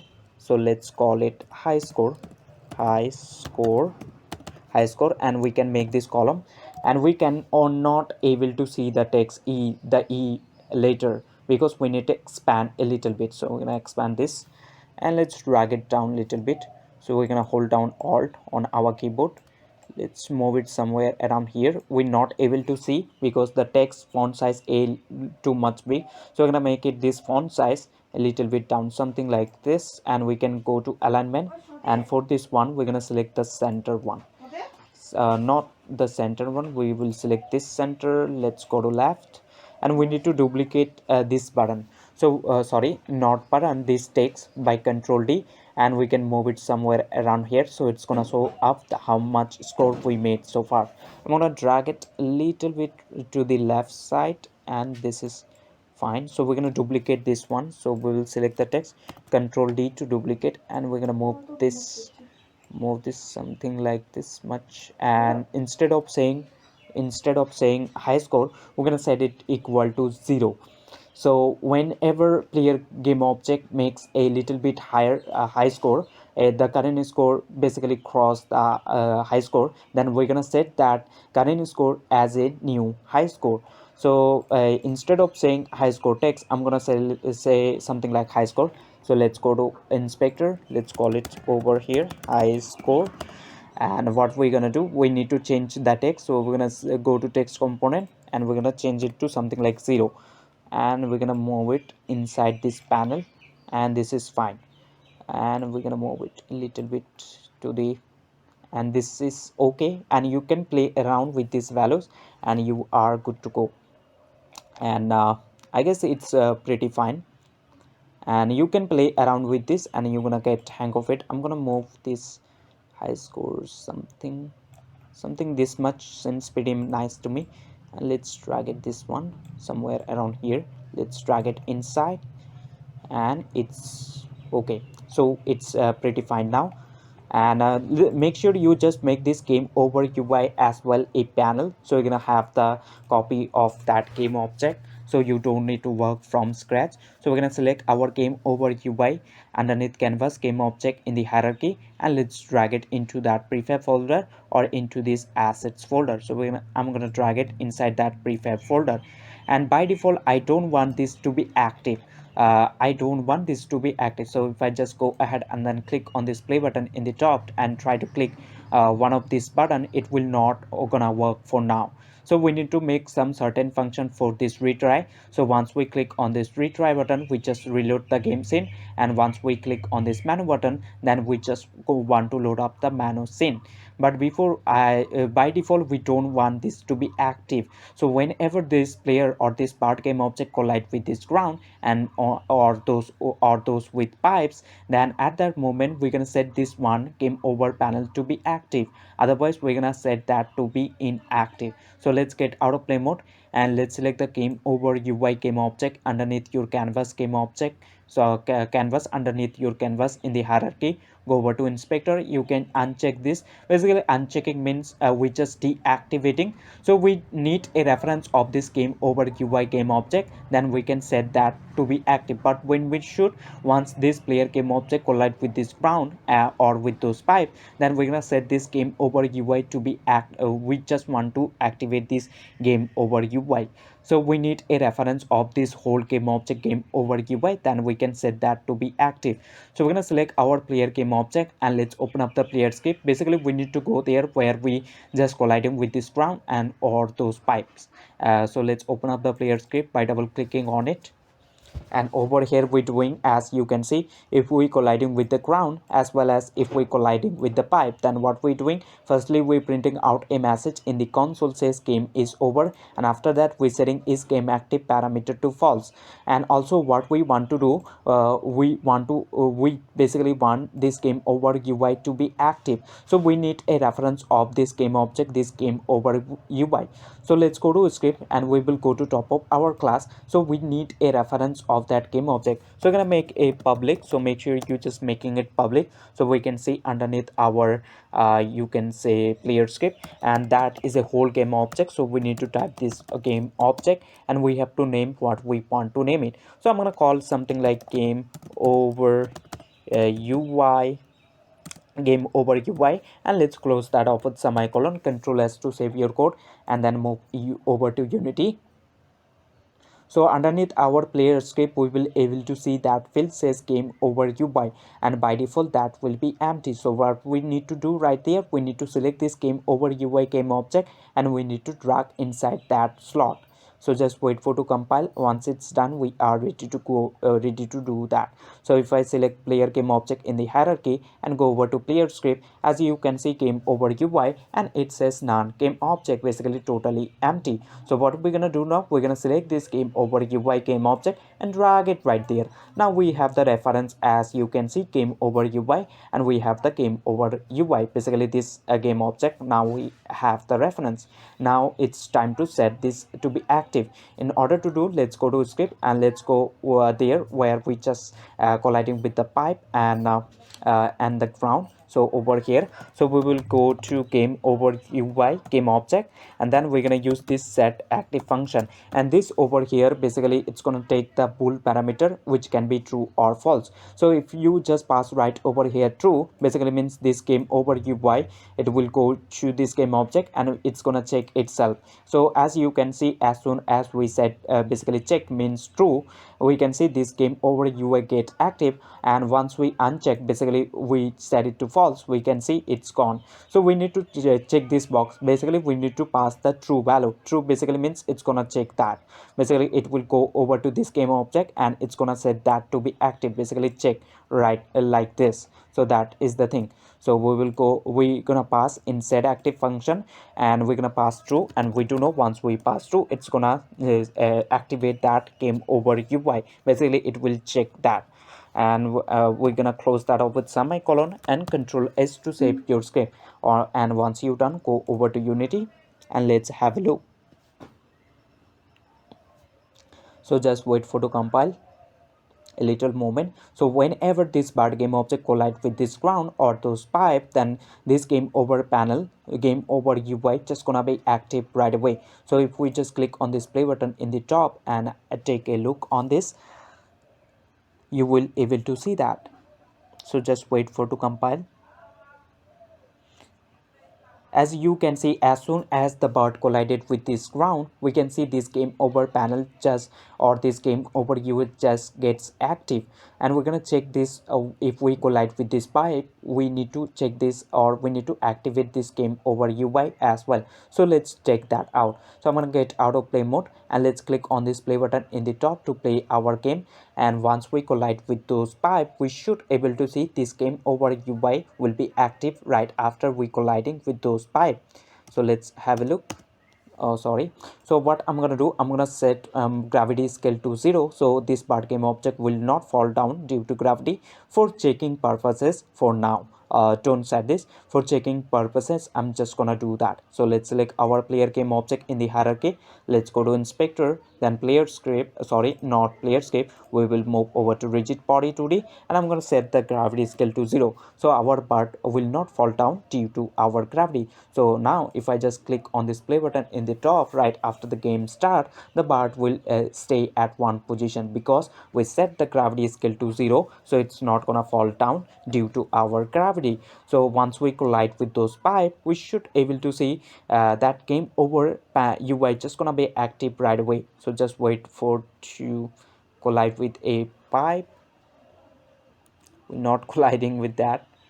So as you can see, as soon as we collide with those pipe, we can see this game over UI just gets active. Now the problem is that if we just go ahead and try to click on this retry or this menu button, as you can see, once we click on this retry, we not loading the game scene one more time. Basically we just want to whenever we go basically click on this retry button, we just want to play the game one more time, and once we click on this menu button, we just want to load up the menu scene. So we need to hook this button with some certain function.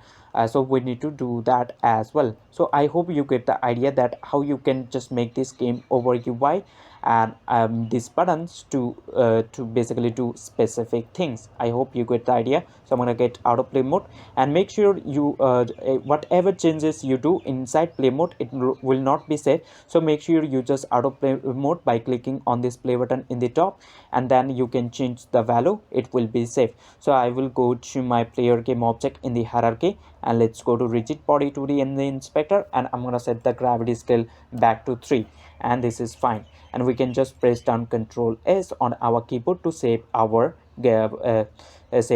project. So we can press down Ctrl S. Whenever this part game object or this player game object collide with this ground and those pipe, then we just setting that game over to activate. We just setting active to true. So if we just go ahead and then click on this play button in the top, and this bird game object dies right away, that game over UI just gonna be activate. So what we're doing, so let me show you. So as you can see, as soon as the player game object collide with this ground, this game over UI just get activate. But if we try to go ahead and then click on this retry button, as you can see this button doing nothing currently. So we need to hook this button with some certain function. So we're gonna create a script that gonna handle all of these things. Like if we just click on this retry button, then we just want to reload the game scene, or we just want to play the game one more time.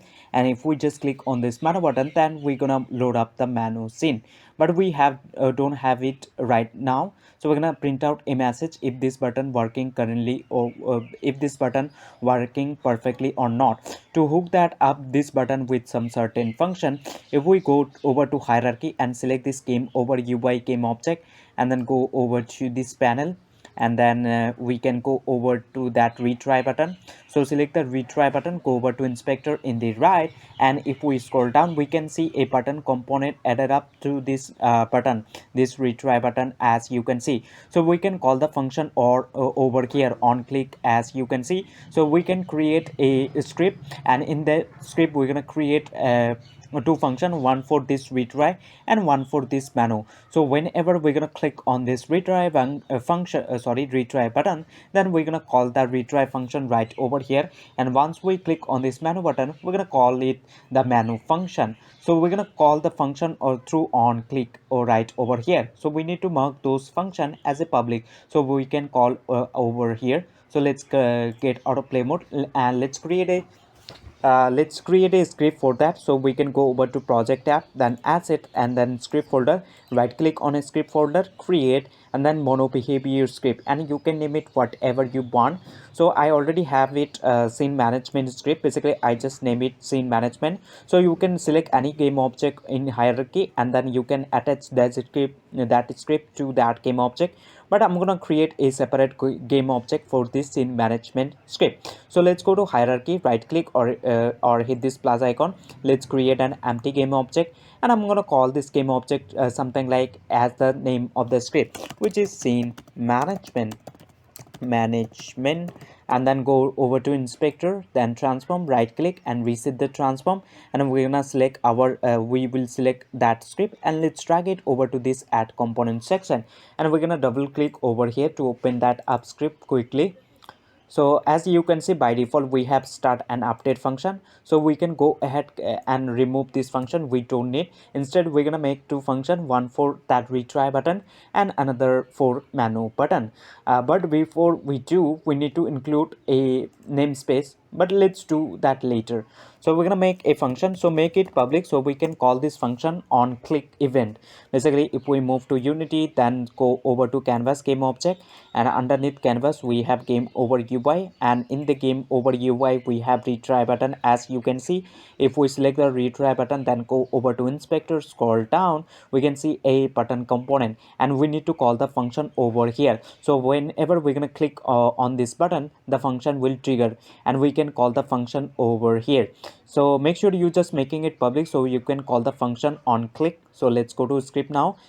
So that's why we just mark that this function as a public, and for function we need to type void, and we have to name the function. So we're gonna call it retry, made first bracket and then some curly brackets. And what we want to do inside this function, basically we just want to load up the scene we are currently in, basically the scene we are playing our game. So if we go to Unity, and you can go to hierarchy. In the hierarchy you can see the name of the scene, sample scene, as you can see. So we can pass the name of the scene, so in our case this sample scene. Or if you can find the scene right over here, so what you can do, you can go always top left file. So just click that, basically go over to top left file and then click on this build profile, and you need to make sure the scenes in over here. As you can see, scenes list, and it says sample scene. The scene we are in, the name of the scene is sample scene, as you can see. And you also can see the build index of it in the right section, which is 0, as you can see. And if you do have another scene, you can select the scene from here and drag it right over here. So you can see the name of the scene and the build index of it. So the name of the scene we are currently in, sample scene, and the build index of it we can see in the right section, which is 0, as we can see. So we can pass the build index of it or the name of the scene. So we're gonna cut this step now. Or you can also see the name of the scene in the hierarchy. So in hierarchy you can see right over here the name of the scene is sample scene, as you can see. So we can pass the scene name, so in our case this sample scene, and the build index of it 0. So we will go to our script, and over here we're going to use this scene manager dot load scene function. But before you use, make sure you just include namespace. So whenever you working with scenes, make sure you include this namespace. Basically go to top of your class and include this namespace called using unity engine dot scene management, and then close that off with semicolon. So make sure whenever you working with your scenes, then you need to make sure that you include this namespace called using unity engine dot scene management. And this namespace right over here, it's gonna allow us to load up the scene we want. And in order to load up a scene, we need to use this scene manager dot load scene function. So we're gonna use scene manager dot load scene function, and this load scene function right over here in brackets, it's gonna take the scene name in quotation. So in quotation you can pass the scene name. So we know the scene name is sample scene, so we can pass the name of the scene, in our case sample scene. Or you can simply pass the build index without quotation. So the build index we saw is 0, so we can pass 0 directly, and we can close that off with semicolon. So you can pass the name of the scene in quotation, or you can simply pass the build index of it. So I'm gonna pass the name of the scene, the which scene we're gonna load up. So in my case sample scene, so we're gonna pass sample scene. So make sure you just spelling it correct, or else it not gonna work. And then control S on your keyboard to save your script. And once you done, you can go to Unity, and then you can see. So just wait for to compile. And we also need to make another function for that menu button. But before we do, let's hook that a retry function to our retry button. So just wait for to compile, and once it's done, we are ready to go. So we're gonna select our game over UI game object in the hierarchy. Let's click on this panel to expand, and let's select the retry button. Go over to inspector and then scroll down, and you need to click on this plus icon, and right over here you need to drag the game object in which game object the script is sitting on. So in our case, in scene management game object, so we're gonna select that game object and gonna drag it right over here, and it says no function. So just click there, and we will go to scene management script or class, as you can see. And as you can see in there, we just created a retry function. So we can click on this function to choose that, and make sure you just making it public. So that's why we are able to see it over here, else we're not gonna able to see over here. So you need to make sure that you just marked that function as a public. So we're gonna choose that. And now if we just go ahead and then click on this play button, and when this player game object dies and try to click on this retry button, this function just gonna trigger, or this retry function will trigger, and we do know what we're doing in retry function. So if I just click on this retry button, the retry function just gonna call, and we do know what we're doing inside that retry function. Basically we just loading the scene in which scene we are playing our game. So in our case, the sample scene, the scene we are currently in. So we're gonna click on this retry button. As you can see, as soon as we click on this retry button, we able to play our game, or the scene we just loading up, as you can see. So I hope you get the idea. So as soon as we're gonna collide with this pipe and the ground, this game over UI just gets active. And then if we just go ahead and then click on this retry button, the retry function will call. So if we move over to a retry function, as you can see in retry function, we just loading up the scene we are currently in, or the game scene we just loading that up. So you need to make sure in quotation you type the scene which scene you are really want to load up. So in my case, the sample scene, so that's why I pass in quotation the name of the scene. Or you can just go to Unity, then in the top left file, click there, and then click on this build profile. You can see the name of the scene over here. If it's not, you can select the scene from that project tab, assets from right over here, and you can just drag it right over here as well. Or you can just click on this, basically drag it right over here if it's not. So you can we can just click on this open scene list, and we can add a scene. So we can see the scene as well, and you don't have the scene, so you can select that and drag it right over here. So that is the thing. So I hope you get the idea. So I'm gonna get autoplay mode, and now we have to do with menu button. So let's make a menu function for that menu button. So we will open up our script, and let's make another function. So let's go somewhere over here. So we're gonna make a public void, and we need to type void for function, and make sure you just making it public, because we're going to call this function on click button, on click through, and we have to name the function what we want to name it. So I'm going to call it something like menu, and then make first bracket and some curly brackets. So we don't have the menu scene yet now. So what we're gonna do, if the menu button is perfectly working or not, we're gonna check. So in menu function, we just gonna print out a message. So whenever we're gonna click on that menu function, sorry, menu button, then we're gonna call this menu function, and inside menu function for now, we're gonna print out a message something like load menu. So for printing out, we're gonna type debug.log, and in quotation we can say we just you can pass the message that you really want to see. So in my case, load menu, and then close that up with semicolon, control S to save your code. So whenever we're gonna call this menu function, and what this menu function gonna do, it's gonna print out in the console says load menu, as you can see. So this message should be pop up right after we clicking on that menu button. So let's go to Unity now. So make sure control S to save your scope, save your script, and once you save, let's select the menu button in our game over UI game object, and go over to inspector, scroll down, and we need to choose the function right over here. Basically we need to click on this plus icon, and we do know we need to drag the game object in which game object the script is sitting on. So in our case, this scene management. So we're gonna select that game object, and we're gonna drag it right there, and it says no function. So we're gonna click right there, and we will go to scene management script or class, and then we're gonna choose this menu for this menu button. And now we have chosen. So whenever we're gonna click on that menu button, this menu function will trigger from that scene management script, and we do know what we're doing inside that menu function. We're just printing out the message in the console says load menu. So we're gonna select our console over here, and let's click on this play button in the top. So whenever we goes to click on that, whenever we going to click on that menu button, the menu function will menu function will call, and we do know what we're doing inside that menu function. So if I just go ahead and then click on this menu button, as you can see, as soon as we click, the load menu message just gets pop up. Why? Because whenever we clicking this function right over here, we just going to that game object first, then a script, and then we just calling the menu function. And what we're doing inside that menu function, we just printing out the message in the console says load menu, as you can see. So this message just getting pop up whenever we just click on that menu button.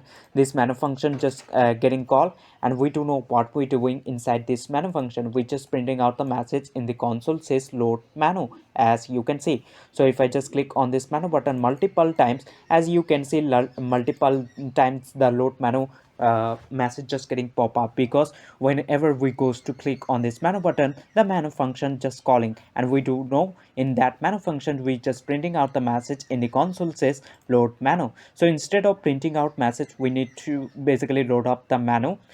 We need to load up that. So instead of printing out message, so we're gonna get out of play mode. So I hope you get the idea that how you get basically how you can do it.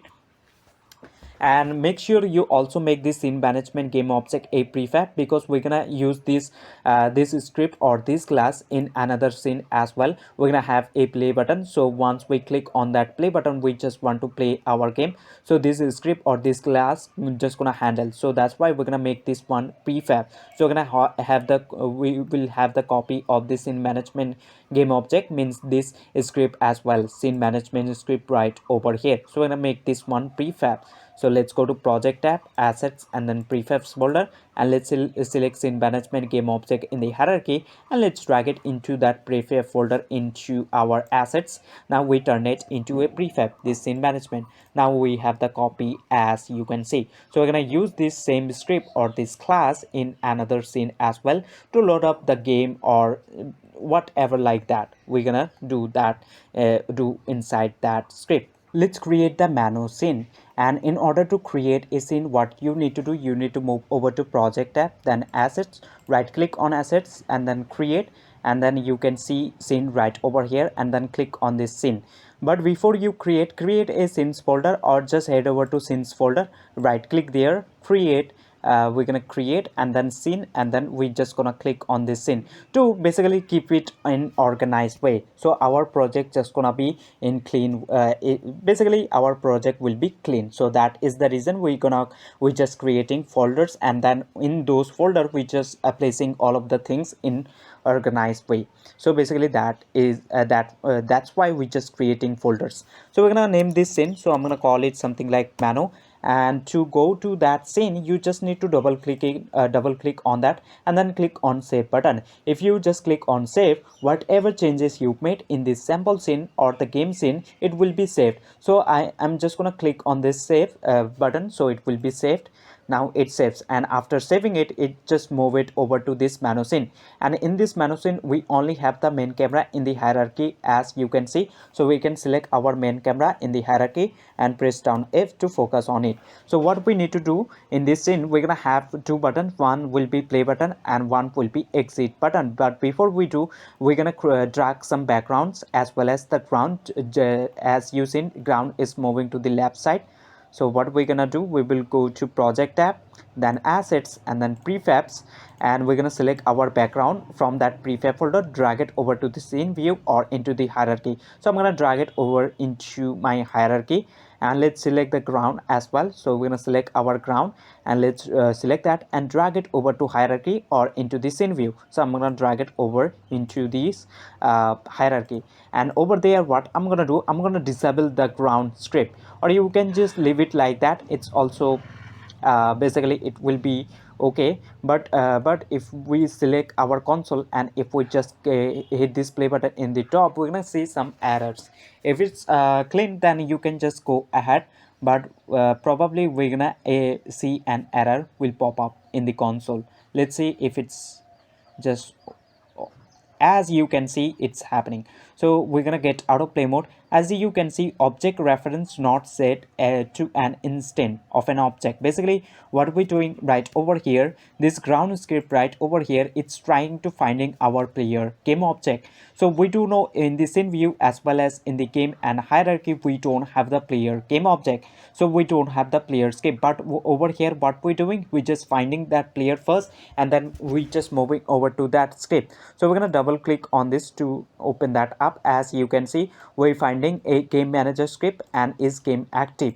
So basically we need to drag the game object right over here. So basically the game manager, so we will go to Unity and then click on this clear to clear the message. So we will move over to project tab, then assets, and then prefab. We made that game manager as you seen a prefab. So we're going to select our game manager, so game manager from that folder, and we're going to drag it into this hierarchy. Basically right over here what it's doing, it's just trying to finding that game manager script, and so it wasn't here before, so that's why it's just getting error. So make sure you just select the game manager as well and then drag it into this hierarchy, and it's gonna be fine by now. And now if we just go ahead and then click on this play button in the top, it should be fine by now. We're not gonna get any errors. So let's see, let's hope that it's gonna fine, it will be fine. So let's have a see, let's take a look. As you can see now, it's perfect. So what we're gonna do, we're gonna create two buttons. So let's get out of play mode. One will be play button and other will be exit button. So we're gonna create that. But before we create those buttons, we need to create the canvas. We do know that into that canvas we need to place all of the UI elements. It can be buttons, it can be sprite icon, or anything like that. So basically we need to create the canvas, and into that canvas we need to place all of the UI elements. So we will go over to hierarchy. So go to hierarchy, right click or hit this plus icon, go to UI, and then select this canvas in the bottom and press down F on your keyboard to focus on that canvas.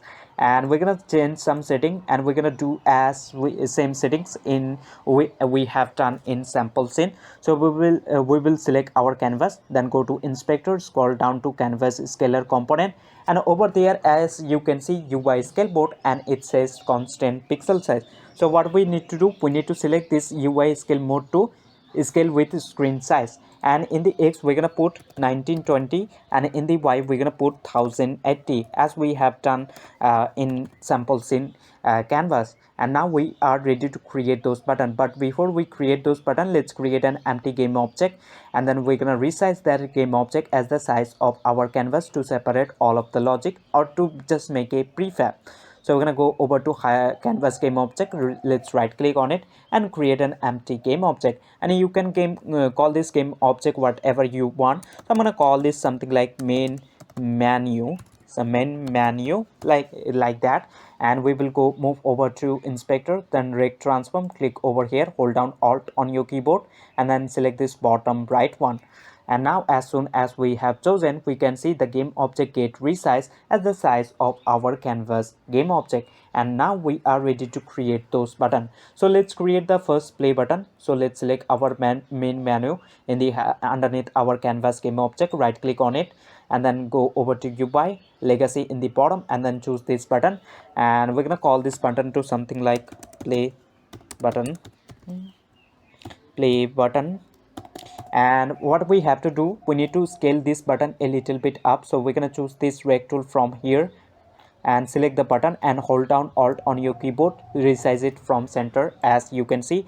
And we need to make the font size of this text a little bit bigger, so we can see the text inside of this button. To see, let's click right over here, and now we're going to select our text, go over to inspector, inspector, then scroll down to the text component, and over there we're going to make the font size something like 80. And now we are able to see, and we're going to select font style to bold. And what we're gonna do, instead of saying button, we're gonna say something like play button. So let's call it play play. And what we're gonna do, we're gonna anchor it in the top section. So we're gonna select our play button. Let's firstly resize this. So we're gonna hold down alt to resize from center, and we're gonna drag it in the top anchor. So we're gonna select our play button in the underneath our canvas and underneath our main menu game object, and then go over to inspector, then rect transform, click over here, hold down Alt on your keyboard and select this top one, and now we're going to drag it little bit down somewhere around like this, and it's should be pretty fine. And we're gonna duplicate this play button, so let's control D to duplicate, and let's move it down something like this, and we're gonna call this some exit button. So once we click on this button, we need to exit our game. So instead of saying play button 1, we're gonna say something like exit button. So let's call it exit button, exit button, exit button. And we need to change the text inside of it as well. So let's click over here and select the text, go over to inspector, then text component, and we're gonna say instead of saying play, we're gonna say something like exit or quit. So I'm gonna say something like exit, and this is pretty fine. So and make sure you just make this main menu as well a prefab. So that's why we just created an empty game object first to make this one prefab, so we don't need to work from scratch. So we're going to select our main menu UI underneath our canvas game object in the hierarchy and drag it into this prefab folder into this assets folder. Just turn it into a prefab. And now if we just go ahead and then click on this play button, try to click on this play button and this exit button, this button will do nothing currently. Why? Because we need to hook this button with some certain function. So if we just go ahead and try to click on this play button, as you can see, we're not playing our game at all. And if we try to click on this exit button, as you can see, our game is not quitting or exiting out. So we need to hook this button with function. So once we click on this play button, then we need to play our game, and once we click on this exit button, we're gonna exit out our game. So let's get out of play mode, and we're gonna drag the scene management game object right over here in this hierarchy as well. And we do know we made that one prefab, so we will move over to project tab, assets, and then prefabs folder, and let's select the scene management game object from that prefab folder, and let's drag it into this hierarchy. And now in this scene management game object, as you can see, scene management script is attached. So we're gonna open that up script. So let's double click and let's make two more functions, one for our play and one for our exit, to exit our game. So we're gonna make it in the top. You can make it anywhere you want, it's totally up to you. And we're gonna make it public because we're gonna call that function to on click. Basically, whenever we click on that button, we're gonna call this function.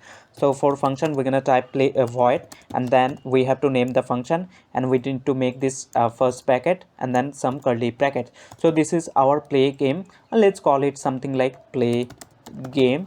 And what we want to do inside this function, we just want to load up the sample scene and the name of the scene. And we do know in order to load up a scene, we need to use this scene manager dot load scene function, and this function over here in quotation, it's going to take the name of the scene in quotation, or you can simply pass the build index of it. And we do know that how we can see the name of the scene. So able to see that, basically if you just want to see the name of the scene or the build index of it, just go ahead back to Unity and then go to top left file and then click on this build profile in the bottom, and over here you can see the sample scene as you can see. So you will be Windows and then click on this open scene list, and you can see the name of the scene, so which in our case sample scene. As you can see, we have the name of the scene is sample scene, and the build index we can see in the right, which is 0. So we can pass the build index of it or the name of the scene.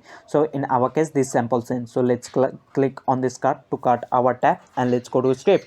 So over here we're gonna pass the name of the scene, which is sample scene, and then close that off with semicolon, or you can simply pass right over here the build index of it. So we can simply pass 0. 0 means the as you seen, which is the sample scene, or we can simply pass the name of the scene. So I'm gonna pass in quotation the name of the scene, so in my case sample scene.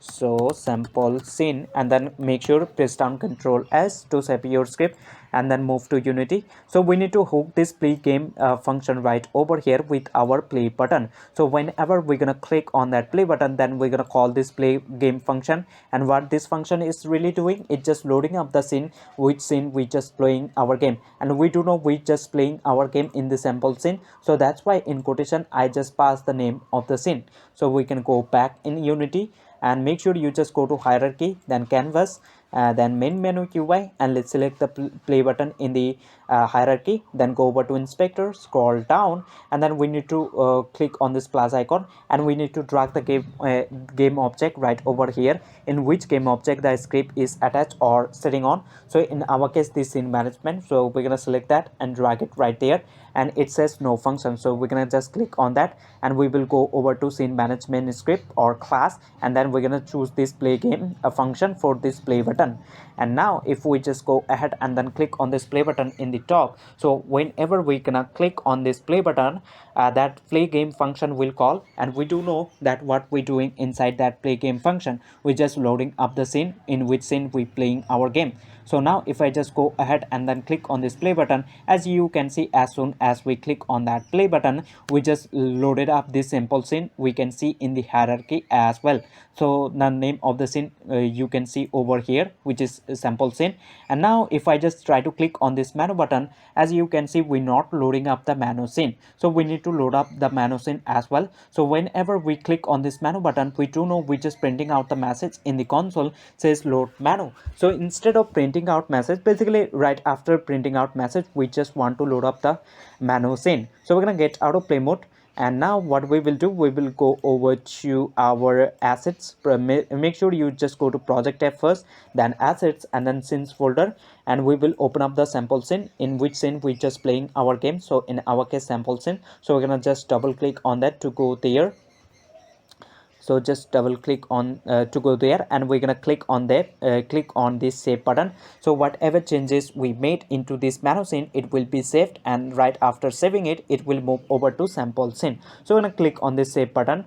So whatever changes we made, it's gonna be saved into that menu scene. And now we're gonna open up the scene management script as well. So we're gonna double click that, and let's go to menu function. So whenever we click on that menu button, we're just calling the menu function as you saw before. So we're just calling this menu function as you can see. So after printing out message, what we want to do, we want to load up the scene or which scene we just really want to load up. So we need to pass the build index of it or the name of the scene, and we do know in order to load up a scene, we need to use this scene manager dot load scene function.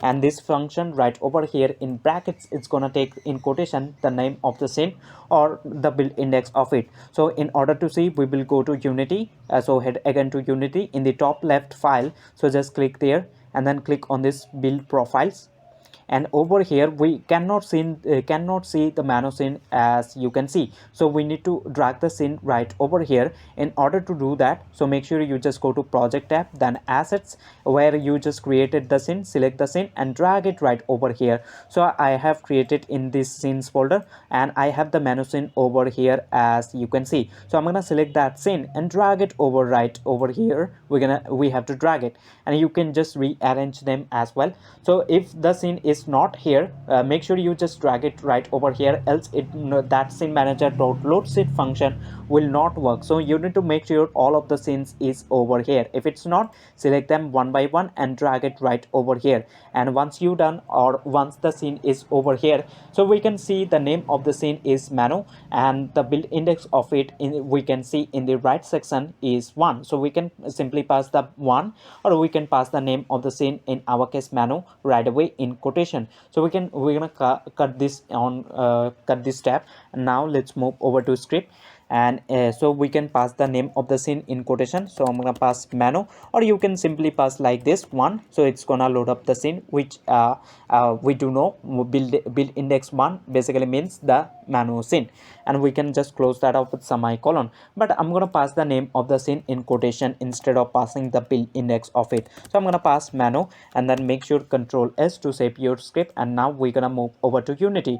So after printing out message, basically whenever we goes to click on that menu button, we're just calling this menu function. And what menu function is really doing, it's just printing out the message in the console says load menu, and after that it's just loading up the scene that we really want to load up. So in our case menu, we can see over here. So we can go back to Unity now, and if we just go ahead and then click on this play button and try to, once this bird game object or this player game object collide with the ground and those pipe, we do know we just setting that game over UI to be activate. We just setting that active And if we just click on this menu button, so I'm going to select the console first and then click on this clear. I'm going to clear the console, and if we just go ahead and then click on this menu button, so the message should be pop up in the console says load menu, and after that it will load up the menu scene. So now if I just go ahead and then click on this menu button, as you can see, as soon as the menu load up, the message in the console says load menu, and the scene just loaded up right away once we click on that menu button. As you can see, then a message just gets pop up. And now if we just go ahead and try to click on exit button, so we need to hook this button. Basically it's doing nothing currently. Why? Because we haven't hooked this exit button with exit function yet, so we need to create another function for this exit button. So let's create that. So I'm gonna get out of play mode, and we will move over to menu scene. And in order to move over to that menu scene, we will go to project tab, assets, and then scenes folder, and let's double click on this menu scene to go there.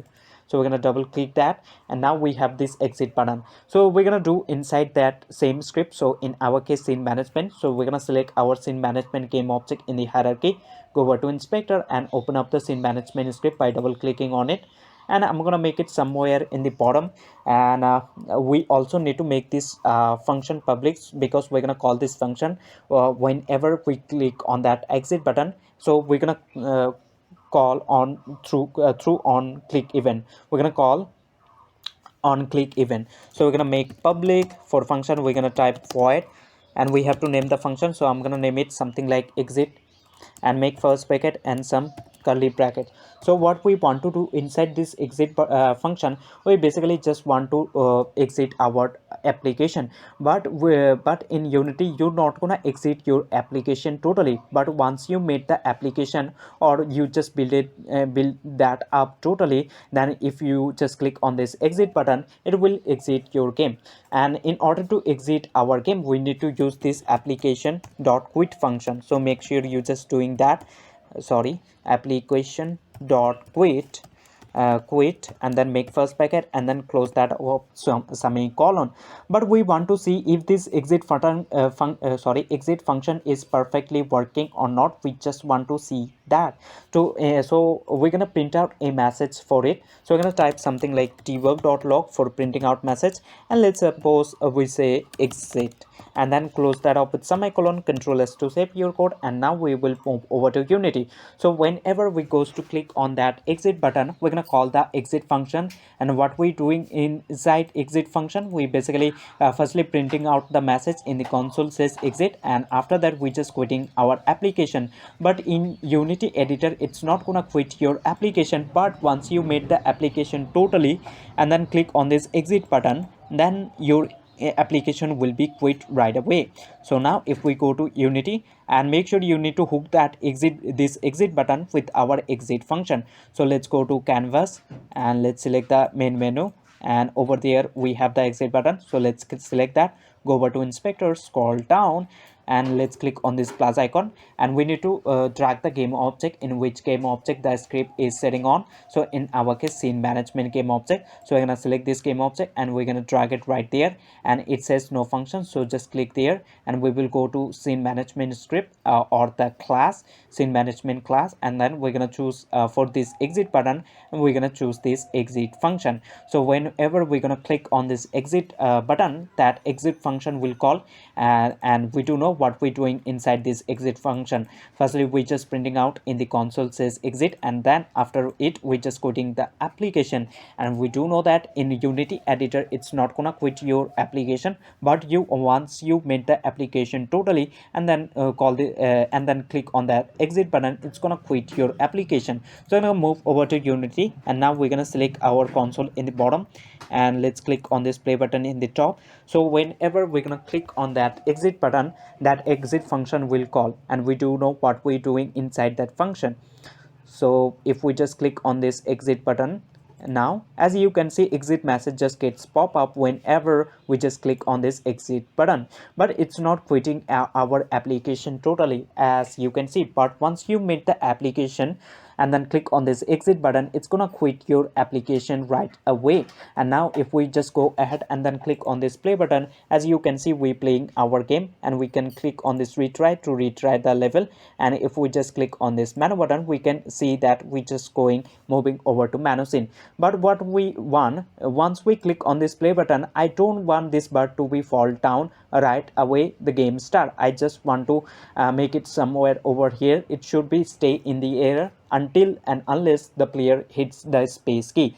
So it should be float in the air. So we don't want this bird game object to fall down right after the game start. So what we will do, we will get out of play mode, and let's go to sample scene, in which scene we just playing our game. Basically the bird is jumping, so we're gonna move over to that scene. To do so, let's go to project tab, assets, and then scenes folder. We're doing inside sample scene, so we're gonna just double click on that, and we're gonna click on this save. So whatever changes we made in this panel scene, it will be saved, and I want to save those things, so that's why I'm gonna click on this save button. And after saving it, just moving over to sample scene. And now I'm going to select my player game object in the hierarchy, or this bird game object, and press down F to focus on it. And what we're going to do, we don't want this bird game object to fall down right after the game start. So what we're going to do, we're going to select our player game object, then go over to inspector, then rigid body 2D component, and over there as you can see sleeping mode, start awake. So what we're gonna do, start asleep. So to just choose that, and now if we just click on this play button in the top, our bird will float in the air until and unless we press down space key on our keyboard. And once we started pressing space key, it will jump. As you can see, as the game started, the bird seems like it's just floating in the air. But once it's collide with this the, you can simply say bird, sorry, pipes, it just the bird game object basically falls down due to our gravity. So we can just click on this retry button to play our game. Now we can play our game nicely. So I hope you get the idea that how you can do it. And we can click on this menu button to go over to menu scene, and we can just click on this play button to play our game, and we can click on this exit button to quit our application. So let me show you. If I just click on this play button, as you can see, the bird is seems like it's just floating in the air. So once we can make score, and we can click on this menu button to go over to menu scene. So let's get out of play mode. So I hope you get the idea that how you can do it, and how you can load up the scene, and how you can create the menu scene as you need it. And you can expand the menu scene as well. It's totally up to you. You can change the sprite of those button as well. Right now what we need to do, we need to make the high score. Whenever this player game object make our current score a bigger number, then we're gonna set the new high score, that current score, as a new high score. So I'm gonna set this to 0. This 100 seems pretty confusing, so I will move over to hierarchy, canvas, and underneath our canvas, current score text, let's set it to 0. So whenever our current score is bigger than previous score, then we're gonna set that as a new high score. So what we're gonna do for that, we're gonna create another script. So let's create another script to just keep track of, or to just save our high score. So go over to project tab, assets, right click on assets, then create, and then mono behavior script. I'm gonna right click on this script folder, create, and mono behavior script right over here. Or you can just move over to this scripting as well, and then select this mono behavior script. So make sure you just choose this one, because we're gonna attach this script attach this script to any game object of our hierarchy. So that is the reason. So that's why we're gonna create mono behavior script. So I have it over here, as you can see, score manager. We can create another game object for this score manager, or you can just select any game object of your hierarchy. Make sure you just select canvas or something like that, select that, and drag it this score manager script right there. So I'm gonna create another game object for this score. So let's go to hierarchy, right click or hit this plus icon. Let's create an empty game object, and I'm gonna call this game object score manager, and I'm gonna drag it in top of my hierarchy so I can see all the time. and let's go to transform, right click and reset the transform, and I'm going to select my score manager script, and let's select that and drag it over to this add component section underneath our score manager game object. So basically select that and drag this script right there, and we're gonna double click that script to open it up in Visual Studio. As you can see, we have start and update function. So what we're gonna do, we need this start and update function, and we're gonna remove this comment from this, and we don't need the comment, so we can just go ahead and can remove those. And first thing what we need a reference to that high score text. So if we just go ahead in Unity and then click on this play button in the top, you will see whenever this player game object hits the ground or those pipe, that game over UI just gets active, and in their game over we have the text. So if I just press down space, as you can see it's get fall down, and we can see high score and the text over here. So we need a reference of this text, so we can just link that up to our high score. So I'm gonna get out of play mode, and to get the reference, so we will go to canvas in hierarchy, then current score text, not the game over panel, and then we have it over here. So we need a reference. So if we go to inspector, then we can see the text as you can see. So we need a reference of this text. So let's go to script, and to grab the reference, so we're gonna make a public, and the component we're looking for is a text type, so we need to type this text. But before you type text, we do know that whenever we're working with UI, we need to include a namespace. It's called using, so we need to include this Unity engine dot UI. So whenever we working with UI, we need to include this namespace in our class. It's called using Unity engine dot UI, and then make sure you just close that up with semicolon, and we just created public text, and we have to name the text or the component what we just want to name it. So I'm going to call it something like high score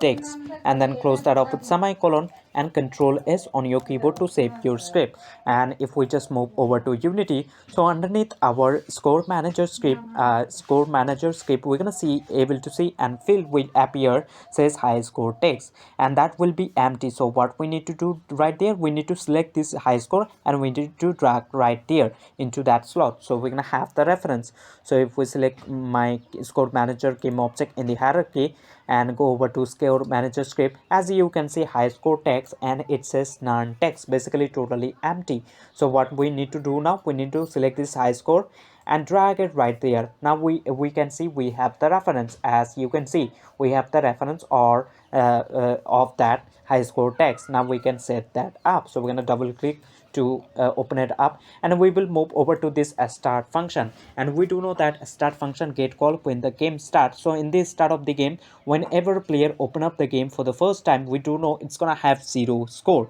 So that's why we're gonna set this high score text. So we will go to high score text, and we're gonna access that text, and we will set equal to, and we will use player preps to save data. Basically when you play the game for the first time, we do know you're gonna have 0 score. So that's why we're gonna use this player preps, and to get the value, so we're gonna use this get float, let's say get float, or we can say get int, and you need to save the data in a key. So we need to type the key, so make sure you just typing in quotation, and we're gonna say high score. So we will say high score, this is the key. In this key we're gonna store our data, so make sure, and comma, you need to save the data. You need to give the default value. Basically whenever player open up the game for the first time, we do know it's gonna have 0 score. So that's why as a 0, so we're gonna put 0 as a default data, and then we're gonna type dot to string, because this is a integer and we need to convert into a string. So we will say, we just set high score text dot text equal to player preps dot get float. So to retrieve our data, we need to use this get float function, and this function over here, first it's gonna take the key in which key you just want to save. So we just save our data in this high score key. As you can see in quotation, we type the key, and you need to give a default value which is 0. We have done, we just given 0. Why? Because in the start of the game we're gonna have 0 score, so that's why we just give it a default value which is 0. So this will be right over here, player preps dot get float. So this one right over here, it's becoming totally 0, and we just converting into a string. Why? Because this high score text dot text is a string value. So what we basically doing, we're just going over to this high score. So if I just set this one for now active, we're just going over to this score, basically this high score, and then accessing this text, and we're setting this text equal to player preps dot get float. As you can see, we're just saving that. So in the start of the game we're gonna have 0, but we need to save our high score once the current score is bigger than our high score. That basically, if the current score right over here is, let's suppose this high score is now 0, and if we make something like 2, the current score something like 2, so we want to set the current score as a new high score, because that current score is a bigger than our high score. That's why we're just gonna set that current score as a new high score. So we also need a reference of this current score, then we can check if this score is greater than our high score or not. So we also need a reference to it. So we're gonna, by default, we want this game over UI to be deactivate, so we're gonna deactivate. So we need a reference of this current score, and we do know we're doing inside this player scape. In player scape we have the current score, as you can see in the inspector, and if we scroll down we can see underneath our player scape we can see current score, and by default is 0. So we need a reference of this player scape, and then we can access this current score. So we need a reference of this player scape. So we're gonna go to top of our class, and firstly we need a reference. So we're gonna make a public, and the component we're looking for is our player scape. So we're gonna access that player, and we're gonna call it something like player, and we're gonna save our code, and make sure close that up with semicolon, control S on your keyboard to save your code. And make sure you just go to Unity, and underneath your score manager script you need to drag the reference. Basically you need to drag the player game object right there, and by dragging this player game object you're gonna have the reference of that player script. And now if we select our player game object in the hierarchy and go over to inspector, then player script, sorry, not player script, basically we need to select this score manager game object in the hierarchy. As you can see in underneath our score manager script we can see a player field pop up, and it says non player. So what we have to do right over here, we need to drag the player game object right over here. So we're gonna have the reference of that player script, and we do know that player script attached to this player game object, so that's why we need to drag this player right there. In this player game object the script is setting on, so we're going to select our player game object and drag it right there. And now as you can see we have the player script. As you can see, basically we have this player script, and inside that player script we do know we have the current score. And make sure you just make that current score public, so that's why we are able to see this over here. If it's not, then open up the player script quickly and then make this current score public field. So as you can see we just make that public, so we're gonna access that. So let's go to Unity and let's open up the score manager script. So let's double click that, and we have the reference of that player script as well. So now we can set that up. So let's double click to open it up, and we're gonna set it in update function. But before we set our current score as a new high score, we need to check if the current score, basically if this current score is bigger than our high score, then we're gonna set this current score as a new high score. So we're gonna check. So we will check if so we will check if, so we will go to player, and we're gonna access this current score, and we will check if this is greater than. So we're gonna retrieve, and to retrieve the data we need to use this player preps dot get float function. So we're gonna use this player preps, and then we need to use this get float function to get the value, and into brackets firstly it's gonna take the, in quotation, the key in which key you just storing the data.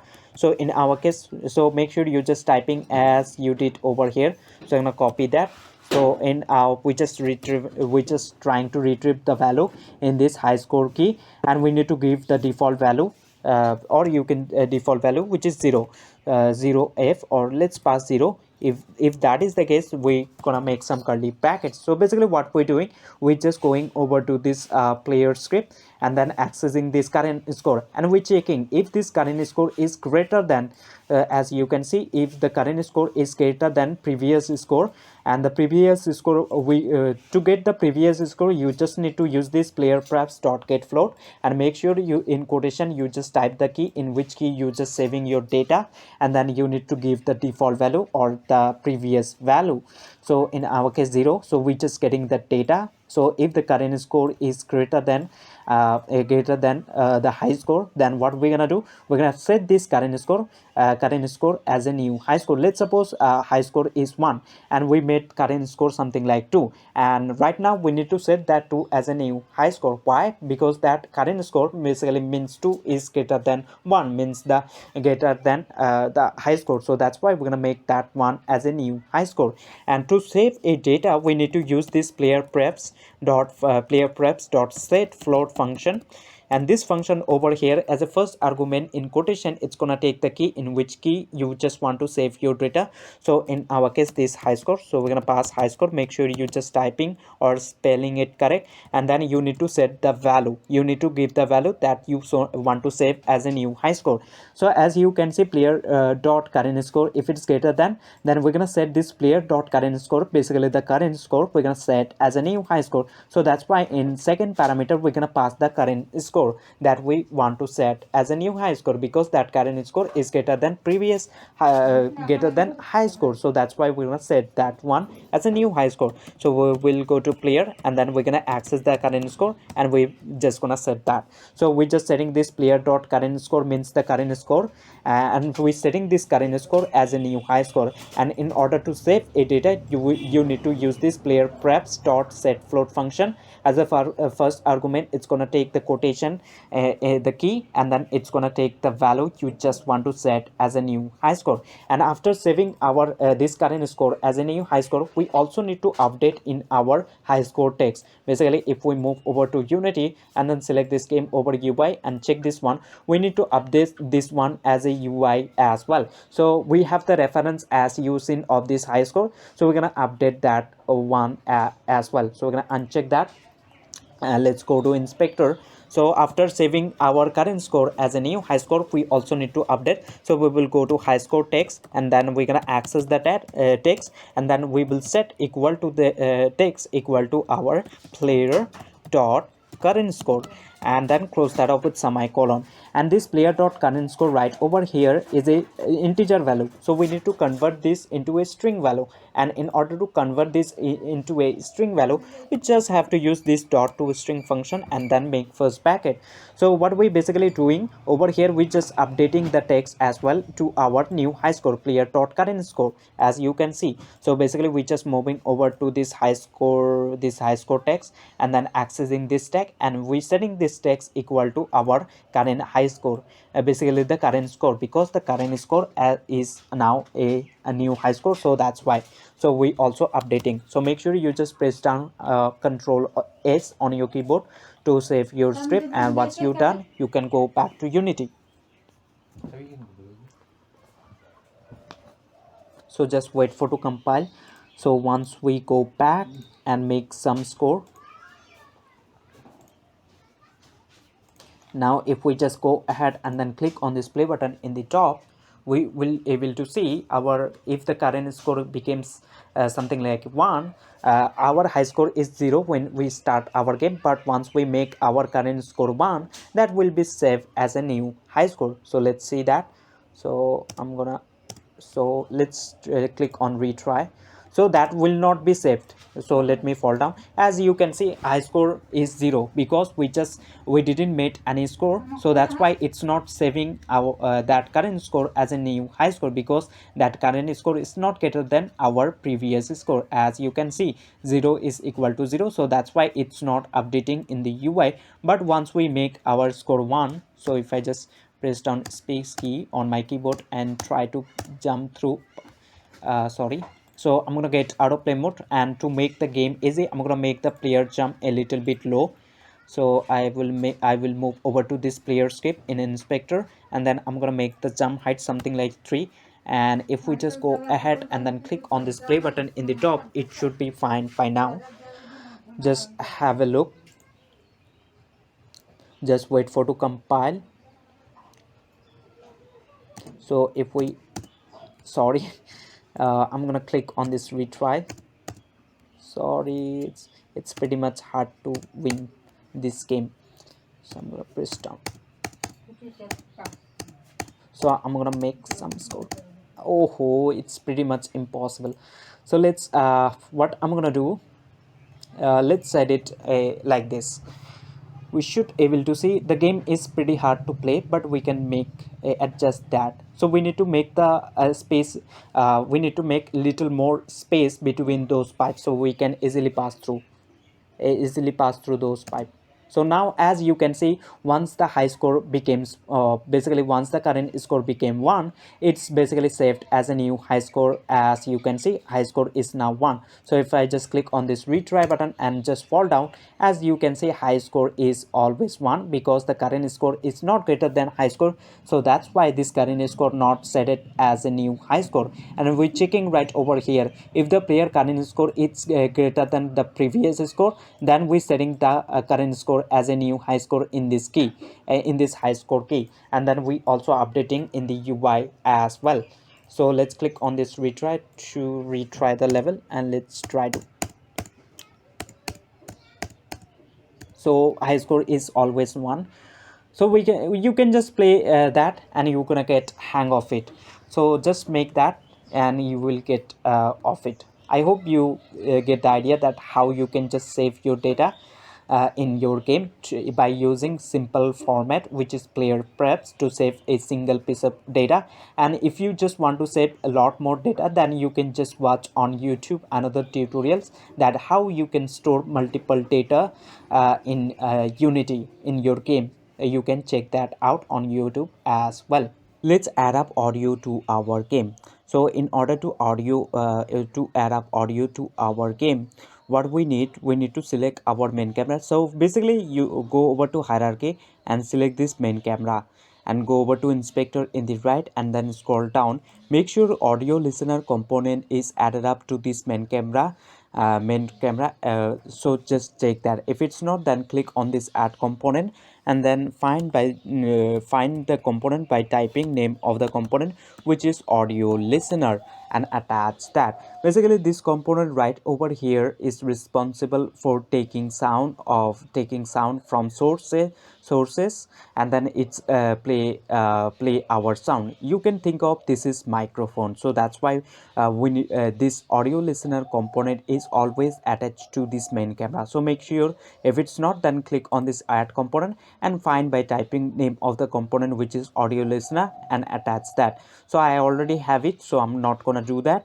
And to play audio to our game, we're gonna create an empty game object. So let's go to hierarchy, right click or hit this plus icon, and we're gonna create an empty game object. And I'm gonna name this game object to something like audio.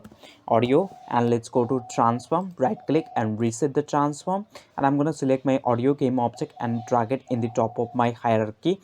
And what we're gonna do, in order to play a clip or a sound, we need to attach another component. It's called audio source. So we're gonna select our audio game object, and let's go to inspector, click on add component, and we're gonna attach a audio source component. Or what else you can do, just cut over here and then go over to audio, and then over here you need to find the audio source component. So we can see in the bottom, so we're gonna attach that. As soon as we click, as you can see, it says audio resource. So basically you need to drag the clip, which clip you just want to play. So let's suppose I want to play a clip. So I will move over to project tab, assets, and then Flappy Bird assets folder, then audio. Let's suppose I want to play this wing, or whenever the this bird game object jumping, I just want to play that sound, this wing sound. So I'm going to select that one and drag it right over here into this audio resource slot. So basically drag, and now if we just go ahead and then click on this play button, right after the game start, you will able to hear the clip, the audio which is jumping. Why? Because this play on awake is checked. So that is the reason. Right after the game start, we able to hear that sound.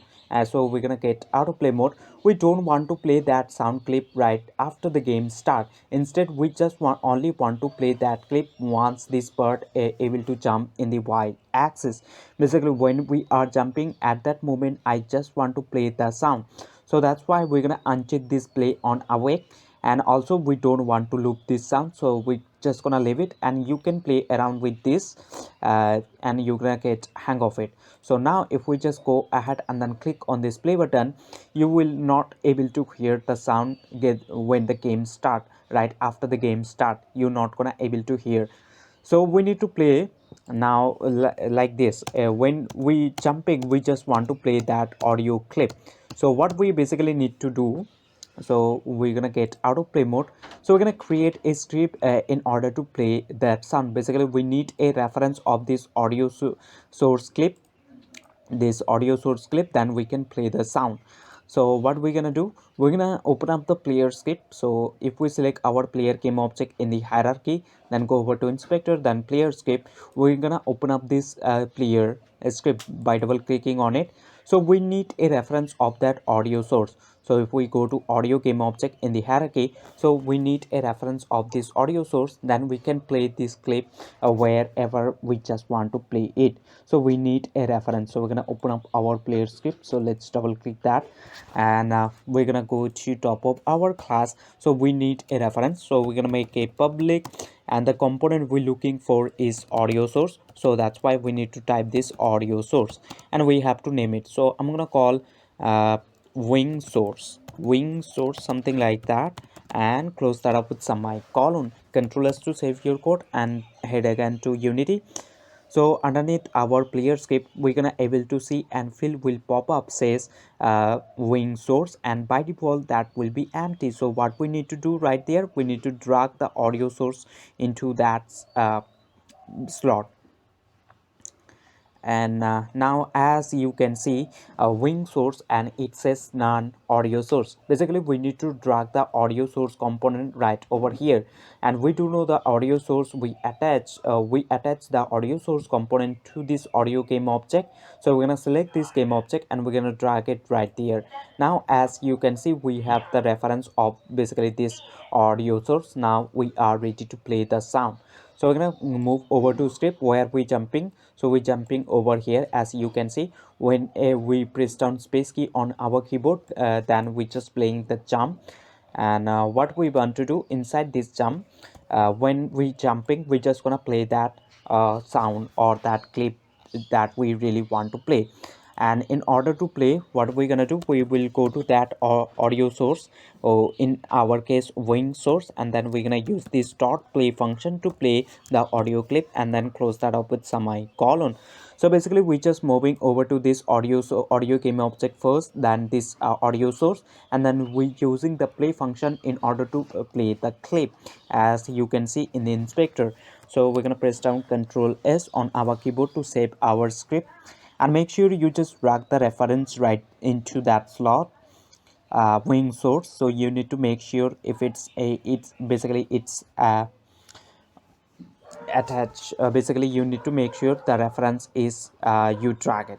So now if we just go ahead and then click on this play button, so whenever we gonna jump, we are playing that clip, which is the wing source. Basically we just going over to audio source, and we just playing the clip.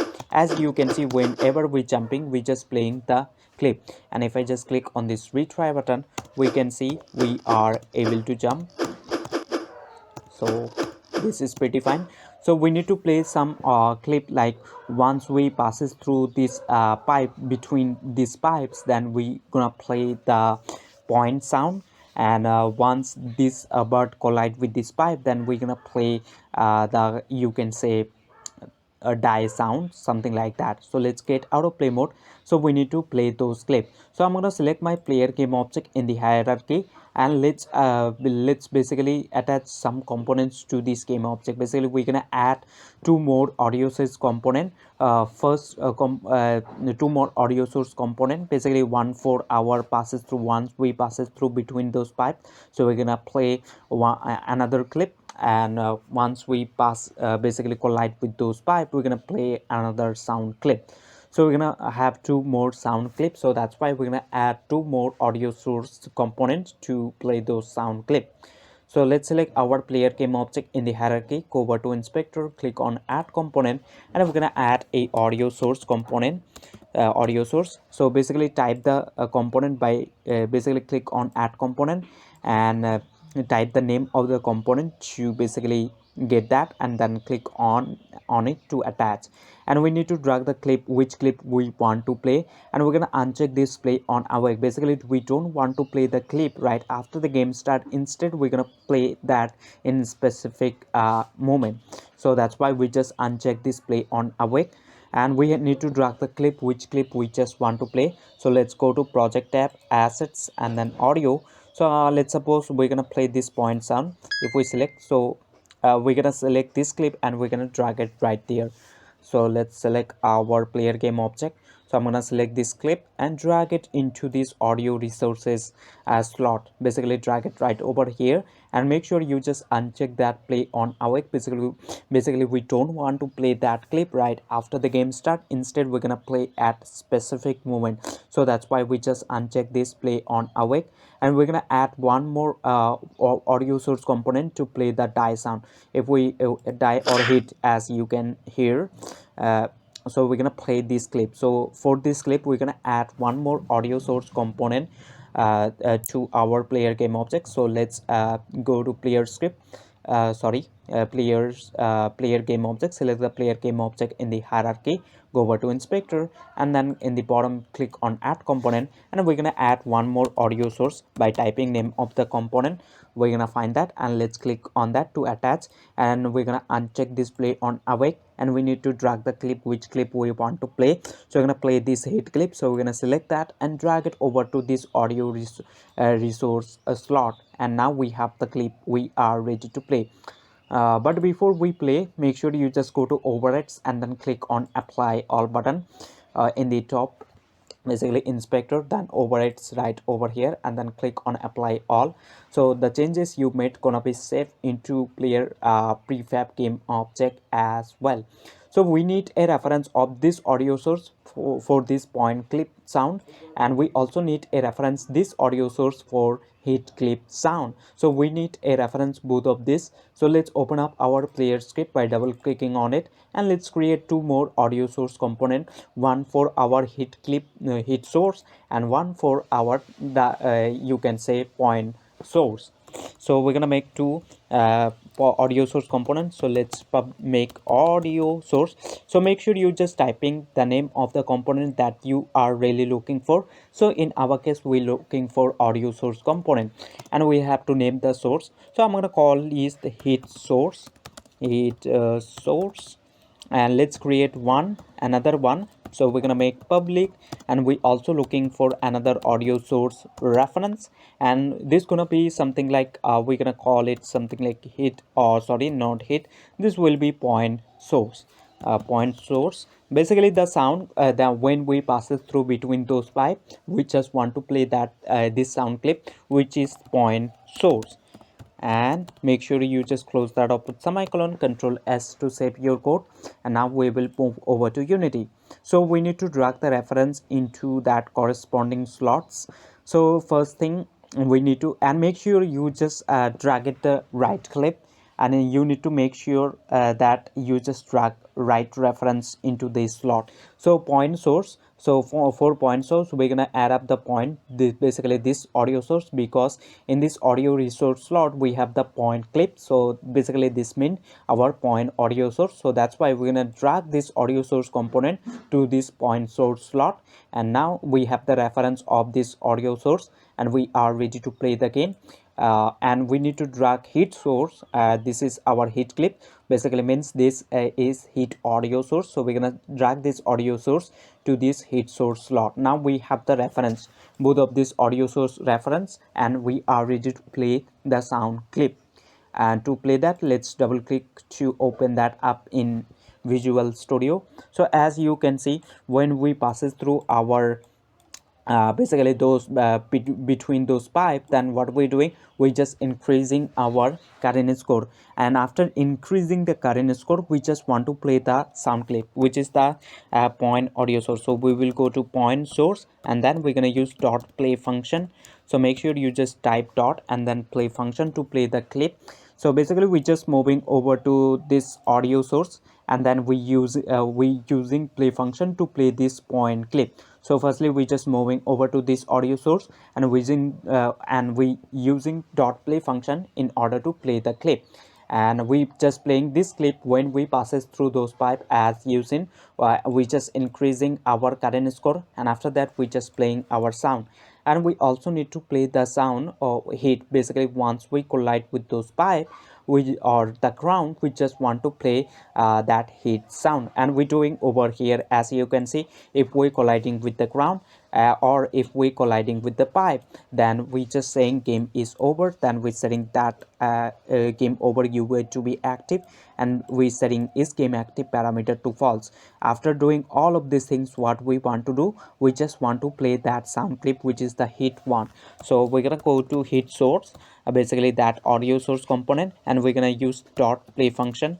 So make sure you type dot, and then we're gonna use this play function in order to play the clip, and make first bracket and then close that up with semicolon.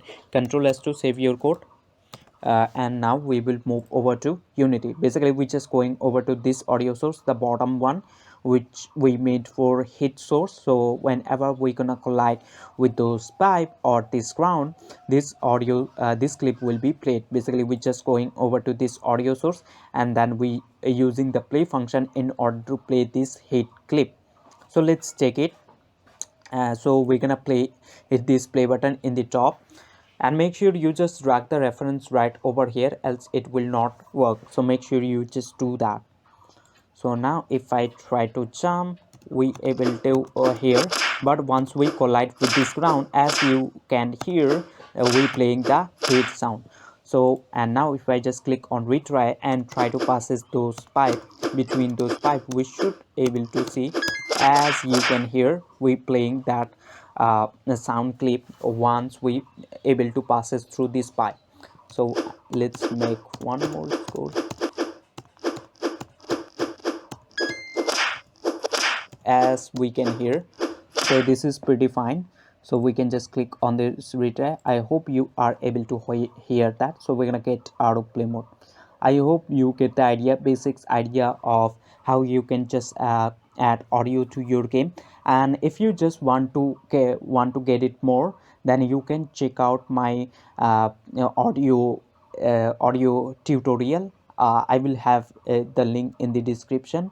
You can go and check that out if you just want to if you just want to learn more about audio source or audio in general in Unity game engine, how you can add audio to your game. If you just want to learn about more, you can go and check that out. We are ready to create our application, but before we create our application, we need to make sure that we are in menu scene, because when player open up the game for the first time, our menu scene will should be load up, and then player can decide if player just click on that play button, then player gonna play our game. So we need to make sure that we are in menu scene. So in order to go over to menu scene, let's go to project tab, assets, and then we will move over to scenes folder, and let's double click on this menu to go there.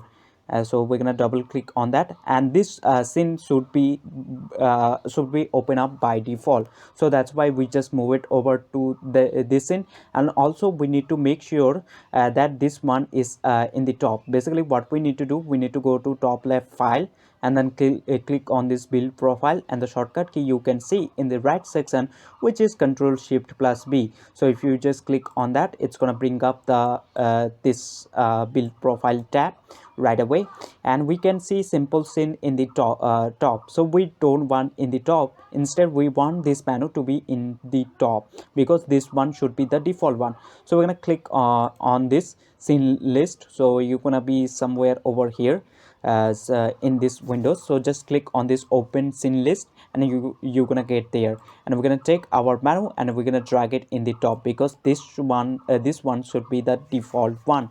Whenever player open up the game for the first time, this menu should be the you can say the default one. And what we need to do right now, we need to make sure we just pass the correct build index. So we need to move over to our script and then scene management script, and we need to make sure we just correctly just passes the build index. So you can just rearrange, like sample scene build index, now it's changed to 1. So if we go to Unity and then scene list, and we can see sample scene build index is 1 by now, and the manu scene build index is now 0. So make sure you just go to script and arrange them. Or if you just pass then index build index of the scene instead of the name of the scene, so you basically need to rearrange them. So make sure you just do that. And once you are done, we are ready to go. So we can go over to Windows. In the left we can see, and in the top you can see player settings. So just click on that. In the top bar you're gonna see, so let's click on that to get our player. And you have to name the company. So I'm gonna name it as the channel name of mine, which is bad code. You can name it company, even you can name it to your studio, it's totally up to you. And we have to name the product or the application. So I'm gonna call bird Flappy Bird project tutorial, Flappy Bird project tutorial, something like that. And then you can drag an icon. If you do have, you can just drag it over here. So we will move over to project app, then assets, and then Flappy Bird. And I'm gonna drag this sprite, I have it. So I'm gonna what I'm gonna do, I'm gonna drag any of them. So I'm gonna click on this cut to cut that tab. And if you just lost that tab, so what you basically need to do, go over to file in the top left one more time, and then click on this build profile, and you're gonna get that tab. I hope you get the idea. And we need to drag the icon right over here. So I'm gonna drag my icon, and I cannot see, so let's check that. So over here I have, so I'm gonna select any of this bird, something like this one. I'm gonna select that, and let's drag it over here for the icon. And we will go over to now presentation, resolution, and presentation. You don't have to do anything right over here, you can just leave it like that. But I'm gonna make it something like window. And we're gonna I'm gonna check this resizable window, something like that. And after doing that, we're gonna move over to splash image. And if you don't want Unity logo, then you can just uncheck that. And if you have a custom logo, then you can just click on this plus icon, and you need to drag the icon right over here is sprite. Basically you can select any board sprite or anything like that, you can select and drag it right over here. So I'm going to select this one, and now if I just click on this preview, we can see the bird logo in the top. And if you don't want the in Unity logo, then you can just uncheck this box, so Unity logo. So we're going to uncheck, and if we just click on this preview, now we can see the bird logo only. So I hope you get the idea.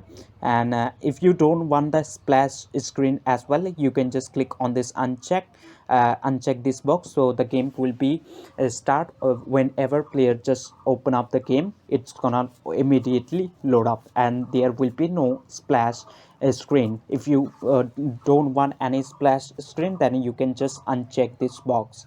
And I want, and I don't want the Unity logo, so that's why I just uncheck this. Or if you have a custom logo, then you can drag over here. So I'm gonna drag something else. So let's suppose I'm gonna drag I don't have. So what I'm gonna do, I'm gonna drag this 0, something like that. And if we just click on this preview, we can see the logo right after the game start. And we can scroll down, sorry, right after the game start, basically this load up. So we can go over to other settings by now, and we don't have to do over here, so we can just leave that as it is. And we are ready to create the application. To create the application, and make sure you just name the company to something, company name to something else. Don't leave it to default company, instead name it to your studio. You can name it to whatever you just want, just name it something else. Don't leave it some default company, and it should be predefined. And you also need to make sure you just name the product name with something else. And once you've done, we are ready to create our application. To create the application, we will move over to top left file one more time and then click on this build profiles, and we can see in the top build and run. So we can just click on that to create our application. So we're going to click on that build and run, and we're going to create another folder for this build. So we're going to right click new folder, or make sure you just do it inside the project, which is Flappy Bird with Unity 6. We can see we have the assets folder, we have library, all of these things. So I'm going to create the build folder as well right over here. So I'm going to right click new folder, and we have to name the folder what we want to name it. So I'm going to call this one build folder, and let's open up the build folder by double clicking on it and then click on select folder, and it's going to create the game right away. So the Unity just gonna take a moment, something like 1 to 5 minutes. It's gonna take, and once it's done, we can see our game will be played right away. So you need to wait a little moment.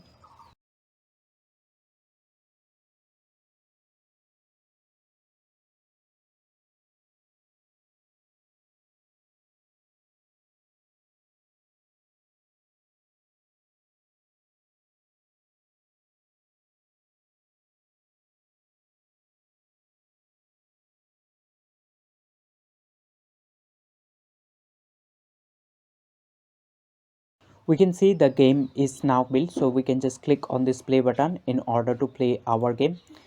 So we can jump, and we can pass it through these pipes, and we can make high score. We can just click on this retry in order to retry the game. So we need to pass through this pipe, and we can just click on this menu button in order to go over to menu scene. And now if we just go ahead and then click on this exit button, the application should be quit right away, because we made the application totally by now. We just build the application, so we can just click on this exit button in order to exit out our game. So let's click on that. As soon as we click on that exit button, as you can see, the game quits. We just exited out from the game. So I hope you get the basic idea of Unity 6 in general with C# scripting. And if you have any question, you can let me know in the comment below. And lastly, thanks for watching this complete course. I will see you in the next one.